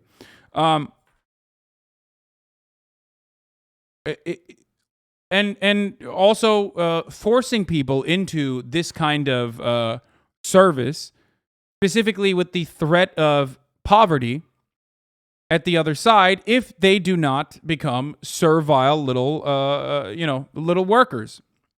So just own it. If you actually were to put a fucking name and association to like the human beings at the factory, at the widget factory in your econ textbooks, your entire perspective would be a lot different about micro and macroeconomic principles. Okay, like that's it. The only difference there's a very specific reason why they don't do that, because then you'd be like, well, what the fuck? That's actually pretty fucked up. Like I don't understand. That doesn't seem great, actually. That like I am the fucking little worker at the widget factory who's going to be laid off. And that is the reality, which is precisely why they try to mask it and turn around and be like, oh, well, it's not like that. These people wanted to do it. They wanted to fucking clean the toilets, and that they knew the boss was going to take some of their surplus labor value. Like that's just Marx's analysis is just 100% fundamentally correct in that regard. It's just correct. The only difference is like he's not mixing words, I guess. Okay. His analysis of the extraction of surplus labor value is correct. You call it profits, and you think that that's a good thing. That's the main difference. It's a philosophical justification for their anger, even their rage. From generation to generation, the formula never varies. Only by bringing the privileged down can the underprivileged be brought up. The venom that pours out of Marx's pen stems ultimately from the fact that reality wouldn't conform to his worldview. It never seems to have occurred to him that people are complex beings with different talents, ambitions, and desires. It may be more accurate to... Wait, what the fuck do you mean? He literally accounted for that by saying you should be able to, by way of collective action and potentially by bringing about like a socialist organization or allowing a socialist organization of the economy to occur, expand on your own personal desires that are unique to you, and focus on your talents, your ambitions, instead of being just a fucking dude that has to toil the land like a serf. You already admitted to that consideration earlier when you were talking about like, oh, that can actually do, people can do whatever the fuck they want to. Like you personally admitted to that. This is such a weird fucking take, because like it's the same energy as like, well, poor people just chose to be poor. You know what I mean? It's always a choice.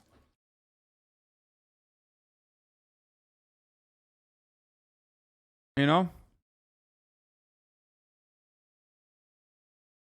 The professor is the executive director of Clemson's Institute for the Study of Capitalism, so this is just another propaganda hit piece on Marx. I mean, everything is.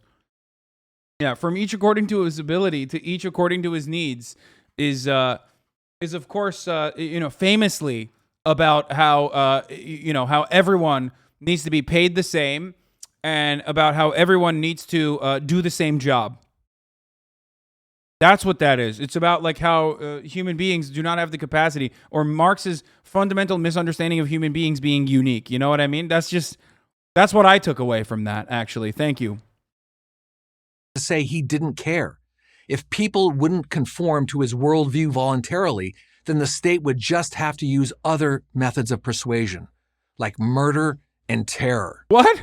It all made sense to the flaws. No, he's simply, no, okay.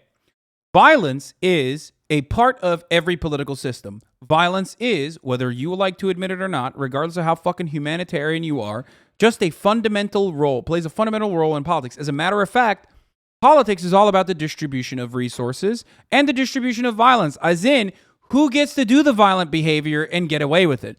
The state, for example, can do violence all the time and does it all the time. There's different kinds of violence. There's the structural violence of poverty. There's systemic violence, like the white supremacist systems that we've established. And then also, there is the direct action of the direct state violence, like police bashing your fucking skull in. And finally, individual acts of violence. Obviously, I'm being as reductive as possible in the situation, but individual acts of violence would be like a person hitting another person, sometimes justifiable, sometimes unjustifiable. But the attitude that people have towards violence is completely predicated upon who has the power, who has the political capital, and of course, under capitalism, who has the capital, okay? So when people talk about the inevitability of violence, they already are recognizing the existence of violence that they're subjected to upon the working class across the board under the bourgeois dictatorship that people exist under in capitalism, in the capitalist organization of the economy. So if there is a turn away from that, okay, if there's a turn away from that towards a different kind of system, then yes, there is going to be inevitable violence, because the bourgeois will not give up their power willingly. Okay? This guy's a true leftist because he clearly hates reading books. Yeah.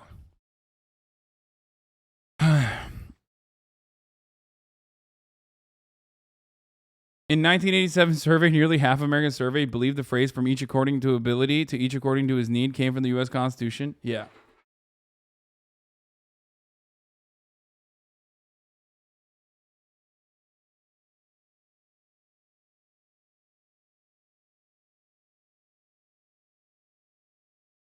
Anyway, what is your political ideology? Do you think that capitalism as a whole sucks, or just the USA way of capitalism, no social backbone like in the EU? No, I think capitalism across the board, whether it is in the EU or just a global capitalist order, is just bad.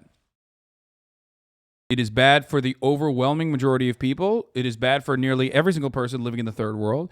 It is certainly less bad for people who are living in the imperial core, but still bad across the board. Even if they are part of the labor aristocracy, they still very much get owned into oblivion by the very same masters of capital that are running the entire operation.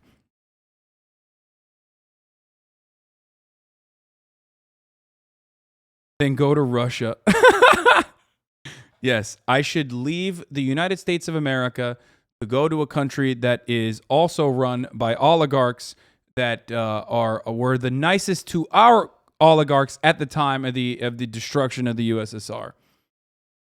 That's the country I should go to. Another kleptocratic oligarch-run economy.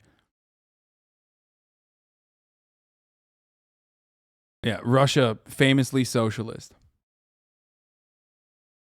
Let's continue. As he toiled away in a corner of the British Museum. So when he says people are met with like violence or whatever when they're unable to change, he's not talking about the fucking working class. Like, even in the most like charitable interpretation of what the Prager guy is trying to fucking say, all I will simply state is this. Okay? If you are living under the oppressive thumb of a bourgeois capitalist-backed government that is subjecting you to untold amounts of violence, as it purposely has designed itself to ensure that you work meaningless jobs and toil away for the rest of your life like a good little servile pig, okay? And anytime you try to fucking change that, it's considered, that's self-defense. That's the way to analyze it, okay? Now, of course, there is no working class militancy in this country because capital has won and labor has lost. That's it. There is no working class militancy. There's no labor militancy in this country. There's no working class organizing in this country. Now, that can change. You're literally blaming free trade and economy? Fat Pig Jim? Hell yeah, I am. Free trade. Yeah, totally.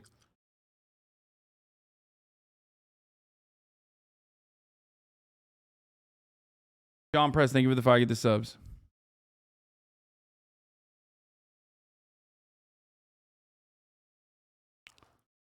Anyway, true capitalism is different. It generates wealth and prosperity. Yeah, you're right. As he toiled away in a corner of the British Museum or in his squalid London apartment. What is astonishing is that millions came to believe him. What is tragic is that millions more suffered and died because they did. What is scary is that millions continue to believe. I'm Brad Thompson, professor of political science at Clemson University for Prager University. I love that, dude. Yeah, that's the scary part, dude. Murder. The murder and terror that is baked into and normalized in every facet of capitalist existence is completely overlooked in this subject matter. Obviously, that's just, they deserved it. They had it coming. That's right. Sorry, you shouldn't have been a fucking developing nation with robust natural resources. Have you thought about that, African nations? Have you thought about not being a fucking, not being a country that has minerals that we need? Sorry, we're gonna have to free trade your ass, and we're gonna have to free trade your ass super fucking hard. We're gonna do economic imperialism once we're done with the fucking colonial violence that we subjected you to. Okay? Sorry, that's just how it is. Great. This is like the S tier of Red Scare propaganda, Lamau. I mean, it's not though, because it's so stupid. Across the board, it's just not good. It's easily dismissible. Reading the comments. I love watching videos like this every so often so I can get a constant reminder of how stupid capitalists are, especially Republicans, lol. Okay, that's one of you motherfuckers that wrote that. Thanks for the breakdown. Damn, this guy's devaluing his students' degrees with every word. Pathetic that peddling second-grade bullshit like this isn't grounds for termination. Regretfully, when C. Bradley Thompson was naming those who brought Marx to life, he left out 3 very important leaders: Benito Mussolini, Adolf Hitler, and Francisco Franco. Oh, and I almost forgot Barack Obama, Hillary Clinton, George Soros, Bill Gates, Mark Zuckerberg, Jeff Bezos, Nancy Pelosi, and a few more. Wait, hold on. Is he saying all those people are socialists? What? There are 2 other parts in this series if you want them. Yes, Weeby, give me the fucking brain disease. Go ahead.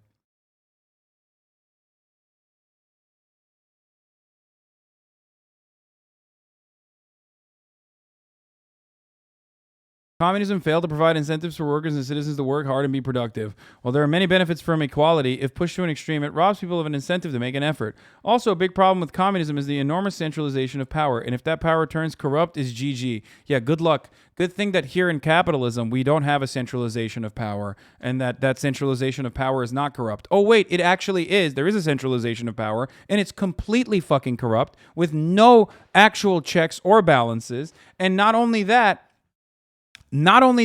but also we literally have normalized that corruption. The most beautiful part about Western capitalist agitprop, okay, that has created this fucking dogmatic attitude towards capitalism's existence that consistently needs to be re-upped, that consistently needs to be defended, is the notion that corporations are undemocratic by design. It is an authoritarian power structure. It's where you spend 80% of your fucking adult lives, and you don't even expect it to be fucking democratic. As a matter of fact, you push back against like even a semblance of power in the form of organizing in the workplace. And that's fucking so incredibly successful propaganda right there, dude. You literally, it's the same attitude as like, Eastern nations, the barbarians, the awful fucking corrupt Eastern nations, the from an Orientalist lens, actually do bribery. What do we have here in the Western world? Well, we have lobbying. We have corporate lobbying. We have the revolving door. These are all completely understandable and completely normal things that a government could do. It's very different than bribery. Bribery is bad. Bribery is wrong and immoral, which I agree with, except when you codify it, except when you basically make it legal in the form of lobbying. Remember that. It's the same shit. Corporations are designed quite literally in a way that is authoritarian, undemocratic. You can't fucking not go to work. You can barely not go to work if you're sick. Meanwhile, you're like defending that attitude because you have no fucking self-respect. You have nothing. Not only do you have no self-respect, but you have also lost the will to fight. And I don't blame you for it because you don't understand. You can't even see a world in which you have a mechanism to fight back against that structure. Okay?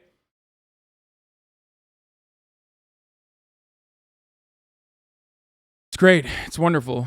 What a sad state of affairs. Understanding Marxism series. This is great. Okay, let's see. Understanding Marxism. From each according to his ability. I love this guy. In a remarkably short period of time, the philosophy of Karl Marx changed the course of history. At the height of its power, half the world fell under its dominion, kept there by a combination of fear, terror, and brute force. Yeah. Then suddenly, in the late the fear and terror that they subjected the Nazis to is fucking terrifying. 1980s, it imploded. By all rights, this should have been the end of Marxism. But it hasn't turned out that way. Imploded. You know, with a little push all around the world. You know what I mean? All around the world, like in Latin American countries, it imploded when we, used the American military to train death squads to murder revolutionary groups and actually train them how to rape nuns effectively. That's real, by the way. That was pretty cool when we did that. That was pretty tight. That's just a natural process, though, you know? Yeah. It's real. Look it up. Look up the El Mozote massacre.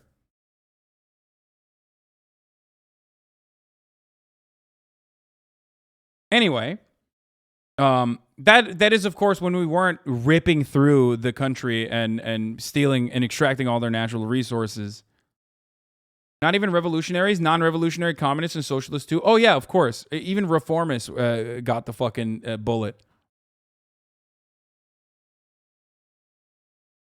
Okay, let's see what else he's got to say. From environmentalism with its rejection of free markets to critical race theory, which sees white patriarchy as the source of all evil. I love that, dude. Critical race theory, yeah. Dude, these are, Marxism. Marxism is teaching people that white patriarchy is the source of all evil, totally. You'll find Marxism at its root. The leaders of Black Lives Matter, for example, openly acknowledge their devotion to Marxist ideology. How do we explain this fast? The Black Lives Matter people are like, it has to be a psyop, dude. I just don't. I can't. Like, everything that has come out of that organization, it just comes like, maybe I'm too brain diseased, but like the BLM, the international like BLM organization, it has to be a fucking psyop. Like, there's no fucking way, dude. There's no way.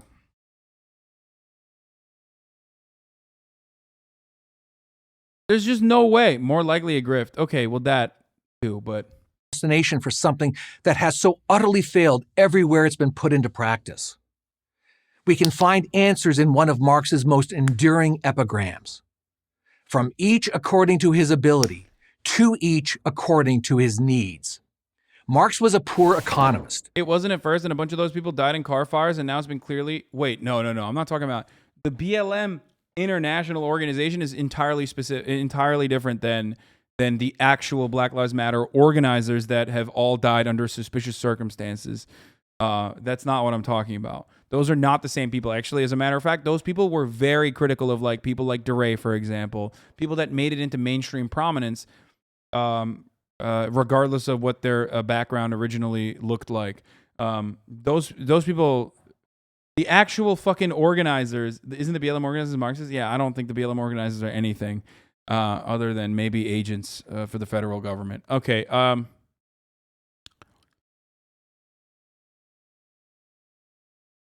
Imagine being a poor economist. but Yeah, a talented fucking journalist. loser, dude. The only actual job he ever had. He knew how to turn a phrase. But what does this slogan even mean? He knew how to turn a According to what phrase. ability? According to what need? Marx was a poster and a slob. That is for sure. The one that, I mean, he's going back to like Marx's entire worldview is designed around his envy for the wealthy, even though like his homie was pretty fucking wealthy. I mean, literally had a factory and I don't know if he was like super envious of Engels, you know?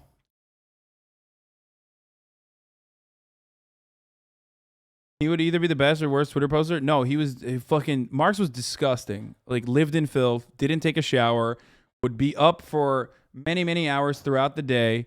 And then, and sometimes throughout the entire night, would write for like hours and hours and hours and hours, and then sleep during the day. He was crusty as fuck. That's at least what the cops said when the police were spying on him. Don't get any fucking dumbass ideas. No, you are not like Karl Marx because you also don't shower. And who determines anyone's ability or anyone's need? Marx never bothered to answer these obvious questions. He had much bigger things on his mind. Nothing less than the creation of an entirely new kind of world. I like that. He's like, he's just basically fucking saying like, no, someone has to do that. Like someone, it can't be up to the individual. I thought you were a fucking individualist. Like what's up? Yo, these fucking capitalists, like they dropped the fucking pretext of like, hyping up the individual so quickly. When you are seen as like, when you have an opportunity to be like, well, what about when someone else, when someone is personally fucking deciding on that? You know what I mean? It's like, well, no, you can't do that. Someone has to do it. Someone has to make you work at gunpoint. Remember when the Chamber of Commerce was like looking for new ways to get people to go back to work when people were just not going back to work? And they were like, all right, we should just like literally, I don't know, force people back to work at gunpoint. I remember. Than the creation of an entirely new kind of world for an entirely new kind of human being. Marx believed that by altering man's economic and political institutions, he could alter, or even better, rewire the human brain. He could conjure a new consciousness that would replace the old false one. This new man would be less selfish and acquisitive and more altruistic and communal. In short, he would be a superior type of man. Wait, but we do that already. That's what's going on under capitalism. He's not wrong. Yes, exactly. No, that's like the fact that the very notion that you think that this society is designed around greed, and the very notion that people personally fucking believe that they too are a temporarily embarrassed millionaire or billionaire rather than the abused, exploited proletariat is straight up because of that. You can talk about it like it's a fucking lobotomy or brain surgery, but yes, it is. That is true. That is what's happening under capitalism. And that actually reinforces what the fuck?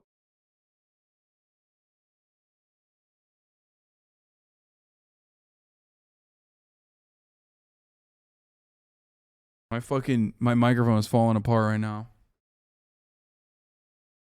I don't know this, but I think it should be fine. Hold on, I'm just gonna. All positive incentives push towards greed. Yes, it does.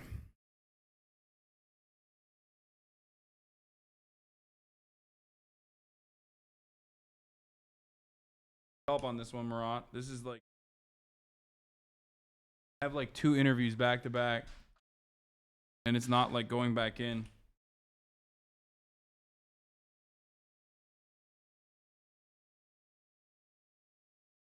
He also says only after communism is achieved can we do that. Yeah. Of course, this new man could only reach this goal if he wasn't preoccupied with having to earn money. According to Marx, money and the pursuit of it ruined everything. Marx hated money. Maybe because he never found a way to make it. Wait, what? Getting rid of it was central to his worldview. Once a person's Dude, everything revolves around like individual envy, dude. That's awesome. Yeah, no, he was just like, yo, I fucking hate money, dog. This content is dope. This is fucking fire.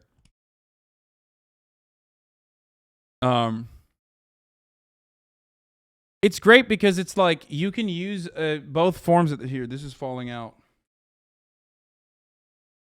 I can't put it back in.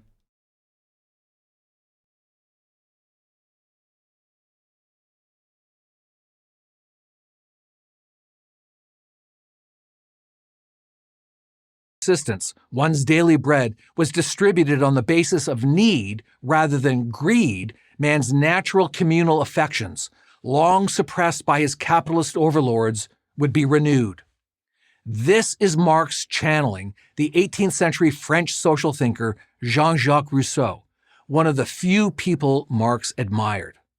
According to Rousseau, this is what you must do if you want to create a new society.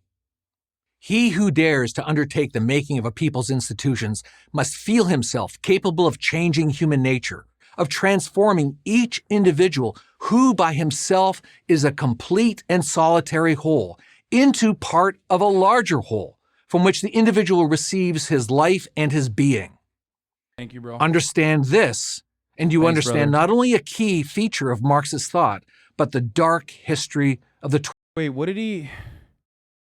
I just didn't even listen to anything. Sorry, I was trying to figure out what the fuck was going on. According to Rousseau, this is what you must do if you want to create a new society. He who dares to undertake the making of a people's institutions must feel himself capable of changing human nature, of transforming each individual who by himself is a complete and solitary whole into part of a larger whole from which the individual receives his life and his being. Understand this, and you understand not only a key feature of Marxist thought, but the dark history of the 20th century. I mean, this isn't wrong. Like, yes, if you personally fucking lived under a, like, the current organization of the economy 100% guides all avenues of existence. Like, all facets of our life is, yes, guided by the way that the society is designed to uplift and reinforce capitalist hegemonic attitudes, okay? Pro-capitalist hegemonic attitudes. So yes, saying that a different organization of the economy is possible and would lead to many benefits, such as people having time to focus on themselves, people having time to people actually changing their attitude to focus more on community. That's not incorrect. And for a Republican, supposedly, or a person who is like supposedly fucking, American liberal, you know what I mean? To personally find this to be a bad take is so strange. Marx took Rousseau literally. Human nature had to be returned to its allegedly pure, selfless state before capitalism with its enlightenment and Judeo-Christian values. Okay, first and foremost, okay, human nature is a fucking idiotic argument regardless. It's a fallacy, okay? Our entire existence is built upon overcoming nature, so that's really dumb. Secondly, okay, before capitalism and its enlightenment of Judeo-Christian values, what the fuck do you mean? Even Judeo-Christian values predate fucking capitalism, okay? And we're not as such. This idea that like fucking Jesus Christ was a capitalist is a silly one. But not only that, but also primitive accumulation, primitive communism is a much longer period of mankind's existence where there was no such profit incentive. And that's simply what Marx is mentioning when he talks about like a different organization of economy is possible. And even if you were to claim that like nature plays a role in this, even from a natural perspective, we have lived as hunter-gatherers, and we have lived in primitive communist organizations for much, much longer than we have as a capitalist society. That's it. Values corrupted him. But creating this new man would be a formidable task. Marx anticipated that many would object, especially the owners and managers that had a large... Yeah, I wonder why. I wonder why they would fucking object. By the way, this is so funny, the way that they're like showing the owners and managers, like they're doing like unironic anti-capitalist agitprop by doing this. I think it's pretty funny to do so.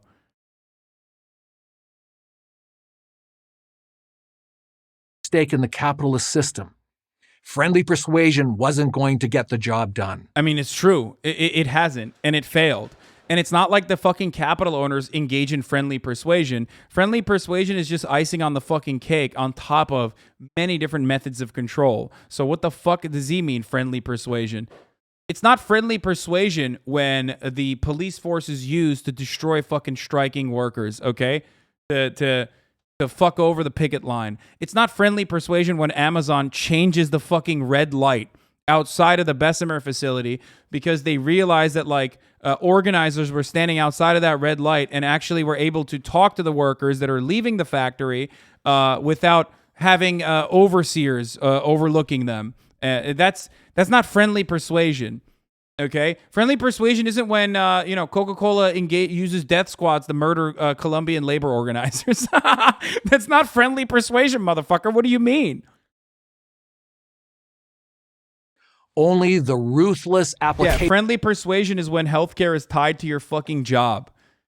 That's one of the most interesting parts about being anti-capitalist in the United States of America is that like America is in the final stage of like capitalist exploitation, but also in the final stage of capitalist commodity fetishization as well. So in a weird way, it's harder to bring about like any kind of class solidarity amongst the working class because we're too consumed and we're too consumed with our own personal base desires that are being like functionally fulfilled, and food prices are stable across the board.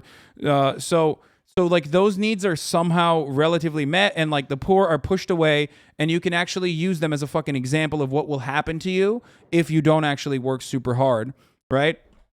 But also at the same time, there are so many aspects of our existence that is so inhumane and so fucking cruel that it does have a radicalizing effect, okay? That radicalizing effect is food prices not so stable. Okay, first and foremost, brother, I'm Turkish. Trust me, in the United States of America, there's a couple things that it's a little bit better than the rest of the world. When I say stability, I mean like trust, okay? It's definitely more stable than what it could be like. Primitive accumulation and enclosure demonstrates that coercion is at the heart of capitalism. Exactly. So, as I was saying, wait, what the fuck was I saying? What was I talking about? God damn it. I got caught up in the fucking food price instability.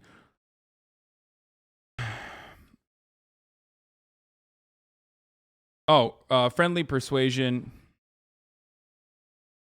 If food prices in America are ever fucked, shit has hit the fan? Sure.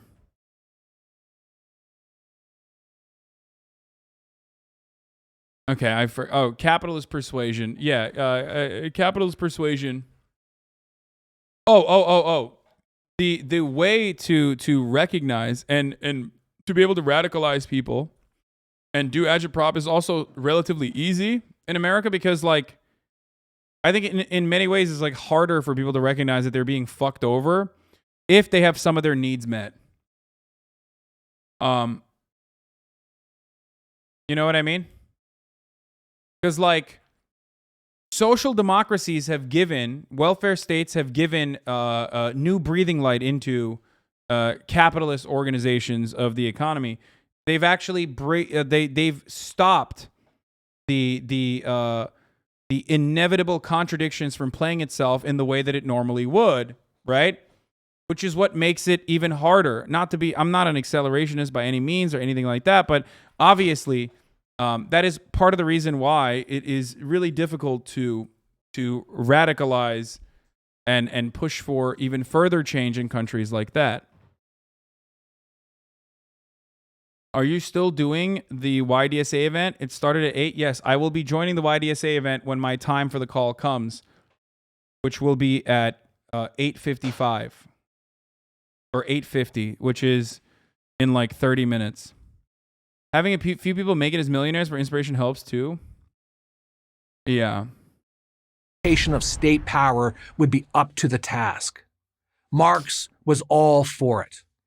Private property, wage labor, competition and profits, these would have to go. The state, now run by the workers themselves, the dictatorship of the proletariat, as Marx called it, would control production and pricing. It would wisely manage the economy, from each according to his ability. Yeah, dude, totally. Because we don't have any sort of centralization right now under you know, the capitalist economy. There's no centralization. You know, subsidies, for example, or I don't know, any kind of like federal control, federal regulation that comes with no additional fucking scrutiny even. Like, for example, when a company knows full well that they'll get bailed out in times of need by the taxpayers so they can fucking engage in stock buybacks instead of like, I don't know, and continue to eliminate redundancies because they know that like the government will fucking protect them no matter what happens. You know, that sort of understanding is really cool. I love that. I love when capitalists are like, yeah, dude, you know, it's wonderful that we have a totally capitalist economic organization with no centralized control. The only difference right now is that like you're paying for it, you're actually working in the fucking fields, and then your surplus labor value is being taken from you, and then those people are fucking literally feeding back into the machine to ensure that there is more corporate welfare, and that you can't get any of that because that would be considered a moral hazard. Okay. And then those very same capitalists that are taking your surplus labor value are able to design the system in a way that suits them, it suits their needs, okay? And they do personally benefit from a centralized economy. The economy, from each according to his ability, to each according to his needs. And imagine how wonderful it would be. No more ego, no more self-interest. Instead, everybody working for the benefit of everybody else. Peace, love, and harmony. For many, it's a very seductive idea. Who wouldn't aspire to live in such a world? Look around, a Marxist might say. The powerful exploit the weak, crushing the majority's noble aspirations, your aspirations, just so they can have more. It's unfair and unjust. How much better if we just start over, start clean? That's the Marxist socialist dream. Wait, this doesn't sound bad. What's going on? In real life, it's a nightmare. Oh, never mind. I love that he was like, all the things that could be good, actually, well, they're bad. You know what I mean? He was like, yeah, hey, you want all those good things? Well, guess what, dude? All those good things would actually be bad. And then like fucking guitar, like a guitar riff in the background. Ha ha! Got you, dude. You fucking got no response, bitch. I'm a capitalist now. Yeah, it was Robot Rock. I was singing Robot Rock. Become demands, and demands become rights. The best are mocked, and the worst exalted. Innovation withers, while the government grows ever larger. Eventually, the productive become virtual slaves to the unproductive, and the society collapses economically, intellectually, and morally. And then the real... Yeah. The productive become the unproductive, dude. The productive become virtual slaves to the unproductive. Yeah. Under a socialist order of the economy, we are going to take the fucking business owners and subjugate them. We are going to ensure that these capitalist pig dogs living up atop their ivory mountaintops. I'm fucking up. I don't know what I would say there. Whatever. And there we're going to turn them into servile dogs for our desires. Their ivory society towers. Collapses economically, intellectually, and morally. And then the real horror starts. If you think I'm exaggerating, just ask someone who fled the Soviet Union or Cuba or Venezuela. Dude, oh, come on, dude. We got to run that. We got to run that. Even Murad is chiming in from the background. He said Venezuela before he said it. Where's the meme? Come on, you know what I'm talking about. He did the meme. Does anyone have the fucking video? We watched it the other day. This video had no sources the entire time? Yeah, of course not, dude. They're just making shit up. What? This? Take a week off, chatter. No, come on, dude. Here, this. Here is the actual distribution. He did this, dude. This video is just this. Poorest Americans don't even register. They're down to pocket change. Venezuela.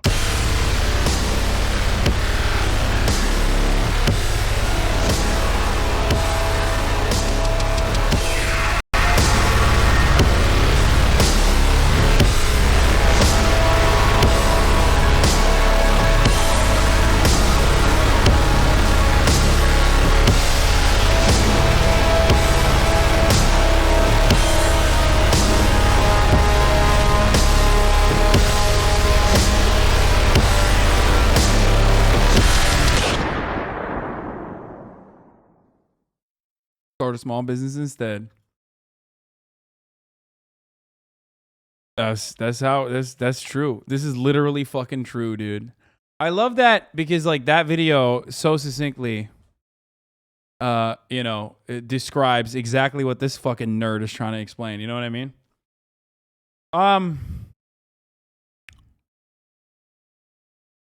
Yeah, 4 billion killed by socialism. The real fucking epic own. The real epic own about socialism isn't any of this shit. It's the top of the hour ad break. Okay? Where you all collectively have to get owned by me running the top of the hour ad break. 28 minutes in, I have brought you in to my bosom. Okay? And I have given you a false sense of comfort and security. You thought there was not going to be a fucking top of the hour ad break. And there is one.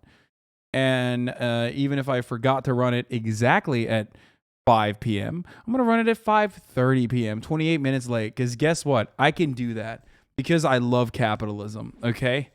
Fuck yeah, it's not right. But hey, listen, you no longer want to see those ads. All you need to do is subscribe. You can do that for $5 or for free with the Twitch Prime. By connecting your Amazon Prime account to your Twitch account, you get one free Prime subscription a month. You can use it on your favorite capitalist streamer, okay? Here's a 1 minute ad break now. It's risk and inequities. They prefer freedom. And we should too. I'm Brad Thompson, professor of political science. Fuck yeah, dude. Brad Thompson is he's goated, dude. I should probably fucking join this thing. There's like a couple more people. Okay, we can maybe watch one more of these before I join the call. Clemson, the last one. I'm going to try to finish the last one because we're learning so much about why does anyone still care about Marxism? Understanding Marxism changed the world? Okay, this is one is going to be good. Engraved on Karl Marx's tombstone in Highgate Cemetery in North London are the following words. The philosophers have only interpreted the world in various ways. The point, however, is to change it. Substitute the word professor for the word philosopher. We really don't have philosophers anymore, and you get right to the core of Marx's enduring attraction to the contemporary world. Marx demands that the intellectual class, the professors of law, sociology, history, women's studies, anthropology, journalism, and so on, come out of the ivory tower and join the barricades, to see themselves not as the preservers of the dusty past, but the creators of a new and glorious future. The lure has proven to be very strong, and it's not hard to understand why. How much more meaningful, exciting, and romantic to see yourself as an agent of change rather than a mere academic. How much more meaningful, exciting, and romantic to see the young people who fill up your classroom as potential soldiers in the cause. Send them into the world with the same revolutionary spirit, the same disgust toward bourgeois middle-class values that you feel, and you've done your job. And we must give these lecture hall revolutionaries their due. Look around. For the most... It's always so funny because it's like, dude, you're a college professor. Like, what the fuck do you mean? Oh, dude, it's only... It's only good if you're a college professor that's like upholding the very same systems. You know what I mean? It's like, you're literally a college professor at Clemson, dog. What the fuck are you talking about? He's like, yeah, but it's okay. It's okay when I am using my position as an educator to like misguide you. Most part, they've succeeded. Drill into any current left. Yeah, I love doing that, but also in the opposite direction at a fucking fake university that's not a real university, that is actually only alive as a consequence of oil barons funding it, okay? Not for any other reason, but like oil barons are giving me money currently so I can just fucking lie to people. That's the appropriate way to do it. Leftist movement, environmentalism, critical race theory, the massive expansion of the welfare state, not to mention diversity, equity, and inclusion offices at every university and major corporation, and you will find Marxism at its core, a contempt of the Enlightenment and the Judeo-Christian value system from which capitalism springs. Marx's most famous call to action, workers of the world unite, was not, of course, to the professoriate, but to the laboring class. That didn't work out so well. By the way, like, I know that people are people get annoyed with like fucking PhDs and shit, but like, I mean, you're still an exploited worker as a PhD by these like neoliberal institutions that are like ass fucking you. You know what I mean? So I don't know why there's this attitude there. It's like, for a guy who supposedly knows a lot about Marx, it's kind of weird that like he's just automatically like, no, if you're an educator, actually you're literally not. Like, an educator or a researcher, sometimes both, right? As a PhD, you're not a worker. You're just not. You're an elitist. So have fun getting paid literally nothing. Workers, especially in the United States, turned out to be more interested in refrigerators than revolutions. The only barricade they were passionate about was a white picket fence in front of a green suburban lawn. Poor, benighted souls, the appeal of Marxism was somehow lost on them. Maybe because they didn't go to college.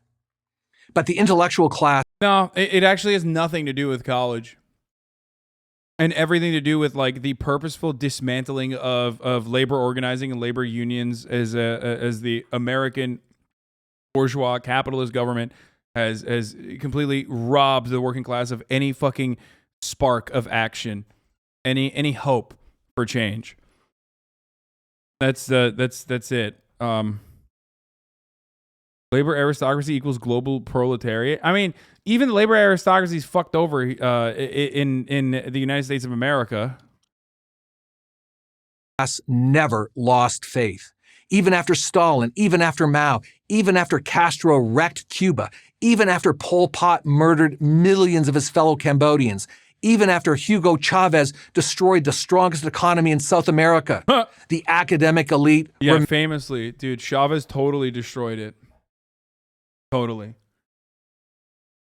I love like doing multiple coup attempts and like basically a successful, well, technically unsuccessful business plot on a country with like robust natural resources that are like literally a necessity for, you know, the current global economy's survival, and then dismantling it by one, sanctioning everything, okay, for the crime of nationalization, a liberty afforded only to countries like Norway. That he really fucking destroyed it, dude. Chavez really fucked it all up, huh? It was so bad.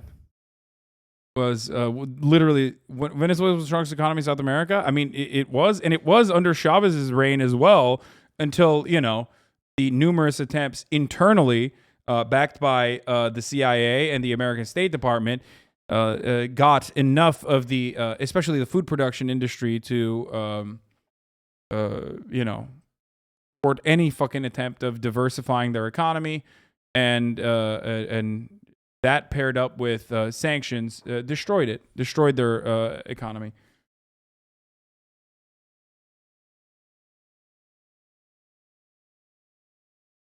Remained true believers.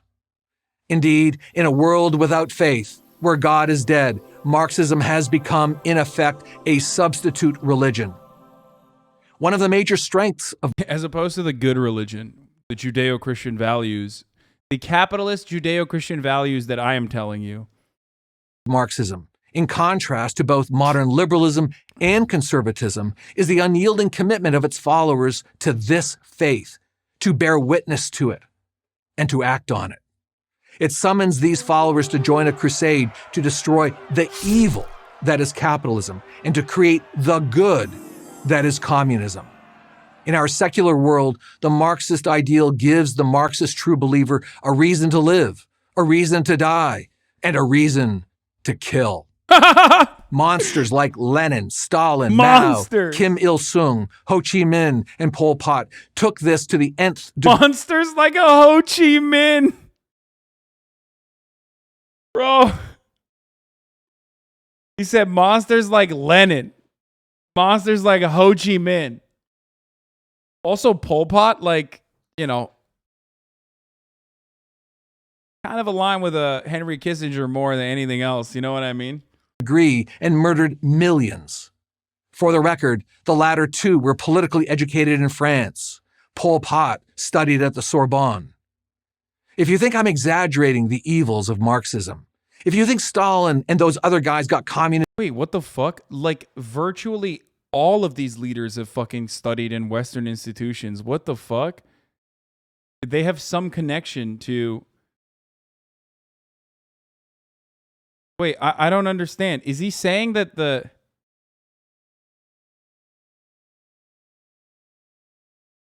Okay. ...communism wrong, but your new democratic socialism will get it right? Think again.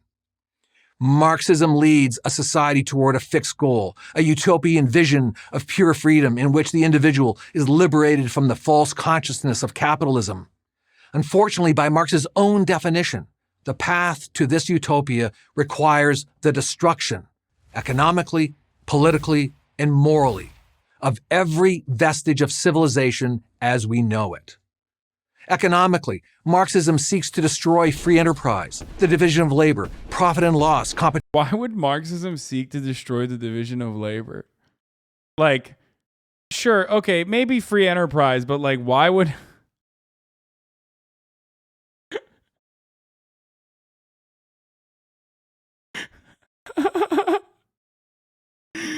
Like, I don't get it. Like,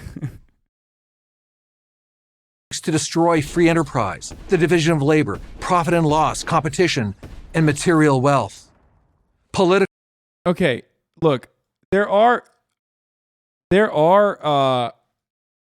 I mean, I don't know what he means by all of this, okay? But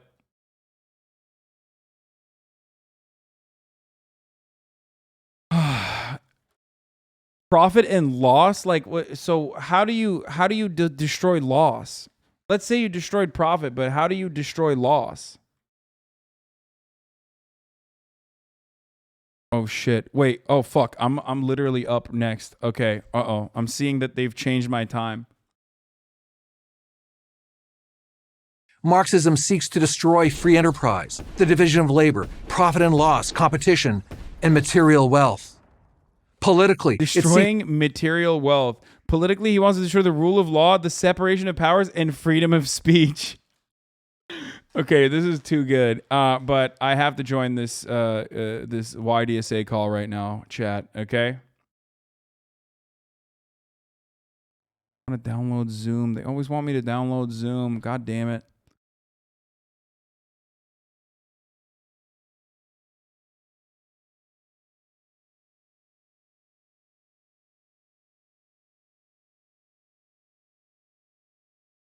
Wait, I don't want to download the Zoom video client. What the fuck? Why doesn't it have the whole, like, if you don't want to download Zoom client, use the browser? Why do you uninstall Zoom? I don't have it. I just don't have Zoom. Okay, now I have to fucking install Zoom. Okay, god damn it.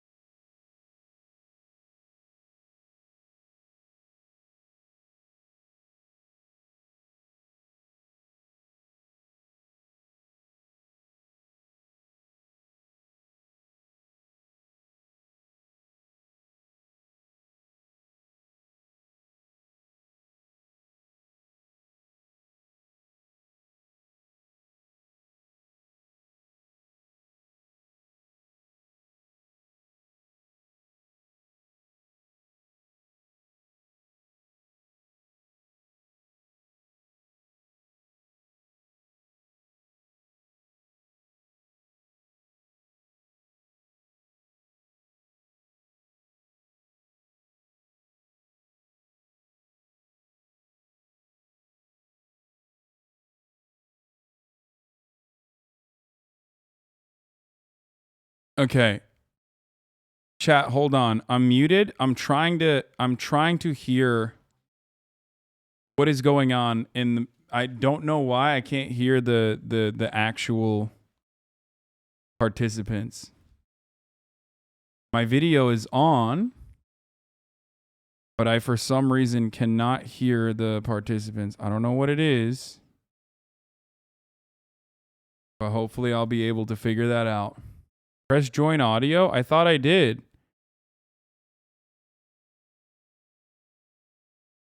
Enable audio? How the fuck do you do that?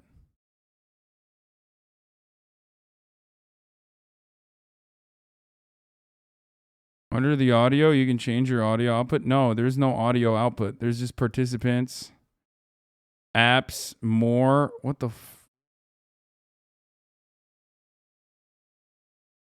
Make sure the audio output is correct. I don't know how to fix the audio output, dude. I've never done this on the fucking actual Zoom application. Click the arrow next to the microphone, mute. Oh, audio settings. Speaker. Roadcaster Pro.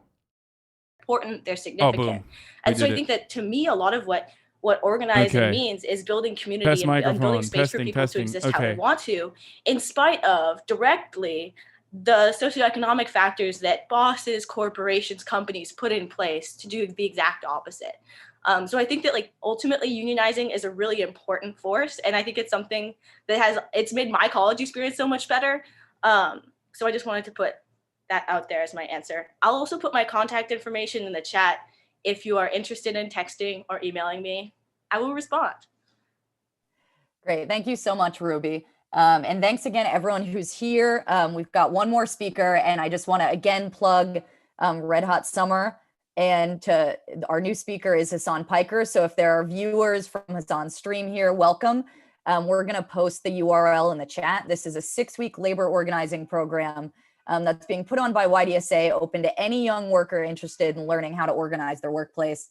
There's going to be training sessions, discussions on labor history by student leaders in the movement with organizing experience at Starbucks, Amazon, campus labor unions. So that URL is tinyurl.com/Red Hot Summer. It's a 6-week program that's going to start Tuesday, June 21st. Hasan, can you hear all right? Yeah, I can hear you guys now. Can you guys hear me? Yes. Great. All right, perfect. I'm not that big of a boomer. Hasan, thank you for coming so much. And my question for you is, why is organizing collectively important to fighting against pessimism that you might sort of encounter if you keep your politics just to sort of the internet and discussions with friends? And we're just asking people to speak for like 5 minutes. I think that it is completely understandable to feel pessimistic, especially the way that things are nowadays, where it feels like there's so much political inaction from obviously ranging from obviously the Republican Party's like vulturous, parasitic, sometimes bloodthirsty attitudes, all the way to the Democratic Party's I would say malicious incompetence or even criminal negligence. So one of the things that has been a saving grace for at least me and numerous other people in my community as well has been seeing the summer of labor, or I guess like what is it technically the spring of labor. There was a lot of labor activism going on, and it's still ongoing. Obviously, there's a massive W for Amazon with Chris Smalls, Starbucks workers unionizing all around the country. And the reason why that is, in my opinion, a hopeful prospect is because it's basically the only mechanism that we have to have some semblance of control, to have some semblance of power in the political sphere, in the most important microcosm, right? Your workplace. You're spending an incredible amount of time there. And if you are made to believe that you have some kind of control over your workplace that you spend 80% of your adult lives in, then you will be able to ultimately create a mechanism of power to force the Democratic Party that would otherwise never listen to you to action. So seeing that and seeing labor organizing all around the country gives me a lot of optimism personally, because I think that one, in the immediate, you get better workplace conditions, you get better pay, hopefully, right? Or at least there's enough empirical evidence that you do get higher pay. You get higher pay even if you're not a unionized workplace as a consequence of unions bargaining collectively. So it's all good. I see no downsides to it across the board. That's my take on it. Great. Thank you so much, Hasan. No, this is great. And welcome again to your viewers. So we have a couple minutes here for questions before we wrap up. And again, the links are being shared to sign up. And I really want to encourage everyone who stuck out this call to do so and come to the first meeting of this on June 21st, Tuesday evening, 8 p.m. Eastern. So the first question here that's been selected for Ian from the chat is a question about your union at Dartmouth. Why does the union think it's important to connect labor fights to the fight for Palestinian liberation? And just take a couple minutes with your answer if you can. And again, a reminder to the viewers, if you have questions, please submit them in the Q&A. We've got a couple minutes if you have questions, say, for Jazz or any of the other speakers. Thanks so much. All right, Ian, go ahead. Yeah, so essentially, it's like we fundamentally believe that we have a unique opportunity, given our position as students at Dartmouth, to actually, be able to tilt the scales and, these various different struggles. Because as I was saying before, Dartmouth is this very old institution of capital and of imperialism. At Dartmouth College, we have, a lot of ties to research and development for weapon developers like Northrop Grumman or Boeing or Raytheon. We do academic exchange with Israeli academic institutions. We have professors here that are on the World Zionist Congress. And we've had a long history of, the suppression of students and professors and other faculty members who have been outspoken about the liberation of Palestine. And we believe that as compared to before, we had tried doing BDS campaigns even a year ago. We had done BDS campaigns, but we think that now with the union that we actually have, something that has a bit more leverage. In my experience here, in the pandemic, a lot of sort of the activism that was happening was a lot of advocacy, letter writing, petition signing, and things like that. And the college could just say no and just dismiss all those things that people were advocating for. But now with the union, we have a bit more teeth, I would say, in terms of actually being able to, use a bit of our power to, make real change in these areas. And we also believe that it is in keeping with the sort of historic traditions of the campus left at Dartmouth back in the 70s and 80s. The Afro-American Society here at Dartmouth, as well as its allied organizations, had waged a successful divestment campaign from the apartheid government in South Africa. And so we feel that, this is now our historical obligation to step into, and we want to use whatever means available us, whatever means we have available to us in order to, fight for Palestinian liberation. Yeah. Great, thanks, Ian. The next question is for Becca, which was, why should students choose unionization over other forms of protest or action? Yeah, so a lot of what Ian just said really pertains to this. So I think everything that Ian said about how working class students are concentrated in workplaces at private universities especially is really important here. And there's also the fact that higher education today isn't really organized like a public good for the most part. It's organized in a commodified way as a consumer good, right? So we don't really have democratic action over education in the way that we might hope to if we are really considering it a public good. Like we typically say, education is a human right, but what does that really mean if you're having to pay tuition or go into enormous amounts of debt to pay your way through school?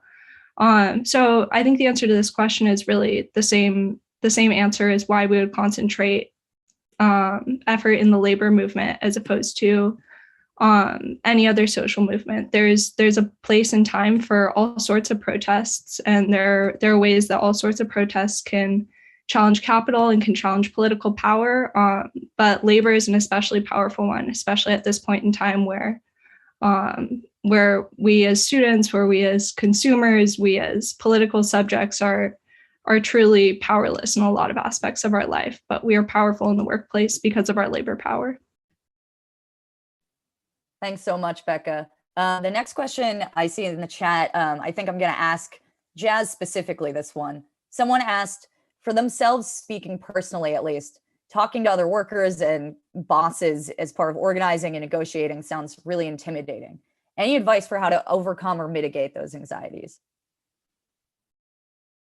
That is a very relatable question. It can be incredibly anxiety inducing. So completely understand that. I think, one major thing is that's why you don't do it on your own, because having that backup makes it a lot less intimidating.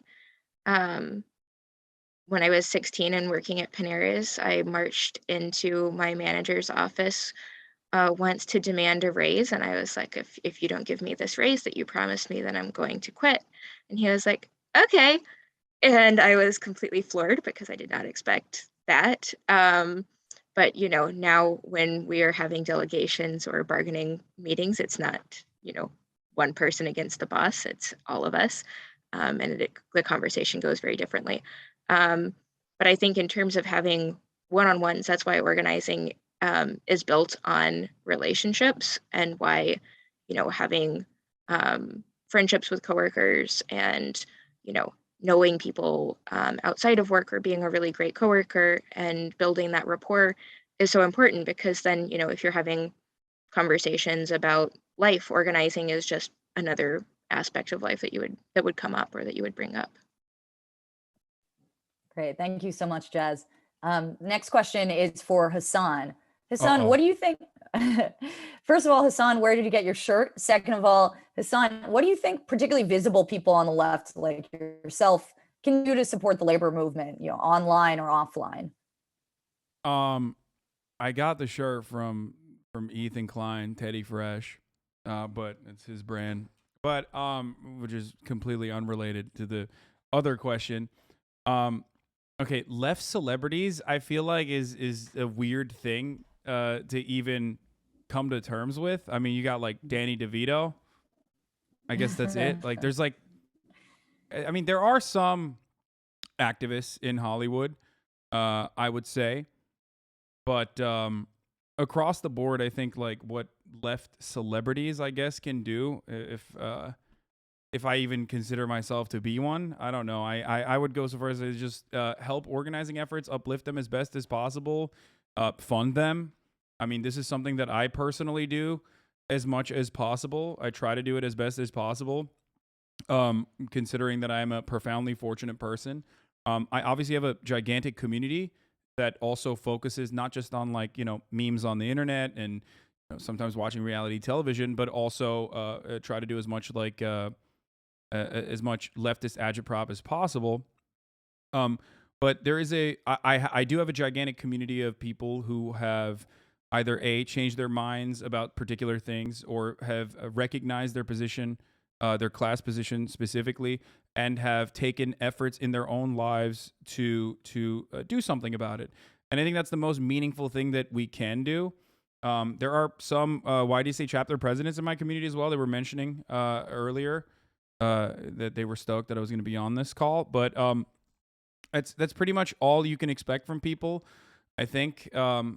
And to, I don't know, keep their head down when people are yelling at them for meaningless things, because ultimately, if you truly have a moral compass and you genuinely believe the things that you say, then it should not matter if people are yelling at you on the internet. So I don't know. It's like a very specific thing for left celebrities. So I don't know how to answer that question at all.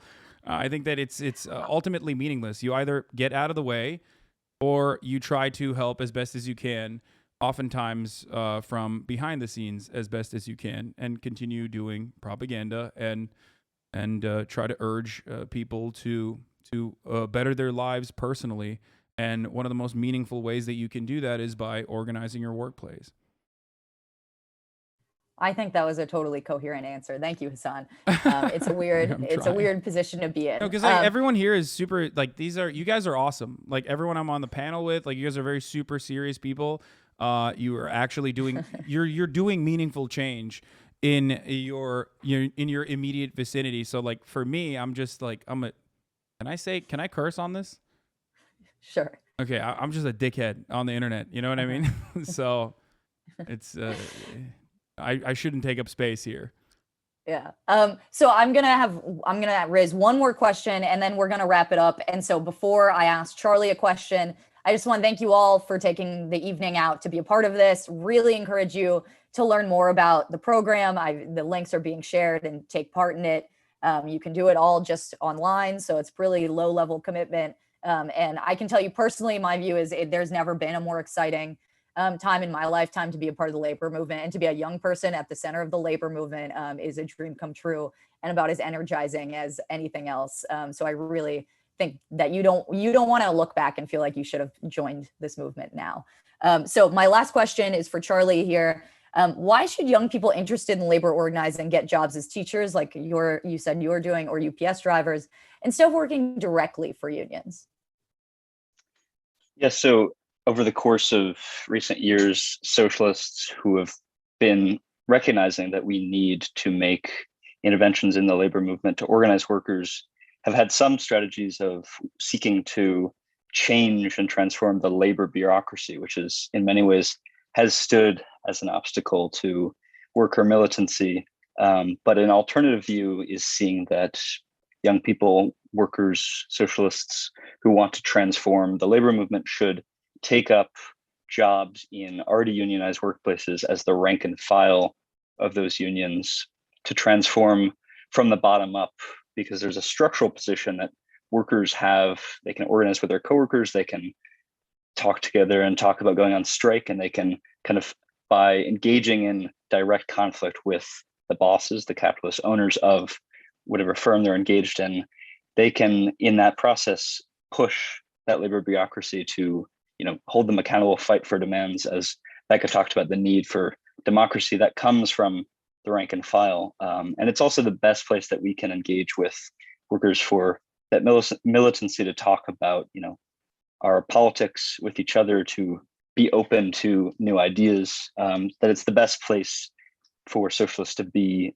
in order to kind of push for that change internally with the union and fighting for more demands on the shop floor. That being a labor staffer is a much needed position, but there's a limited role to play as far as influencing the role of bargaining, so that encouraging young people and socialists to take up jobs in industries that are strategic for the economy as the rank and file.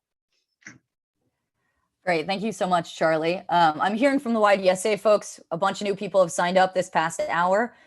So just in closing, I really want to encourage you to not only sign up, the link is being shared a million times. I won't say it out loud. Hasan, be sure to share it in your stream. And folks, as I said at the beginning, the point of the program is to get these labor skills to as many young people as possible. So please invite friends, coworkers, anyone you know might be interested. If you invite a couple coworkers, again, of course, that's a great proto-organizing committee at your workplace. So I just really want to thank you all for attending. Thanks so much to the incredible speakers who are genuinely at the center of some of the most sort of optimistic, inspiring things going on in the country right now. And thanks to the YDSA folks for putting this together. And someone did ask if this is going to be online. Yes, it was being recorded, and I'm informed this will be available for viewing. So I hope many of you will see each other on June 21st at 8 p.m. Thanks, everyone. Thank you, Alex. Thanks, everybody. All right. Bye, guys. Thank you for having me. Bye. Okay, that was a brief introduction to YDSA. For those of you who don't know, the Young Democratic Socialists of America. They are participating in what is called the Red Hot Summer, a 6-week program open to any young worker interested in organizing their workplace. The Red Hot Summer program is offering labor organizing training sessions and discussions on labor history led by student leaders of the labor movement with organizing experience at Starbucks Amazon, and campus labor unions. No boomers, okay? You need to be young, which myself, I am not. I'm just kidding. Chat can't help themselves. What is this? Okay, dude. Why is Hasan in this Young DSA stream? He's old. I feel the same way when I hang out with YDSAers. It's real amazing. It's time to join.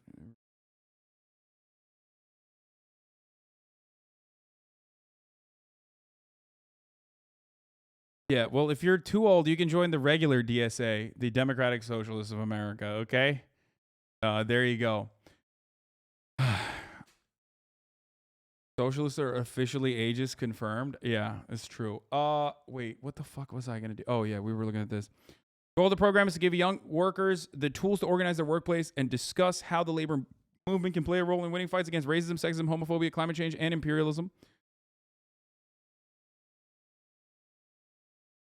The sessions will be on Tuesday nights from June 21st to July 26th, and you can sign up here in this link that we are posting in the chat. I will be talking to the BBC. I'd be way too distracted to even speak with Haas in front of me. What do you... Okay, that's my chat. That's not the chat, right? Or wait, is it the chat? Yeah, that's my chat. You guys are...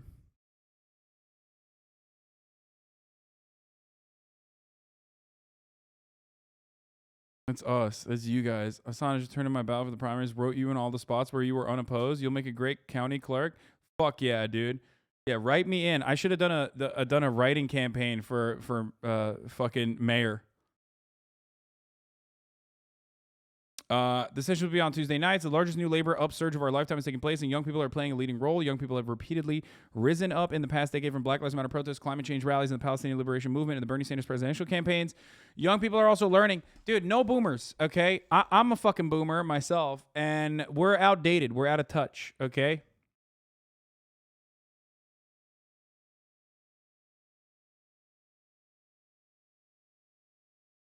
Young people are the future. You will be building the building blocks for future generations, okay?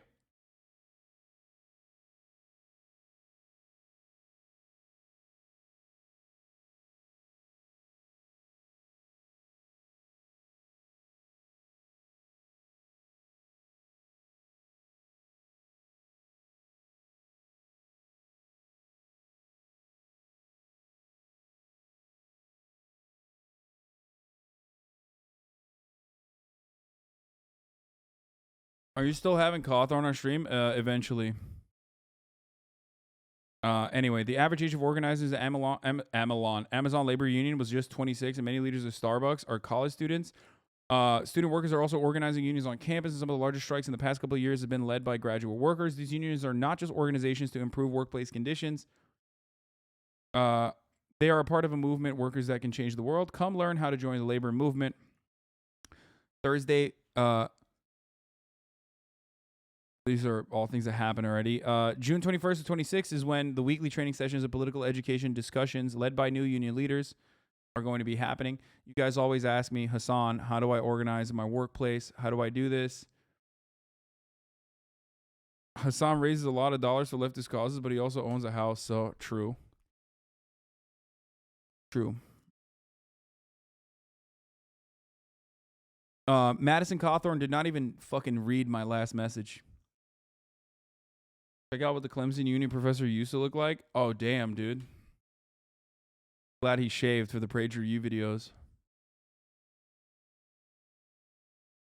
Okay. I will be talking to the BBC in a little bit about gun control in America, okay?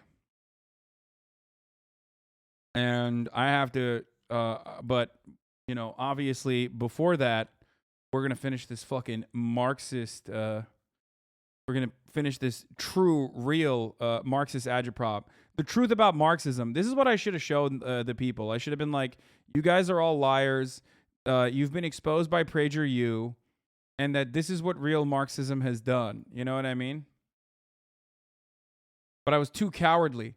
I could not stand up for the truth about Marxism as... You know. What do you do when you're in your union that doesn't utilize collective bargaining, especially when workers take it for granted and don't pay dues? What?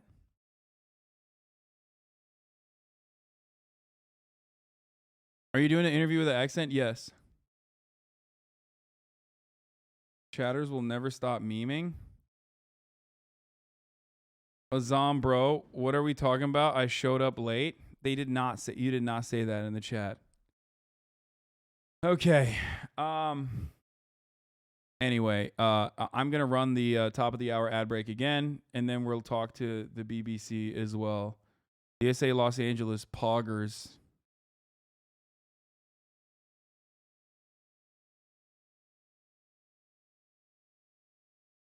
Oh, they're saying I said that in the chat. Okay, got it. All right, let's seeks to destroy the rule of law, separation of powers, and freedom of speech. Morally, it seeks to destroy individualism, religious liberty, and independent thought. And on top of this rubble, it builds the all-powerful state ruled by an all-powerful elite.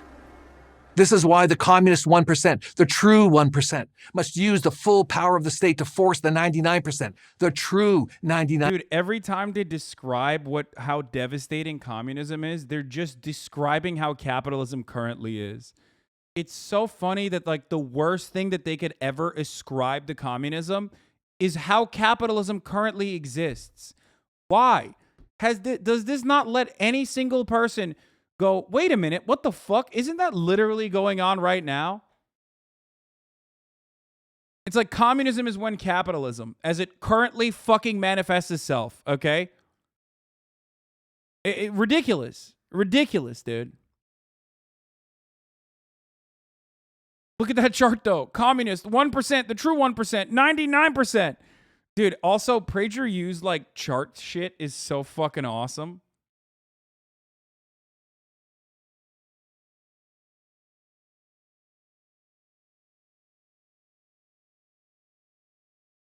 With these questions. Okay. Okay, I'm gonna, what do you think of the IWW as an effective union? Good. I don't know what you mean.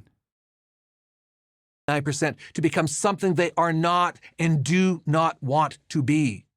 And if that doesn't work, the secular philosophy of brotherly love simply intimidates into silence and ultimately liquidates as much of the 99% as is necessary to keep everybody in line.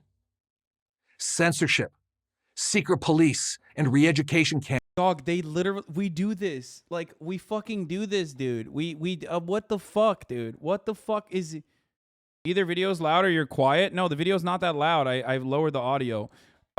What the fuck are you doing? You're fucking describing capitalism, dude. Censorship, secret police, and re-education camps.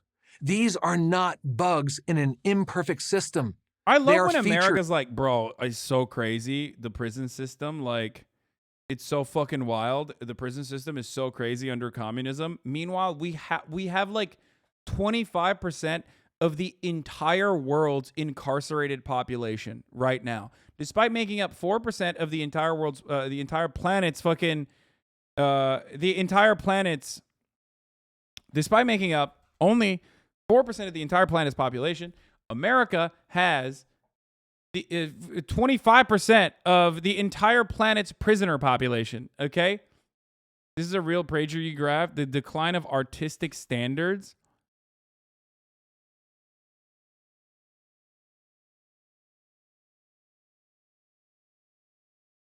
Some brain-rotted American would probably argue if the USSR hadn't fallen, they'd be state of more or something.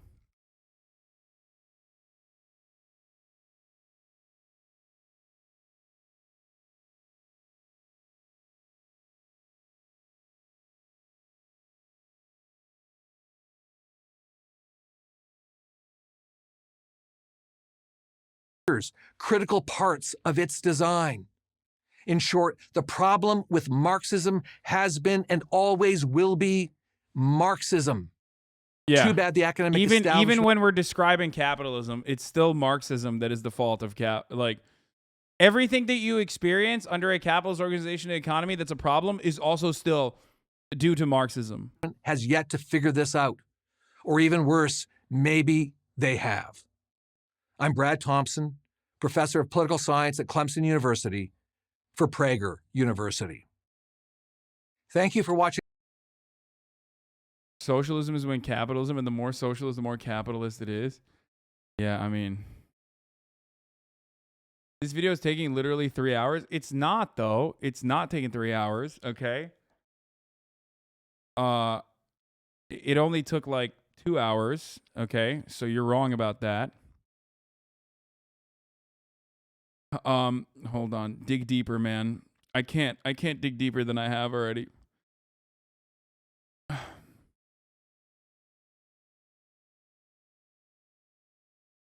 Why am I subscribed?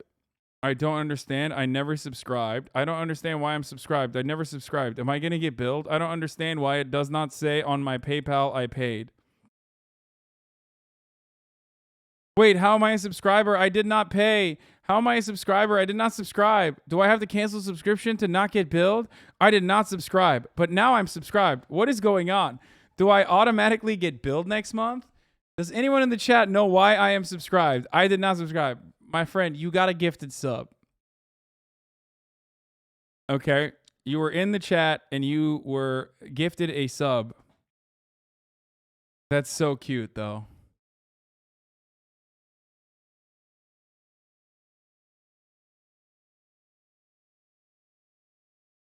Don't worry, brother. You just got a free sub. Okay?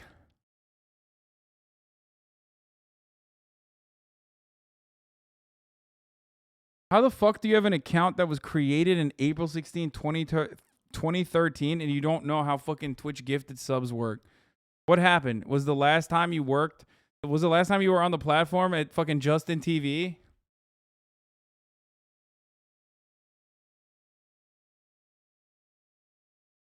Like how? I don't even understand. You have to be trolling, right? Like there's no fucking way.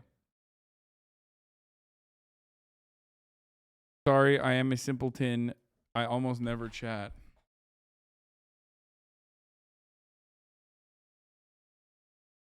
Clarify that they won't get billed again. Sounds like they don't know, and I know that stress that worrying about unexpected bills.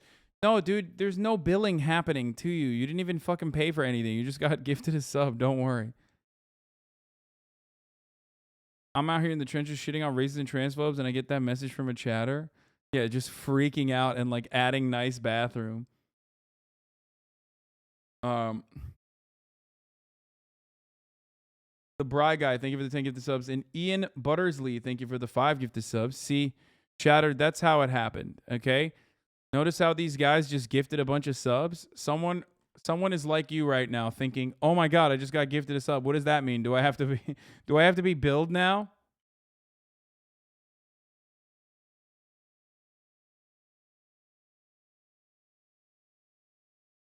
Anyway, be a shame if Professor Capitalism's Rate My Professor got a few new reviews. I mean, who cares? Okay. But when you're sub, not gifted, maybe chatter doesn't know, you get every build every month unless you subscribe. Yeah, that's true. Have you watched Better Call Saul? It's really good. No, I haven't. I have not watched it. Bombs Away Boy, thank you for the 10 gifted subs. Dragon Mancers, thank you for the 5 gifted subs. Okay, what should we watch while we wait for the fucking while we wait for the fucking BBC Radio 1 interview? Oh, I'll tell you this much. First of all, Thinspo in China is going too far. Oh, Jesus Christ. Okay, we can watch this shit. I'll tell you what the questions are at least, okay? BBC Radio 1 is asking the questions that they're proposing. Is there a sense of unity in the country following the last week's tragedy? No. What would you say is the root of these shootings? Guns. What direction can we expect the debate to take in the coming days? What stops the change? Is President Biden showing leadership? What is the influence of the NRA right now? Is it waning? Is there any chance of a consensus that can traverse the party lines? No.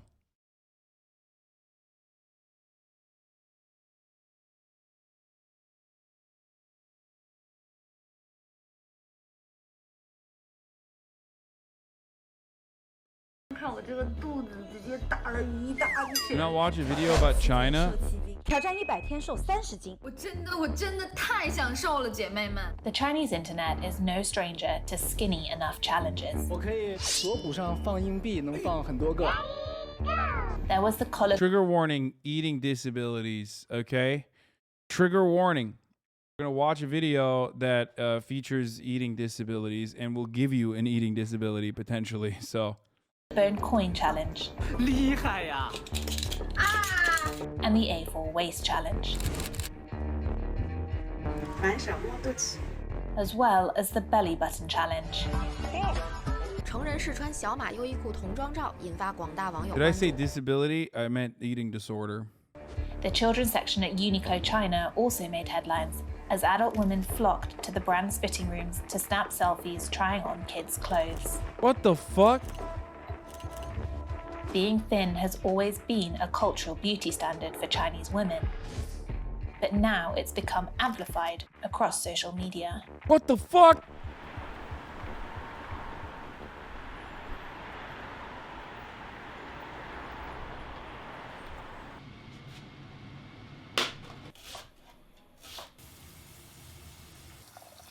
我觉得我的烹饪还是蛮健康的，反正跟吃外卖比起来还是比较健康的。但是那种完全清淡的我也不太 OK。我觉得吃东西如果不开心，我就不吃。Surprised, you know, Xi hasn't done anything about this. You know what I mean? What's up? You don't like Xi? What's going on? You don't like thick women? What's happening? Let it fly, sir. Great leader. Fix this. 当时上大学的时候，因为我非常喜欢表演，然后当时在话剧社的时候，一个学长就跟我说：“你和另外一个同学是我们这一届招上来戏最好的2个人，但是呢，你要考虑一下，因为你这个胖的原因，你要知道你永远没有机会当主角，就是因为你的外貌的问题。”然后大学的时候，那个时候有街舞社，我就很喜欢嘛，我就想去上课。我就记得当时老师讲说要，就是抠胸，就是这个动作。然后我就记得我当时一抠，我就看着镜子里，我唯一想的就是，哇塞，人家抠肩抠过去的时候，这个地方是这么厚；我抠肩抠过去的时候，我的腰这个地方是这么厚，就没有根本没有办法去想别的事情。我那一堂课就觉得，哇塞，我觉得我自己好尴尬，我好。Chatters are like, what? Dude, this is like a skinny person in America, okay? Which is wild. Like, in the United States of America, this person that's currently talking about how fat they are is quite literally a skinny person. I'm not even going to go and say like she's overweight, okay? In American standards, we are currently looking at a skinny person. 我丢人，大家都那么瘦，大家都身材那么好，只有我一个人是胖子，我就想找个地方钻进去，我就再没回去过。我那个时候感觉对自己有着根深蒂固的不认可。I feel this deep-seated approval of myself. That's so sad. Even skinnier back then.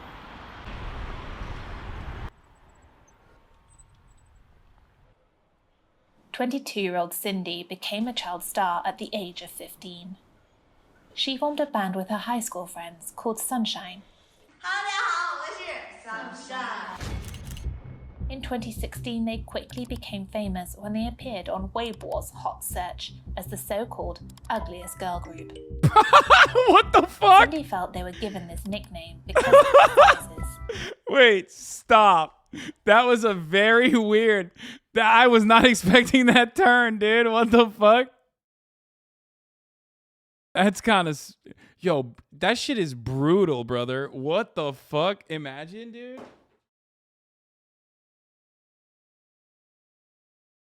You laughed at it? Well, it was unexpected. Of course I fucking laughed at it. It was like, hey, these guys are billed as the ugliest girl group. That's just so relentlessly brutal and mean. 那上面全是骂我的。点开哪个手机，就是你点开哪个软件，它都是我们的消息，没有一处是可以就是躲避的地方。Welcome to communism, brother. 上学，哪个小孩他心里边受得住啊？那肯定刚开始他是没有办法接受的呀。就是别人只要一说起来外貌，我就时刻准备着去扎别人一针的那种感觉。Worldwide eating disorders have increased from approximately 3% to 8% between 2000 and 2018, and females are around 4 times more likely to be diagnosed. The Shanghai Mental Health Center reported that eating disorder outpatients grew from 8 in 2002 to about 3,000 in 2020, while those hospitalized rose from 1 to 218 during the same period.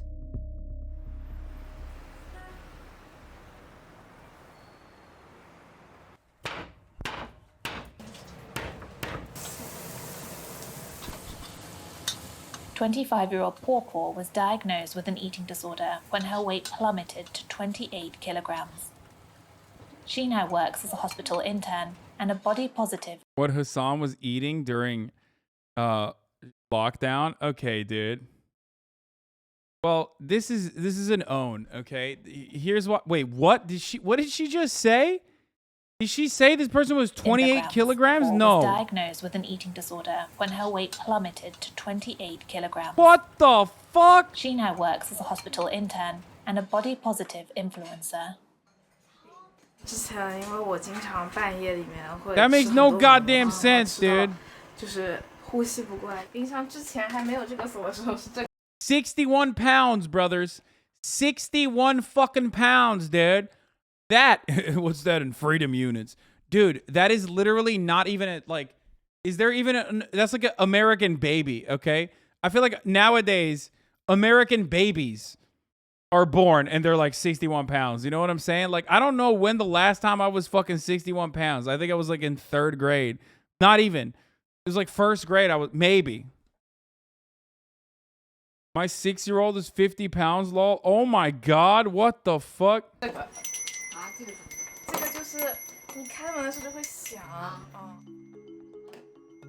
Bro, she was 61 pounds. I was 275 pounds, dude.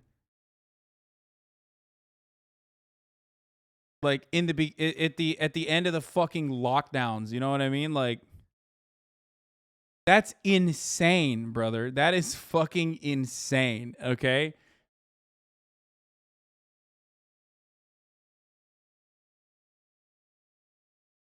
She weighed as much as my leg, like one leg. Your rear delts in that tiny shirt you tried on single-handedly got me back in the gym. You got it. Oh, you mean when I fucking wore this? This, dude? I was fucking super fat here.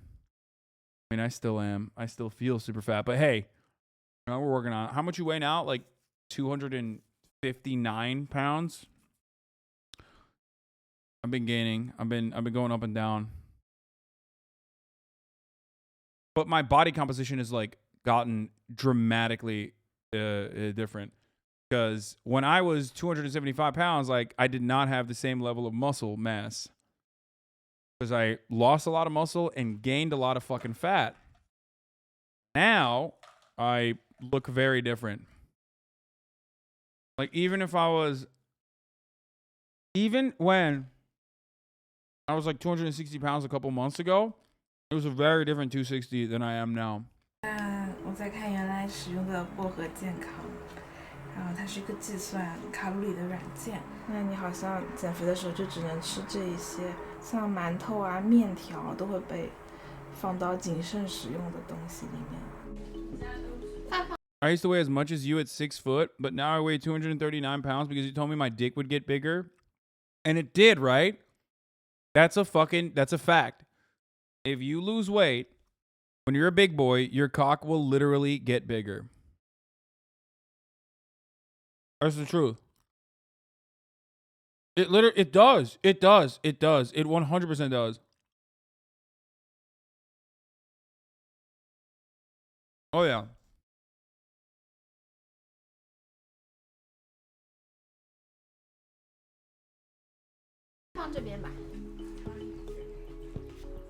My max weight in my lifetime was 200 and 刚开始的时候，2016年，因为是我刚刚进入大学嘛。I lost 70 pounds, and I can say that my dick did not get bigger. Keep losing it. You'll get there.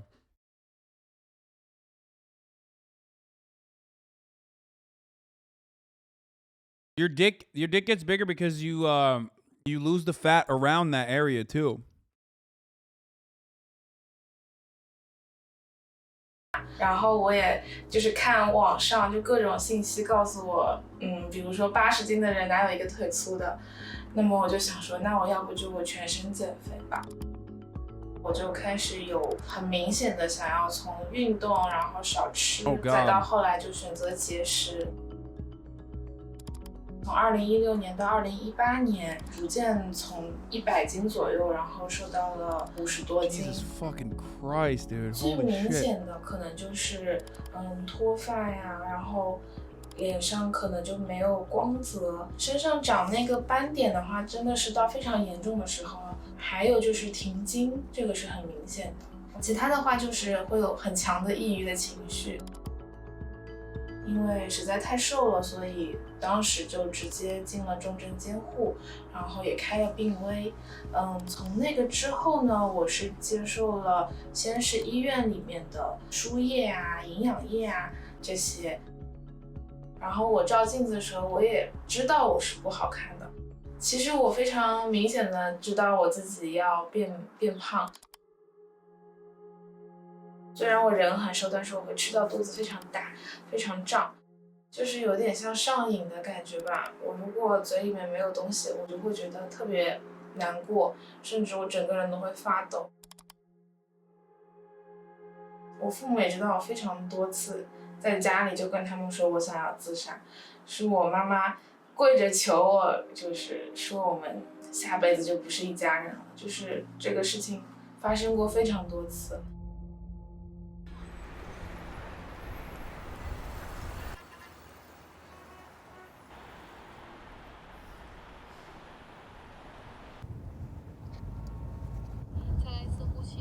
In a year, finding out men in chat have developed eating disorders, doctors saying all these boys said it was supposed to get bigger.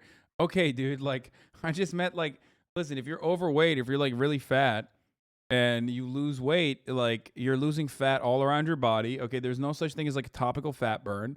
It's just all tied to your genetics and how your body chooses to retain fat.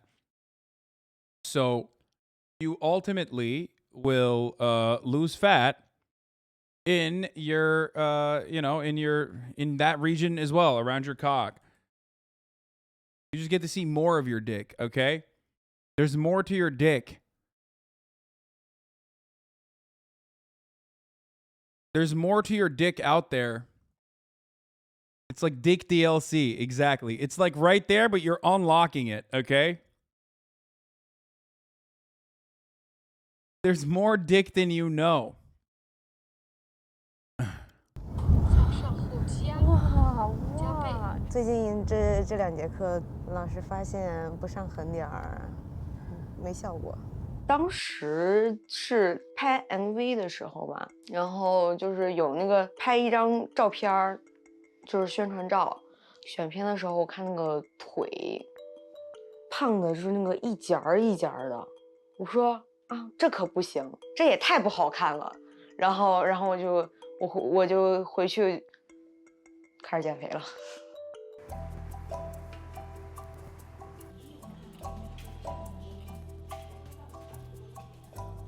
刚开始健身的时候，教练他每天1日3餐都让我发照片儿，然后我把照片发过去的时候，他还要说你是不是吃的有点多了？我感觉已经吃的很少了，他还说我吃的有点多，真的好难受。我感觉有的时候就是网上冲浪冲的时间太久了，是被影响了，就是过分的想要自己心目中理想的那个完美的体型。Studies have shown that the more time a teenager spends on social media, the more likely they are to be dissatisfied with their body. An online survey on worldwide beauty standards found that out of 27 countries, Chinese women came out top in believing that skinny body types make a woman beautiful.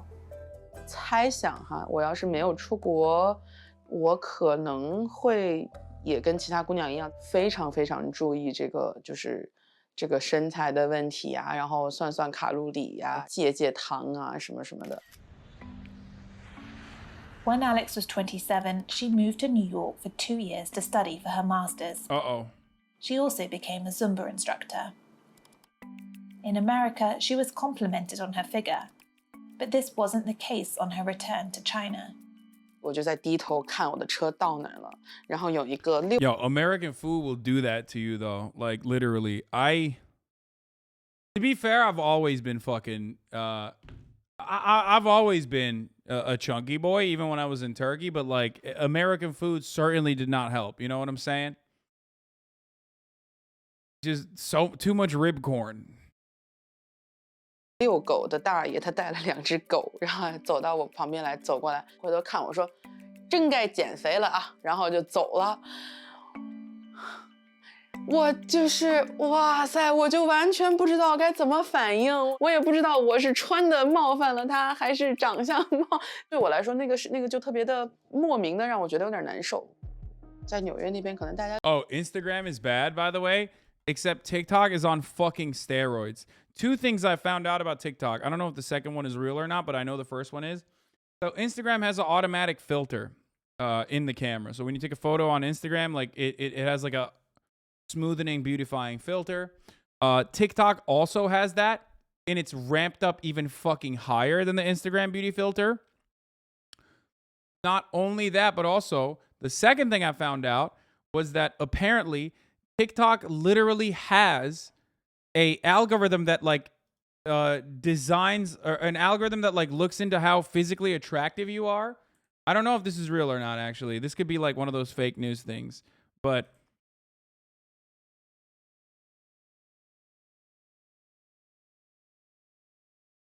let's look this up.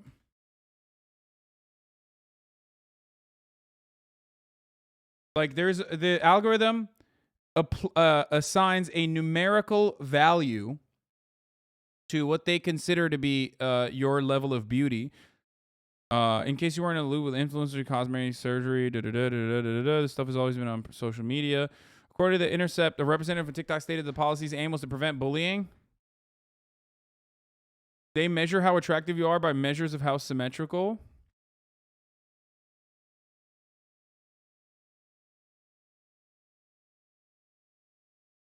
TikTok is a filter for all video that is hard to turn off. It was a filter a few months ago. There's studies on how the iPhone camera is causing people to develop complexes about noses because of the way it flattens your face, so rhinoplasties become increasing. Yes.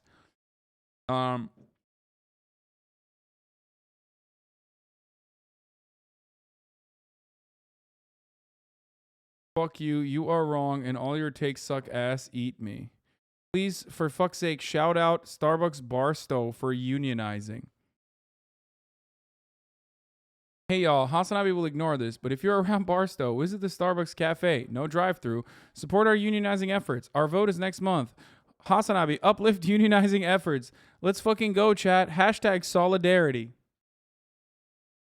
Shout us out, please, or let's just keep talking fat to dick ratio.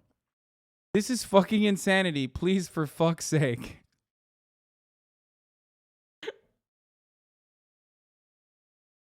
It's fucking insanity, dude.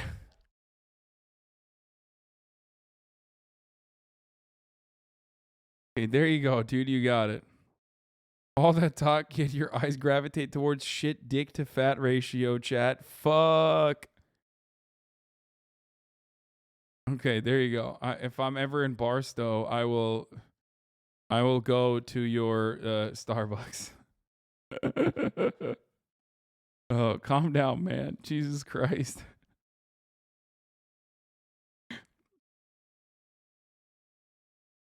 But one does not need to experiment. Da, da, da. Wait, hold on. I want to see the fucking TikTok algo.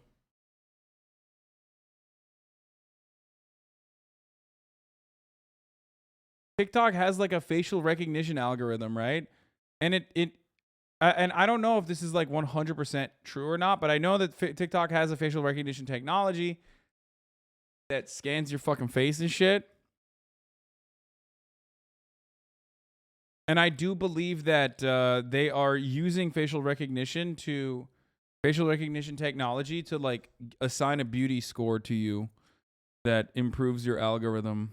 you're standing on the algorithm. No, that was the Russian app. No.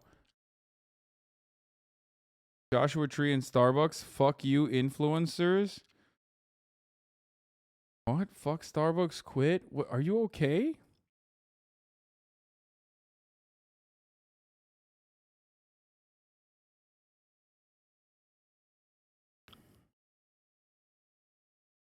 Is that the reason why you got such low views on your TikToks? Wait, dude, fuck you, man. Camera I brought from China, which comes with its own app that is built-in skin lightning filter, 360 camera. Fuck yeah, dude. That's what I'm talking about. Let me use it. 对于说尊巴老师这个期待跟国内的不一样吧，他可能更希望的是一种你的编舞也好，你的气氛也好啊，然后你的这种感染力也好，可能对他们来说更重要。那国内就是觉得说，你如果要跳舞的话，你肯定要，就算你不是瘦瘦的，起码你要比较标准的身材。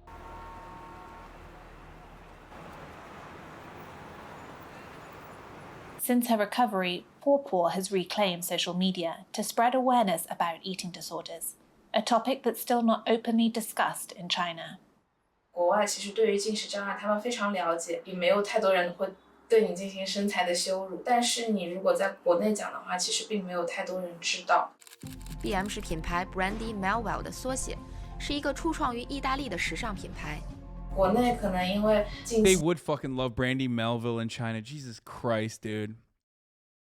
Fucking Ameribus. Wait, is Brandy Melville even an Italian brand? Isn't it like literally like Americana focused though? 几年的互联网的发展啊，那大家更加的觉得好像瘦才是美的，然后这样的信息在普及开来，所以很多的孩子当他们能接触到互联网的时候，就很容易 Brandy Melville 被 literally 这个 hates fat 去影 people. 响。 Yeah, no. 所有的女孩都拼命的减肥，为了把自己塞进只有一个尺码的 BM 衣服里。也不是说近几年才有这样的疾病。 It's so funny that Brandy Melville is like so American, but also hates fat people, which is like the most American thing you can be. Like, you literally cannot be. The most American thing you can be is fat. Okay? Statistically speaking, it's just the reality. All right? So for a brand that's supposed to be like so hyper American, for them to like openly show disdain to fat people is so wild to me. 只不过说近几年大家能更加快的知道瘦是一个标准，然后再更快的会演化成更多人都会陷入这样子的情况。Hello， 我是你们的婆婆，今天带你们来看一下街景吧。 They literally closing Canada because black and brown people were wearing their clothes. What the fuck? Dude, fashion is so wild, dude. The fashion industry is fucking insane, okay? The most American you can be is a gun. Okay, true. Two of the things that you can be, if you want to be as American as humanly possible, you need to either be a gun or fat. If you're fat and a gun at the same time, you're a fat gun, you're the most American, okay? And racist. 吃完饭之后呢， I gotta pee, I'll be 陷 back. 入无限的自责，是希望帮助大家了解到进食障碍是一种疾病。这边呢，其实都是一些我粉丝朋友们的一些留言，写的信，都是很厚很厚的话，其实他们真的有很多想对我说的。后来呢，发现很多人都有跟我这样一模一样的情况。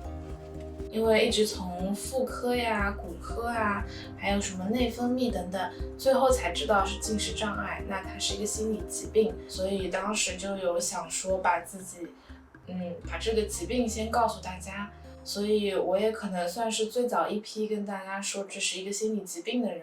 他们最需要的可能就是知道他们自己能够好，这个疾病是能好的。带过来，不注意这儿哪里啊？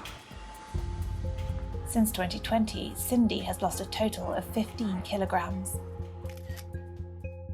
我的这些变化嘛，是我自己本身就是想要去有一个改变。如果我自己都不能掌控我自己的身体的话，那真的跟一个商品，一个活在大家心目中的一个就被包装出来的一个人，就没有什么区别了呀。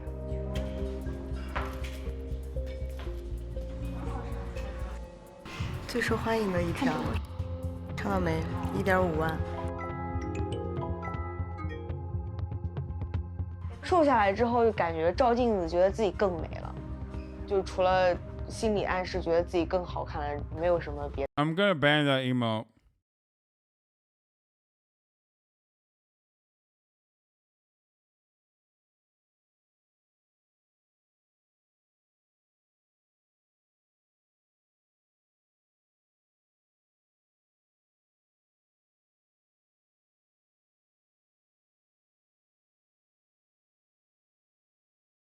I was gonna make a cute like flexing video to that, like, he's not with him tonight, he's not with Jim tonight, she's at the gym tonight audio, but honestly, I don't feel comfortable making videos right now as long as this. You see that? As long as that's still a thing. What the fuck? Wait. What? That is insane, bro. Look at her chin. Look at her jaw, chat. Bruh. This is from 2021. You see that? As long as that's still...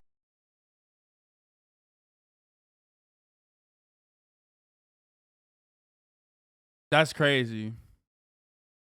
Every Brandy Melville employee? Just this? Are you sure this is gonna fit? You're really fucking fat. Are you all set? Just this? Are you sure this is gonna fit? You're really fucking fat. I knew someone that worked at Brandy Melville, and she told me while she was like literally fucking 15 working at Brandy Melville, one of the like the executives were like creepy as fuck, and you would end up getting random fucking bonuses if you were changing and the CEO or executives were around. There's no way to like actually directly tie it back to you, or but you know, maybe you were just getting the bonuses because you were a good employee. Yep. I mean, wasn't this literally... Wait, hold on. I mean, this is like... Wasn't that like a thing already?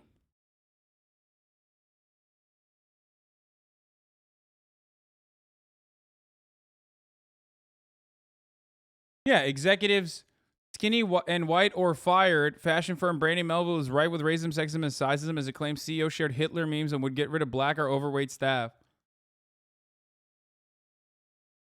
Dude, they had like a fucking super... They had a scandal and shit.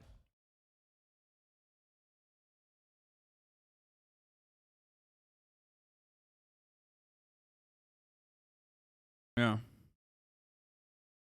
CEO's a 4chan fan. A thing, I don't feel comfortable making videos because this is not what I look like. And I don't know how to fix it. I've gone through every possible option in the portrait, the beauty filter is not on. The only filter I ever put on my videos is the Iceland filter just because I like how the blue tint makes my hair look. But I don't know how to turn this off. And Streamer Yugi showed something like this recently for this filter. Figure out that, can you shake your hands in front of your face?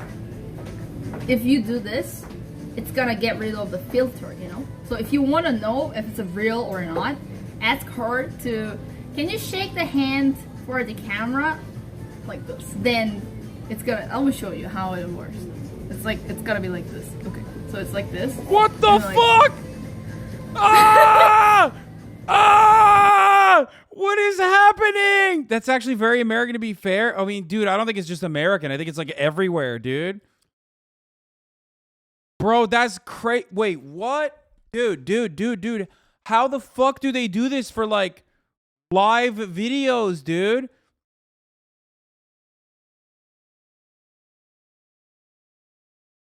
Shake your hand right now.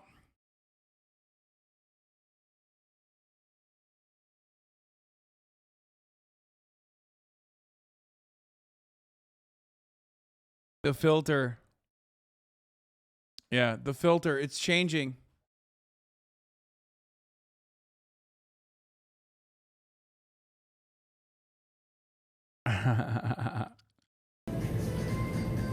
Bro, that's crazy, dude. You know what I'm saying? Unfortunately, you could use one. Smoge. Yeah, the only fucking filter I use is my head enlargement filter. And I needed to do that. You know what I mean? I needed to do the head enlargement filter. Cheat meals can fuck off. People seem to think there's like a cap or a cut-off that after you eat a certain amount, the body will just, won't store it as fat. It's not really how it works. Labeling anything as a cheat is not a good idea. You wouldn't cheat on your partner once a week and think it's all right. The whole premise of cheating. Someone immediately said, Pokimane has this. Yeah, totally, bro. Famously, I've never been around her in person, so I don't know what her fucking face looks like in comparison to her, stream. And yeah, totally. Yeah. Fucking idiots, dude. Wait, there's body filters? Stop. I need that. How do I get that one, dude?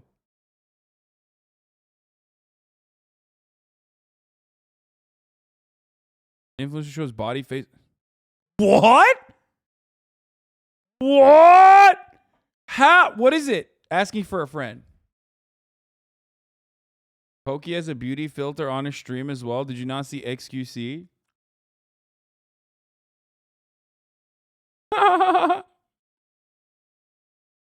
Someone show him XQC with Pokey. Wait, is that actually a... Does she have a fucking filter? What is that?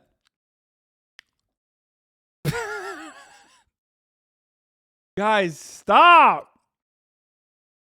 He was wearing makeup. He put on makeup for that?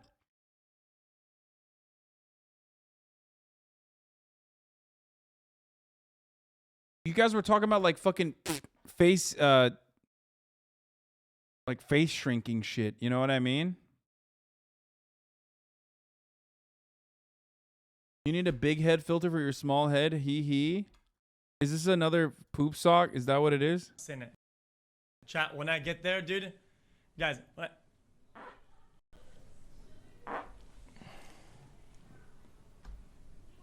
Oh. Guys, see the filters? Look at that. Guys, look at the filters. Look at the filters. Look at the filters. Look at the filters. Okay. Yeah, it looks like he's got fucking makeup on, dude. Is that skin smoothing? Is that what it is?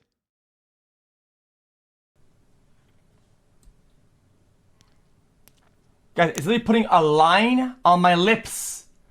It's putting a line on my lips. I'm going to look. Look! Okay, I think that's not the weird thing. The line on your... no. That's just the camera. I think the strange part is the white. You're literally... Good lighting and a good camera is going to make you look dramatically different. But it does look like he's got contour, you know what I mean? And I don't know if that's actually a filter or not.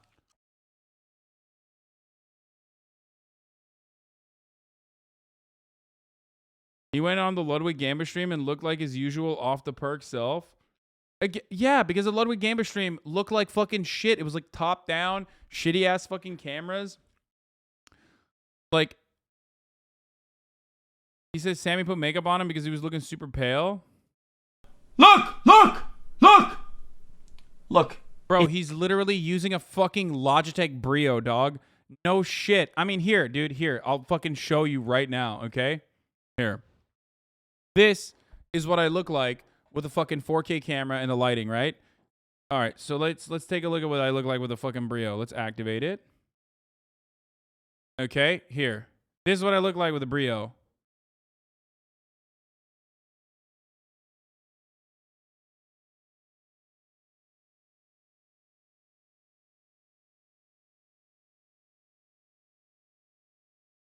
Actually better? Wait, really? What the fuck?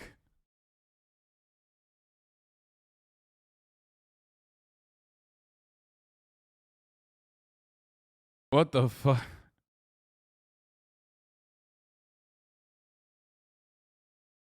This is what I look like with a shittier camera. Your 4K looks like Far Cry saturation.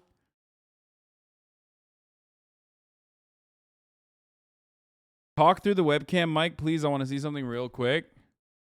I don't even know how to do it. Look at this skin when he moved closer. Tiki. Wait, what the fuck? The Grand Theft Auto was the best one. I don't even know how he said that.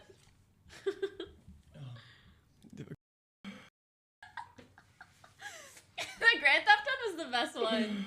I don't even know how he said that. Your new current camera exaggerates the line under your eyes, to be honest.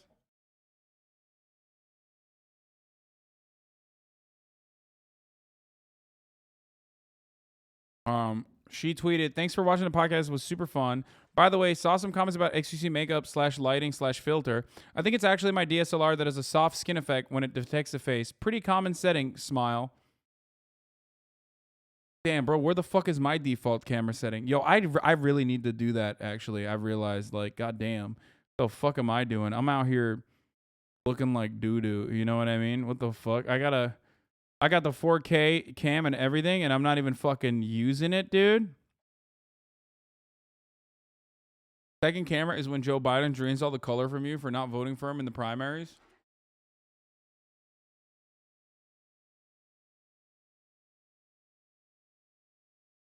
Shaking my head out here, raw dogging the camera with your face. I mean, yeah, I look like this all the time. This is what I look like. Sorry. Doesn't get any better, okay? But at least when you see me out in public, you're not like, what the fuck, motherfucker? You look like shit in person, you know? What you see is what you get. It's giving me a lip liner. Look! It's putting a lip liner! Fucking bust in it. Chat. Look at that! When I get there, dude, guys,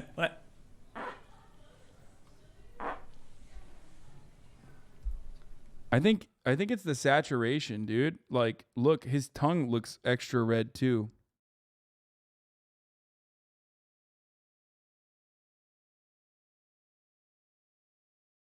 I met you at PAX East and you were cool along with Will, but damn, you big, bro, and I'm 6'2", 225. Fuck yeah, I'm big.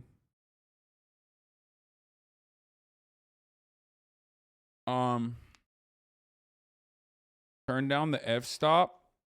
The only thing I'm turning down is your mother tonight because I'm about to go on the BBC. Radio 1, Radio 1.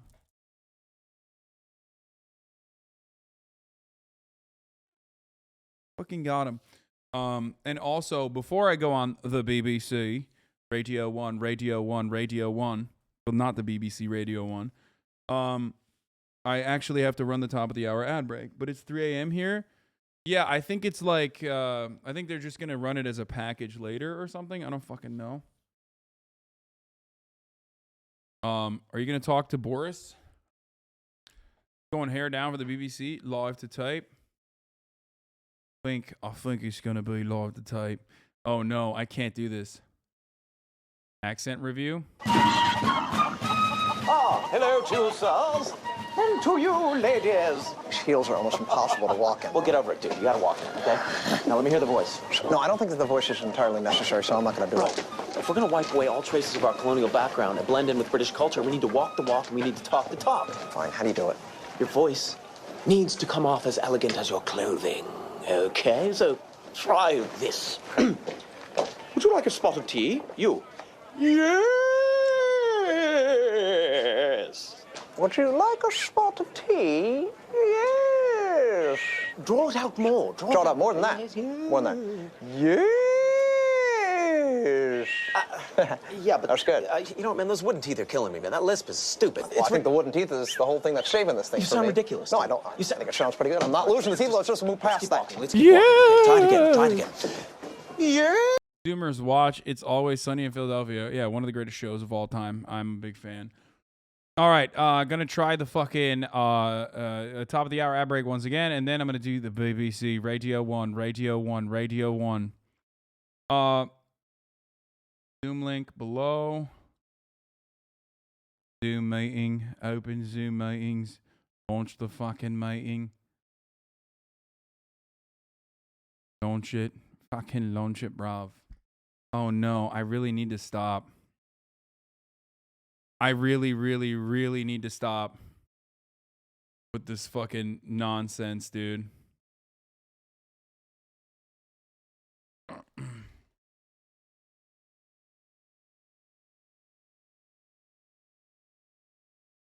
This is you right now. That.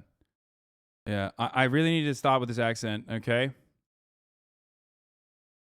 Here, let's see. I'm in the Zoom meeting. Join with computer audio. All right, I'm connected to the computer audio. Let's see if it works. I'm going to try. I'm not going to say it's CHEWSDAY, especially because it's no longer CHEWSDAY in... Hi, Hasan. This is Bartosz. Hey, what's going on, man? I'm live currently on Twitch as well. I think my agent or my manager told you that, right? It's all in perfect order. Thank you very much for joining us, Hasan. Yeah, thank you for having me. My colleague now will redirect that to the gallery. Thank you. See you soon. It will be a live interview, by the way, not BBC Radio and BBC World, if that's right. No. I know it's not. I was just making a joke because I'm an American.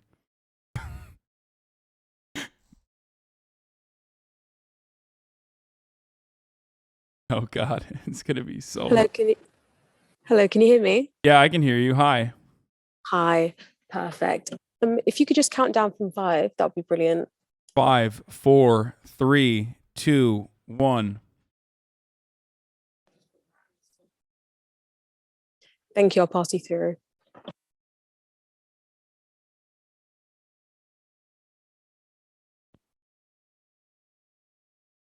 Chat, I'm like, I'm muted. I am okay. This is gonna be one of those fake. It's gonna be one of those fake. It's not Papers, actually. Weeknights at 10:30 and 11:30 on the BBC News Channel.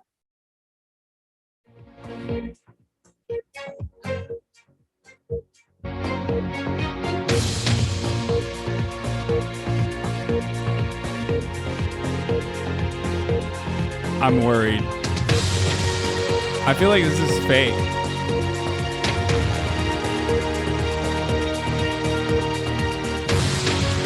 I'm closing chat. I have to.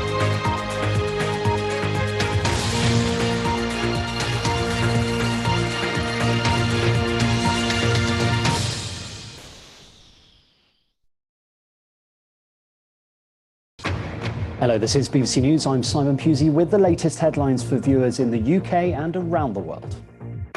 As politicians consider new laws in the wake of mass shootings in America, pleas for tighter gun controls in Washington. Can both sides rise above? Can both sides see beyond the political problem at hand and admit that we have a life preservation problem on our hands? I promise you that every tear I cry will be a fuel for action. Boris Johnson tells his cabinet it's time to move on despite losing the support of 40% of his MPs in a confidence vote. The ride-hailing app Uber teams up with the UN to deliver emergency food and water to war-torn Ukraine. The true volume of microplastics in the Antarctic uncovered for the very first time.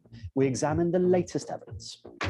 And revealed to the world after 3 centuries, the shipwreck that could contain billions of dollars of sunken treasure.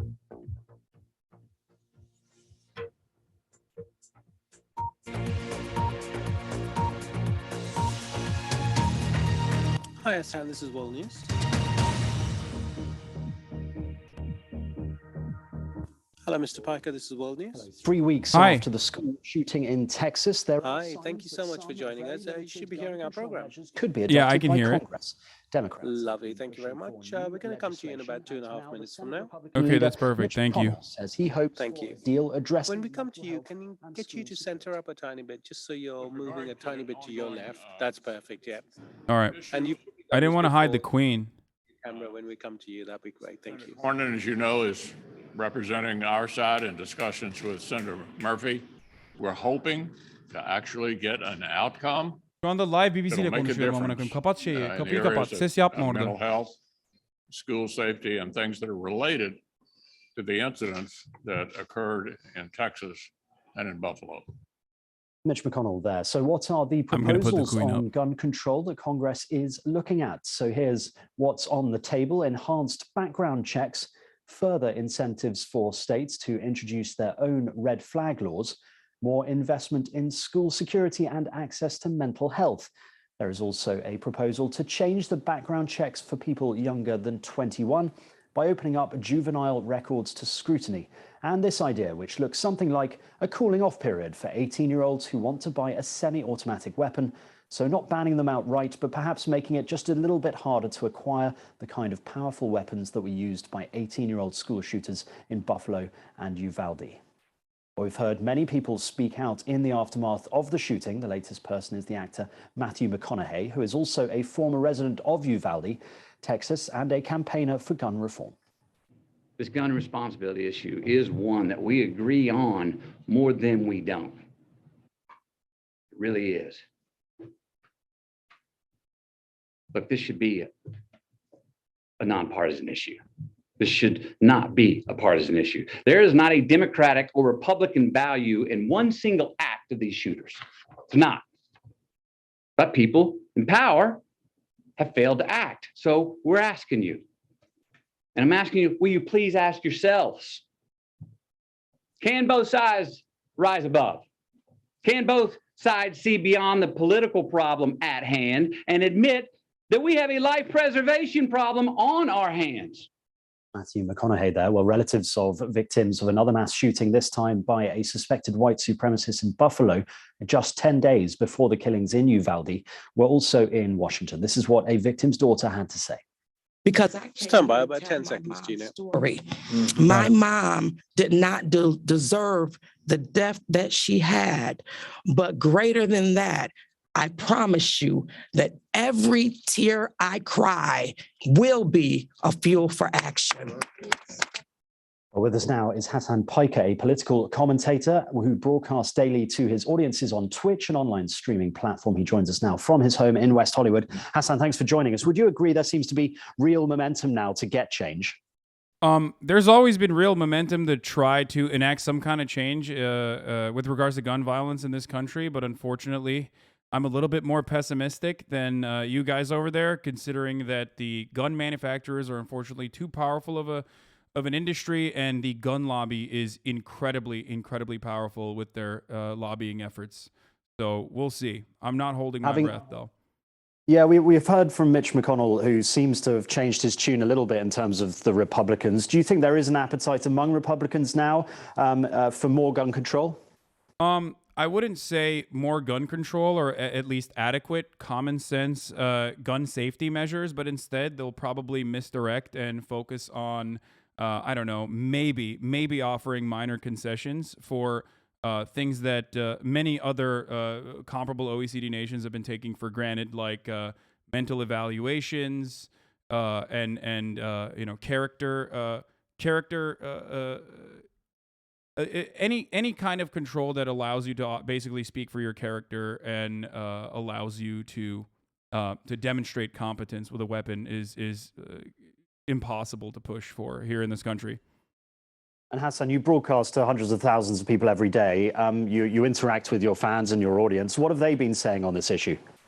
I mean, a lot of people on the ground, like real people, are, of course, traumatized by the senseless violence that they see almost on a daily basis here. But what the people want in America and what the politicians are going to end up doing are two very different things.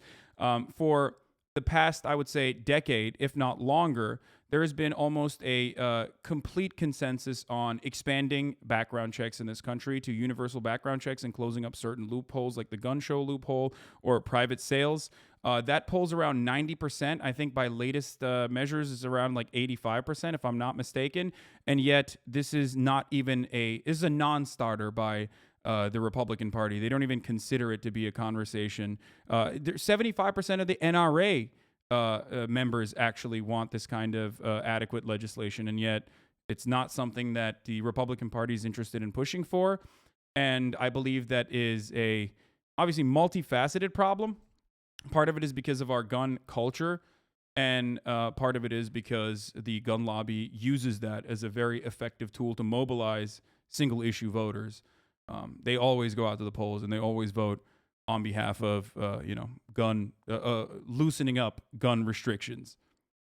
You mentioned the NRA a few times. What kind of role do they play, and is their influence as powerful as it has been over the past few decades?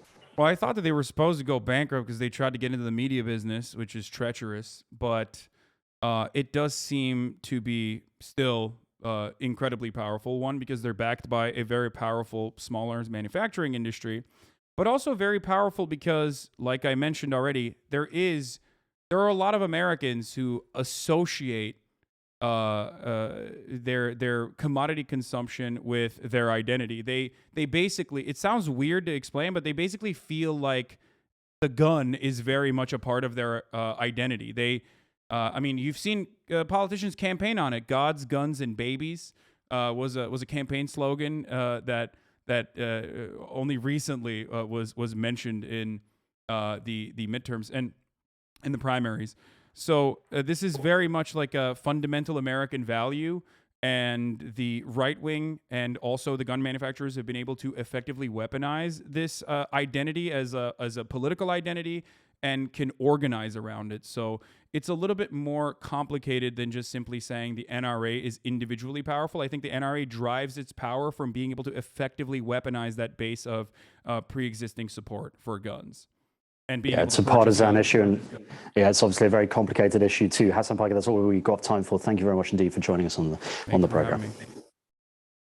Let's round up. Hasan, thank you so much for that. That's a clear from World. Thank you. Has slashed its annual forecast for global economic growth, warning that. All right, I fucking flubbed it on the beginning. God damn it. But hey, listen, strong finish. Flubbed it in the beginning, but strong finish.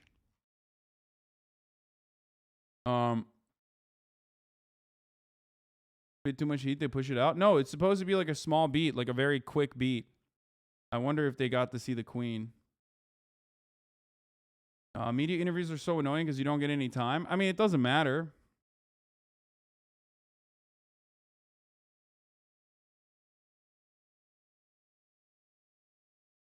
Or you were on live fucking TV, holy shit.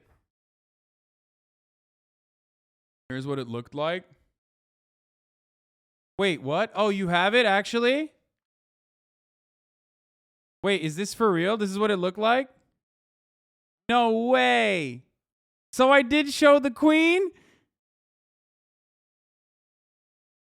No fucking way, dude. Let's go.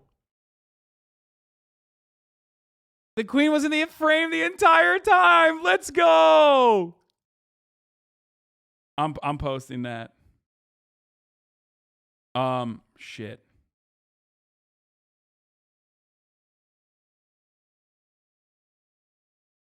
People saw you on the telly? On the fucking telly! Oh no! They saw me on the fucking telly, bruv! On a fucking Tuesday! Oh, it makes it so much funnier that it's like, it makes it so much funnier that it's literally on. So we'll see. I'm not holding my breath though. Yeah, we've heard from Mitch McConnell, who seems to have changed his tune a little bit. Efforts. Fuck yeah, dude. Let's go, boys. We made it onto the BBC. Radio 1. Radio 1. They're going to think you're a huge fan of the Queen. I don't care. I love that. Yeah, great. If they only knew the horrible things I say.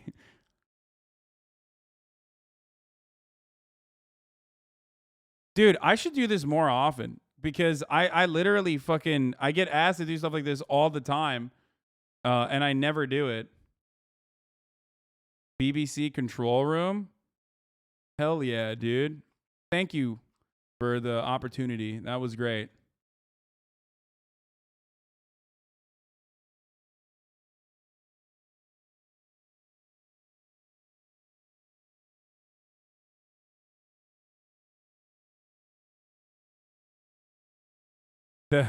Just got to the stream. What did you do?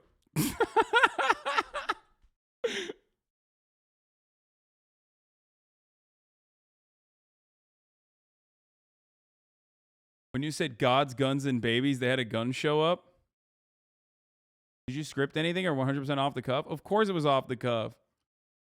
That's why I fucked it up in the beginning. I forgot the fucking word I forgot like what I was saying.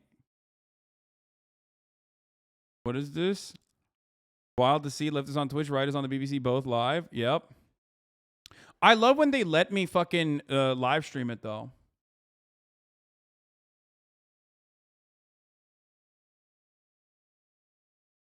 You forgot to say hello.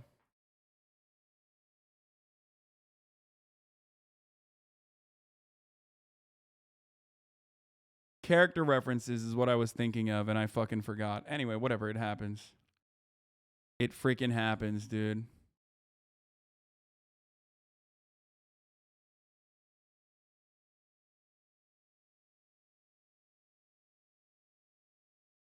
I made it on the telly on a Tuesday, nonetheless.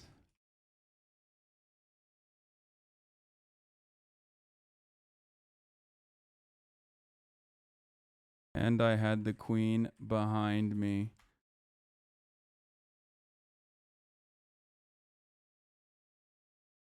Oh no, they use a Logitech camera for it? No, I did use the Logitech. I used the Logitech camera for it. It's very difficult to put the fucking...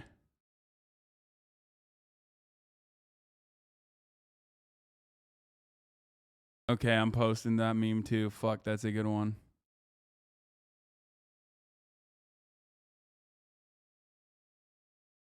Yeah, I retweeted the fucking the control room.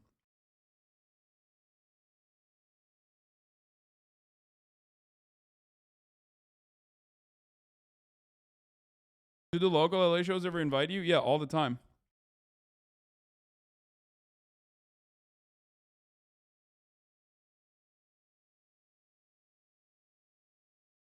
Dude, that was great. That was cool. I showed the true girl boss, the fucking queen, bruv. I made it on the telly on a Tuesday nonetheless, and I had the queen behind me.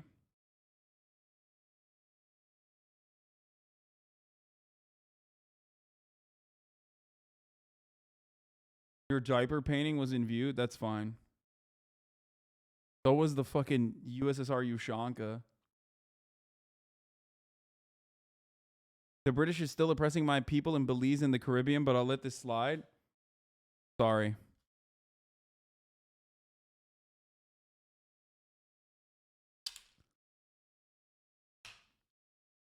Imagine the BBC control room seeing the chat filled with free heads. When a 60-year-old British grandma sees an American with the Queen, Obama, and Lenin in the background. So they played at like 3 a.m.? Like, how does that work?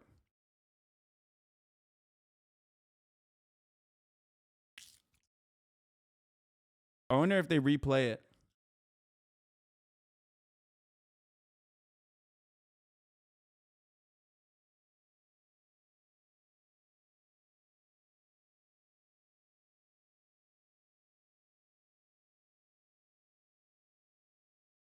You're the first person ever to use a colored shirt while live on BBC? Wait, why?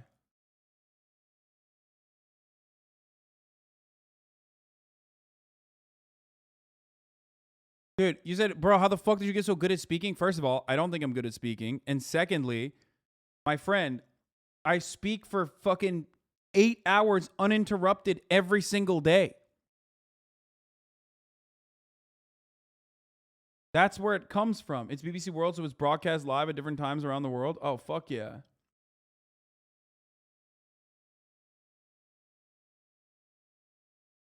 Go on the Chud News? What? What the fuck is this?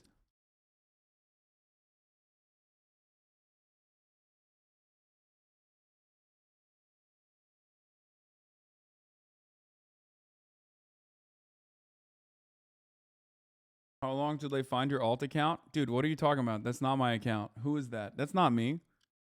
I bet if you were to click on the description of that account, it would literally say not HasanAbi. Yeah, I already fucking put this on a tweet.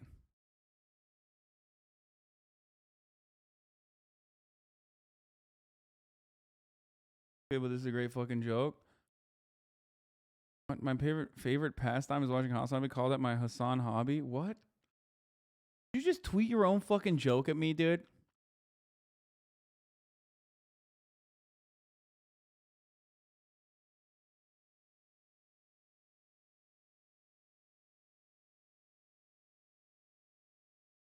Girmeden önce bir dakika önce Murat BBC'ye çıkacağım demen amına koyayım iyiydi. Yeah, because Murat was in the fucking background walking around with his loud ass fucking boots, okay? And like doing like Murat shit. And I'm trying to fucking hyper focus on what's going on camera.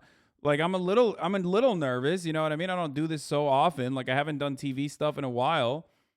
So, you know, I'm worrying about like the way I'm going to come across and shit. So, of course, I'm like, Murat, fucking chill. You know, this is not the opportunity for you to sound off in the background. You know, I know you're here. Bro, your mic couldn't catch a nuclear bomb in Hollywood. It was fine. It doesn't matter. It's not even about like what, it's not about like what they can hear. It's also about what I can hear.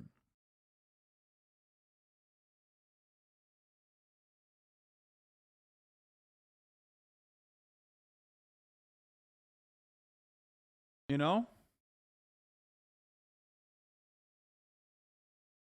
I hope that it was good though. I'm trying to fucking win over the I'm trying to personally win over the British grandmas. You know what I'm saying? But telly on a Tuesday, bruv. On a fucking Tuesday, innit?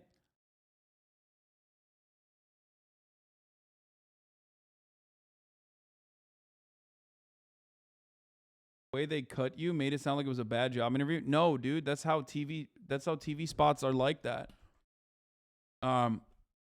TV is like super fucking short and you know, quick.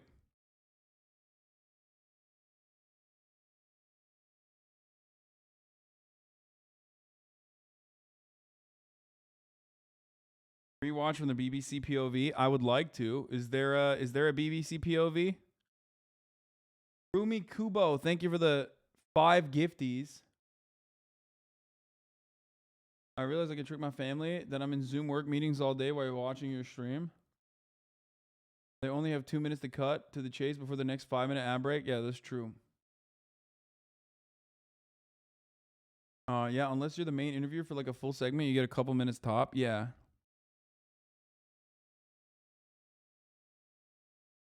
On iPlayer, but you need a license.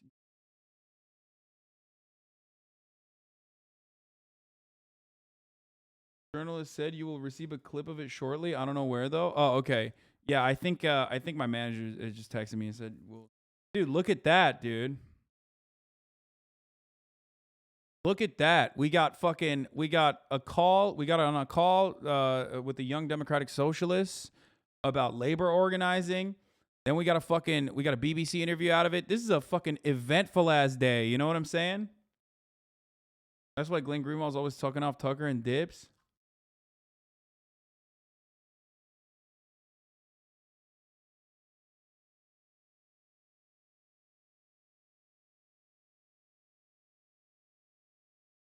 I wonder if the BBC appreciated you calling media treacherous. Yeah, I'm not. Bro, you know what Texas did actually? One of the chatters pointed this out. You know what Texas fucking did? In the past couple of days, in the aftermath of this fucking shooting, what do you think Texas did? How do you think Texas used its resources? One, the attorney general fucking said, we're going to, investigate Twitter so that some South African dude can, continue with his fucking weird Twitter purchase and, get him out of that. And then, 2, they banned, drag brunch or some shit, okay? So, Texas does not give a fuck about any of these things. Texas does not give a single fuck.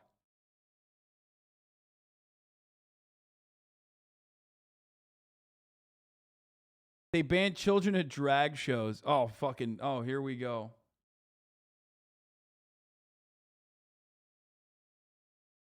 Here, hold on. Felix fucking tweeted about it the other day.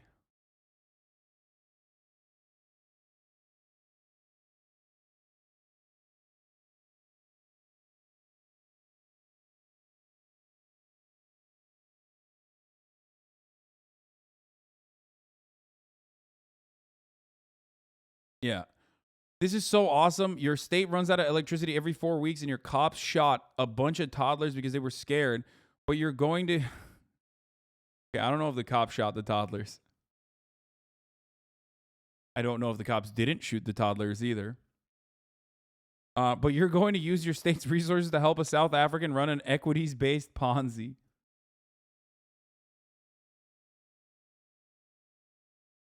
Because, you know, the Texas Attorney General is investigating Twitter for potentially misleading Texans on the number of its bot users. I have a duty to protect Texans if Twitter is misrepresenting how many accounts are fake to drive up their revenue. Thank God. Thank God, dude.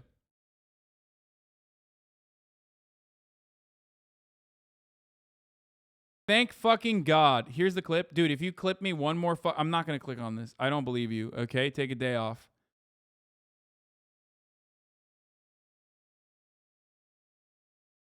Texas legislator also proposed a ban on minors watching drag shows. So, you know, fucking fun stuff, dude. Cool, productive, fun. You know what I mean? Like, really good shit. Really good shit. Ultimately. Really, really, really good shit. Love that. Very cool. A Texas lawmaker is announced after on Monday moving to ban some LGBTQ plus books from school libraries and also to restrict transgender student athletes from competing in sports, Texas Republican lawmakers are now setting their sights on drag shows. That's right. A state representative is floating a bill that would actually make it illegal to take children to drag shows after a video showing kids at a Dallas show went viral. All right. And oh yeah, I did. This was outside of the drag show where people would just like straight up. Oh, this is not outside of the drag show. On Sunday, Christian hate preacher Dylan Oz said that the government should execute every gay person, all of them. They should be lined up against the wall and shot in the back of the head. That's what the God teaches. That's what the Bible says. Oh yeah, totally. The Bible is like very much a fan of you know, executing random gay people. Totally. Someone ripped the interview. What is this? Well, with us now, oh, you did. Oh, you did actually rip it. Commentator who broadcasts daily to his audiences on Twitch, an online streaming platform. He joins us now from his home in West Hollywood. Hasan, thanks for joining us. Would you agree there seems to be real momentum now to get change? There's always been real momentum to try to enact some kind of change with regards to gun violence in this country, but unfortunately, I'm a little bit more pessimistic than you guys over there, considering that the gun manufacturers are unfortunately too powerful of an industry, and the gun lobby is incredibly powerful with their lobbying efforts. So we'll see. I'm not holding my breath though. Yeah. God damn it! Why didn't I look at the camera? I was looking at. There's too many cameras. I was looking at the wrong cameras. I can't watch this. Don't worry, the chatter is unbanned. Oh, okay. Thank you. We have heard from Mitch McConnell, who seems to have changed his tune a little bit in terms of the Republicans. Do you think there is an appetite among Republicans now for more gun control? This is cringe. I can't watch this. This is cringe. I can't watch this. This is cringe. I can't watch this. I just can't. I can't watch it. I don't like it. I don't like my performance. Usually I do like my performance, but I don't like this one. He said tune. Change your tune. Mitch McConnell has changed his tune. Fuck, dude. What we have to watch every day? Shut the fuck up. You literally never look at the right camera. Stunlock during the interview. Stop, Austin! Fuck you, mate! Hey, Austin! Fuck you! Fuck you!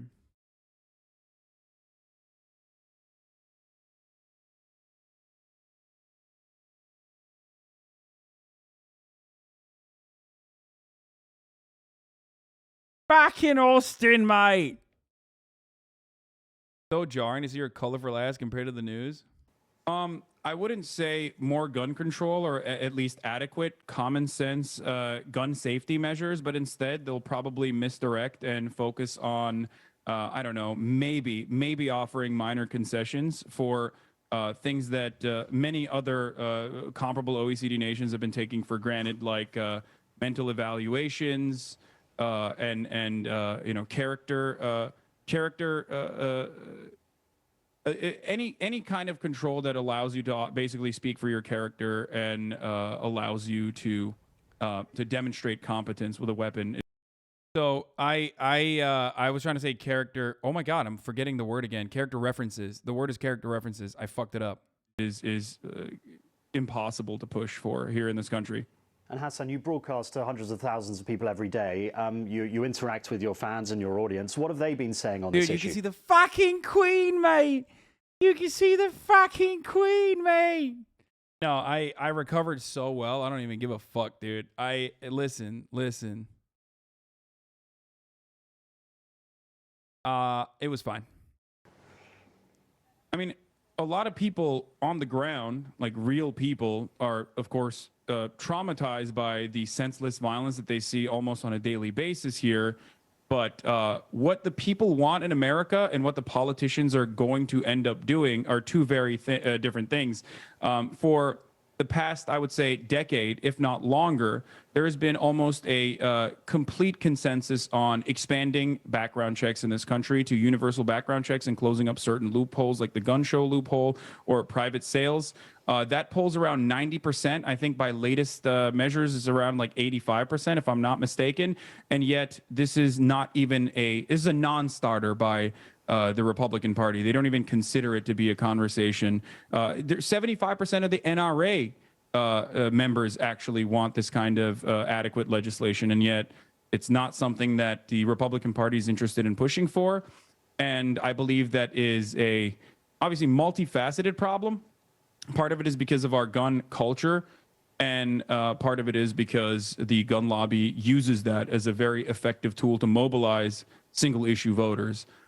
They always go out to the polls and they always vote on behalf of, gun loosening up gun restrictions. You mentioned the NRA a few times. What kind of role do they play, and is their influence as powerful as it has been over the past few decades? Well, I thought that they were supposed to go bankrupt because they tried to get into the media business, which is treacherous. But it does seem to be still incredibly powerful. One, because they're backed by a very powerful small arms manufacturing industry, but also very powerful because, like I mentioned already, there are a lot of Americans who associate their commodity consumption with their identity. They basically, it sounds weird to explain, but they basically feel like the gun is very much a part of their identity.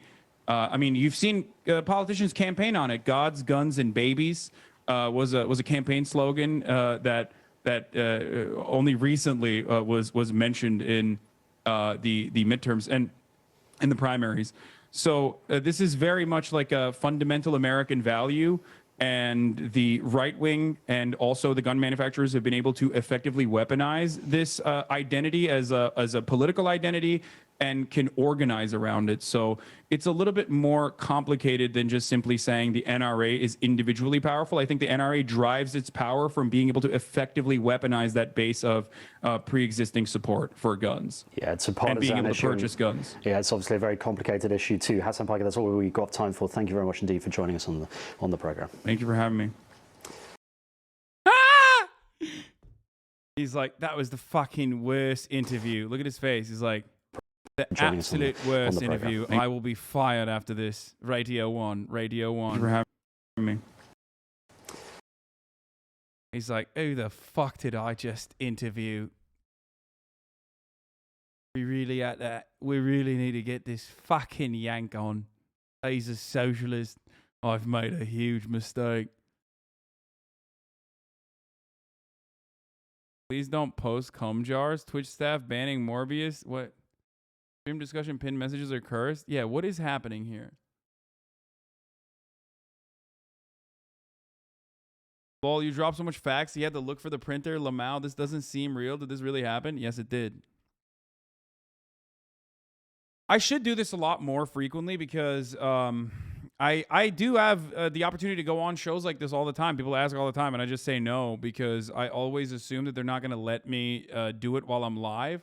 But the fact that they let me do it when I'm live, like, you know, I think most people don't give a shit. They just don't know what Twitch is. So I assume that they will, I'm just going to go ahead and be like, yeah, I'll do it, but also be live. You know what I mean? So the non-gamers, I suppose your shirt kind of doesn't help your cause on a more serious broadcast. I mean, I don't give a fuck. Yeah, he saw the background. He was like, "You having a fucking laugh, mate? Producers having a fucking laugh there. What the fuck is this? What the fuck is going on? Is that the fucking Queen in the background? Next to a fucking skull with a linen, with the fucking hammer and sickle? You're taking a fucking piss, bruv." He was confused because he had a carpet that looks like your shirt in his childhood room. Okay, dude. Okay. Okay. Okay. You fucking bastards. Okay.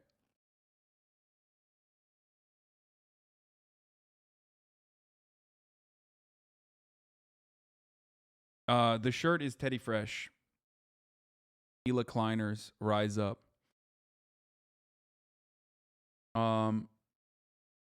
You crushed it. Me mates and I were watching from Lancashire. That is what happened. Okay. I was so sure we were going to do the accent. No, I'm not going to do the accent, dude. I want to go back eventually.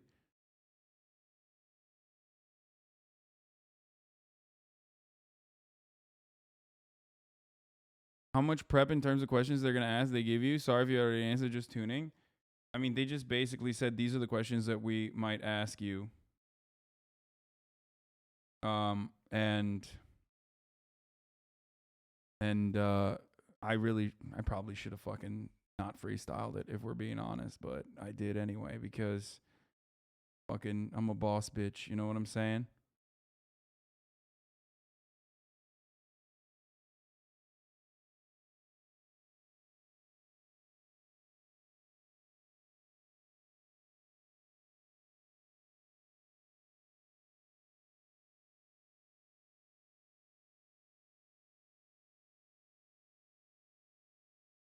Murad is more qualified for the BBC since he's a rocket scientist. I agree.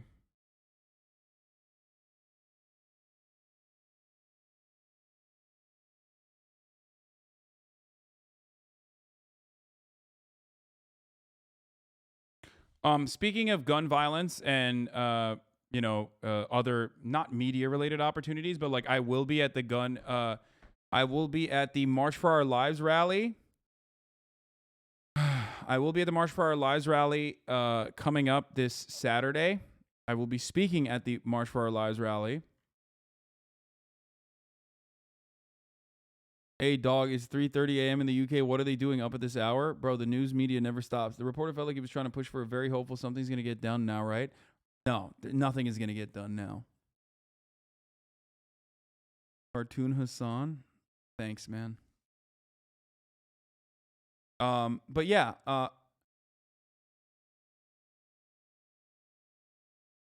no, not the one in DC. No, not the one in DC. The one in Los Angeles, obviously. No, not the one in DC. The one in Los Angeles. There is one in Los Angeles as well. I will be at the one in Los Angeles, not the one in DC. I will be at the one in Los Angeles. Okay? Anyway, but on that note, I think I should end it. You should bring people with you. Yeah, I want to. I actually wanted to bring Austin, and I wanted to live stream it, and I'm probably still going to live stream it, but I wanted to bring Austin with me, but unfortunately he can't make it, so I'm going to end it at this point, though, and, you know, it's a busy day. We had a fucking huge day, okay, and tomorrow is even bigger, all right, fucking bigger. I'll bring some people with me to the rally. I'll figure out who to bring.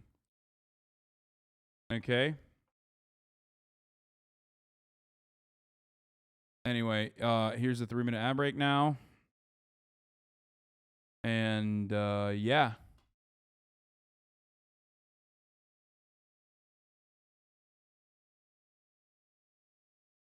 This was a big one. This was a good one.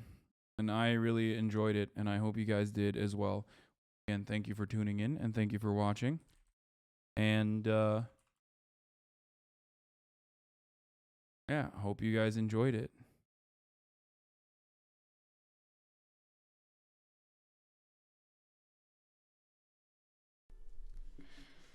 Stunning lo-fi introduction, starting off the day. All the chatters trickling in has helped people hate. Sunny Los Angeles, California, says Hasan.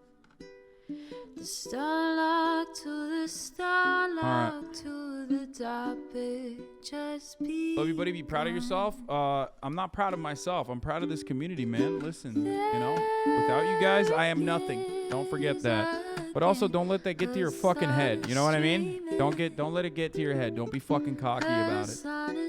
All right? That doesn't mean you own my life. But anyway, I will see you tomorrow, okay? Love you all. Peace. Hasan is streaming. Hasan is streaming. Reviewing the P.O. box, Uncle Uger's face. Sudden Discord agitprop, great names take on brace. Tiny Bernie Sanders, LGBTQ Air Force. The whole left at your fingertips, on a at your door. The H3 crowded debate, the Young Turks online show.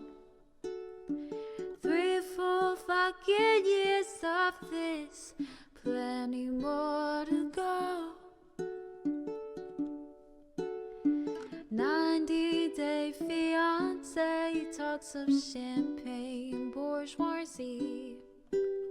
A Trump rally live reaction, a mass riot at DC. There he is again, Hasan is streaming. Hasan is streaming. There he is again, Hasan is streaming. Hasan is streaming. Reading a live stream, fair comments, Austin show chat advice.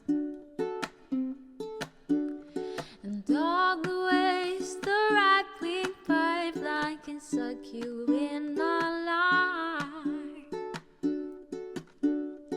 JCS react, Lord frame gets broken, cover blown. A full-blown mass pandemic, monster streaming at your home. So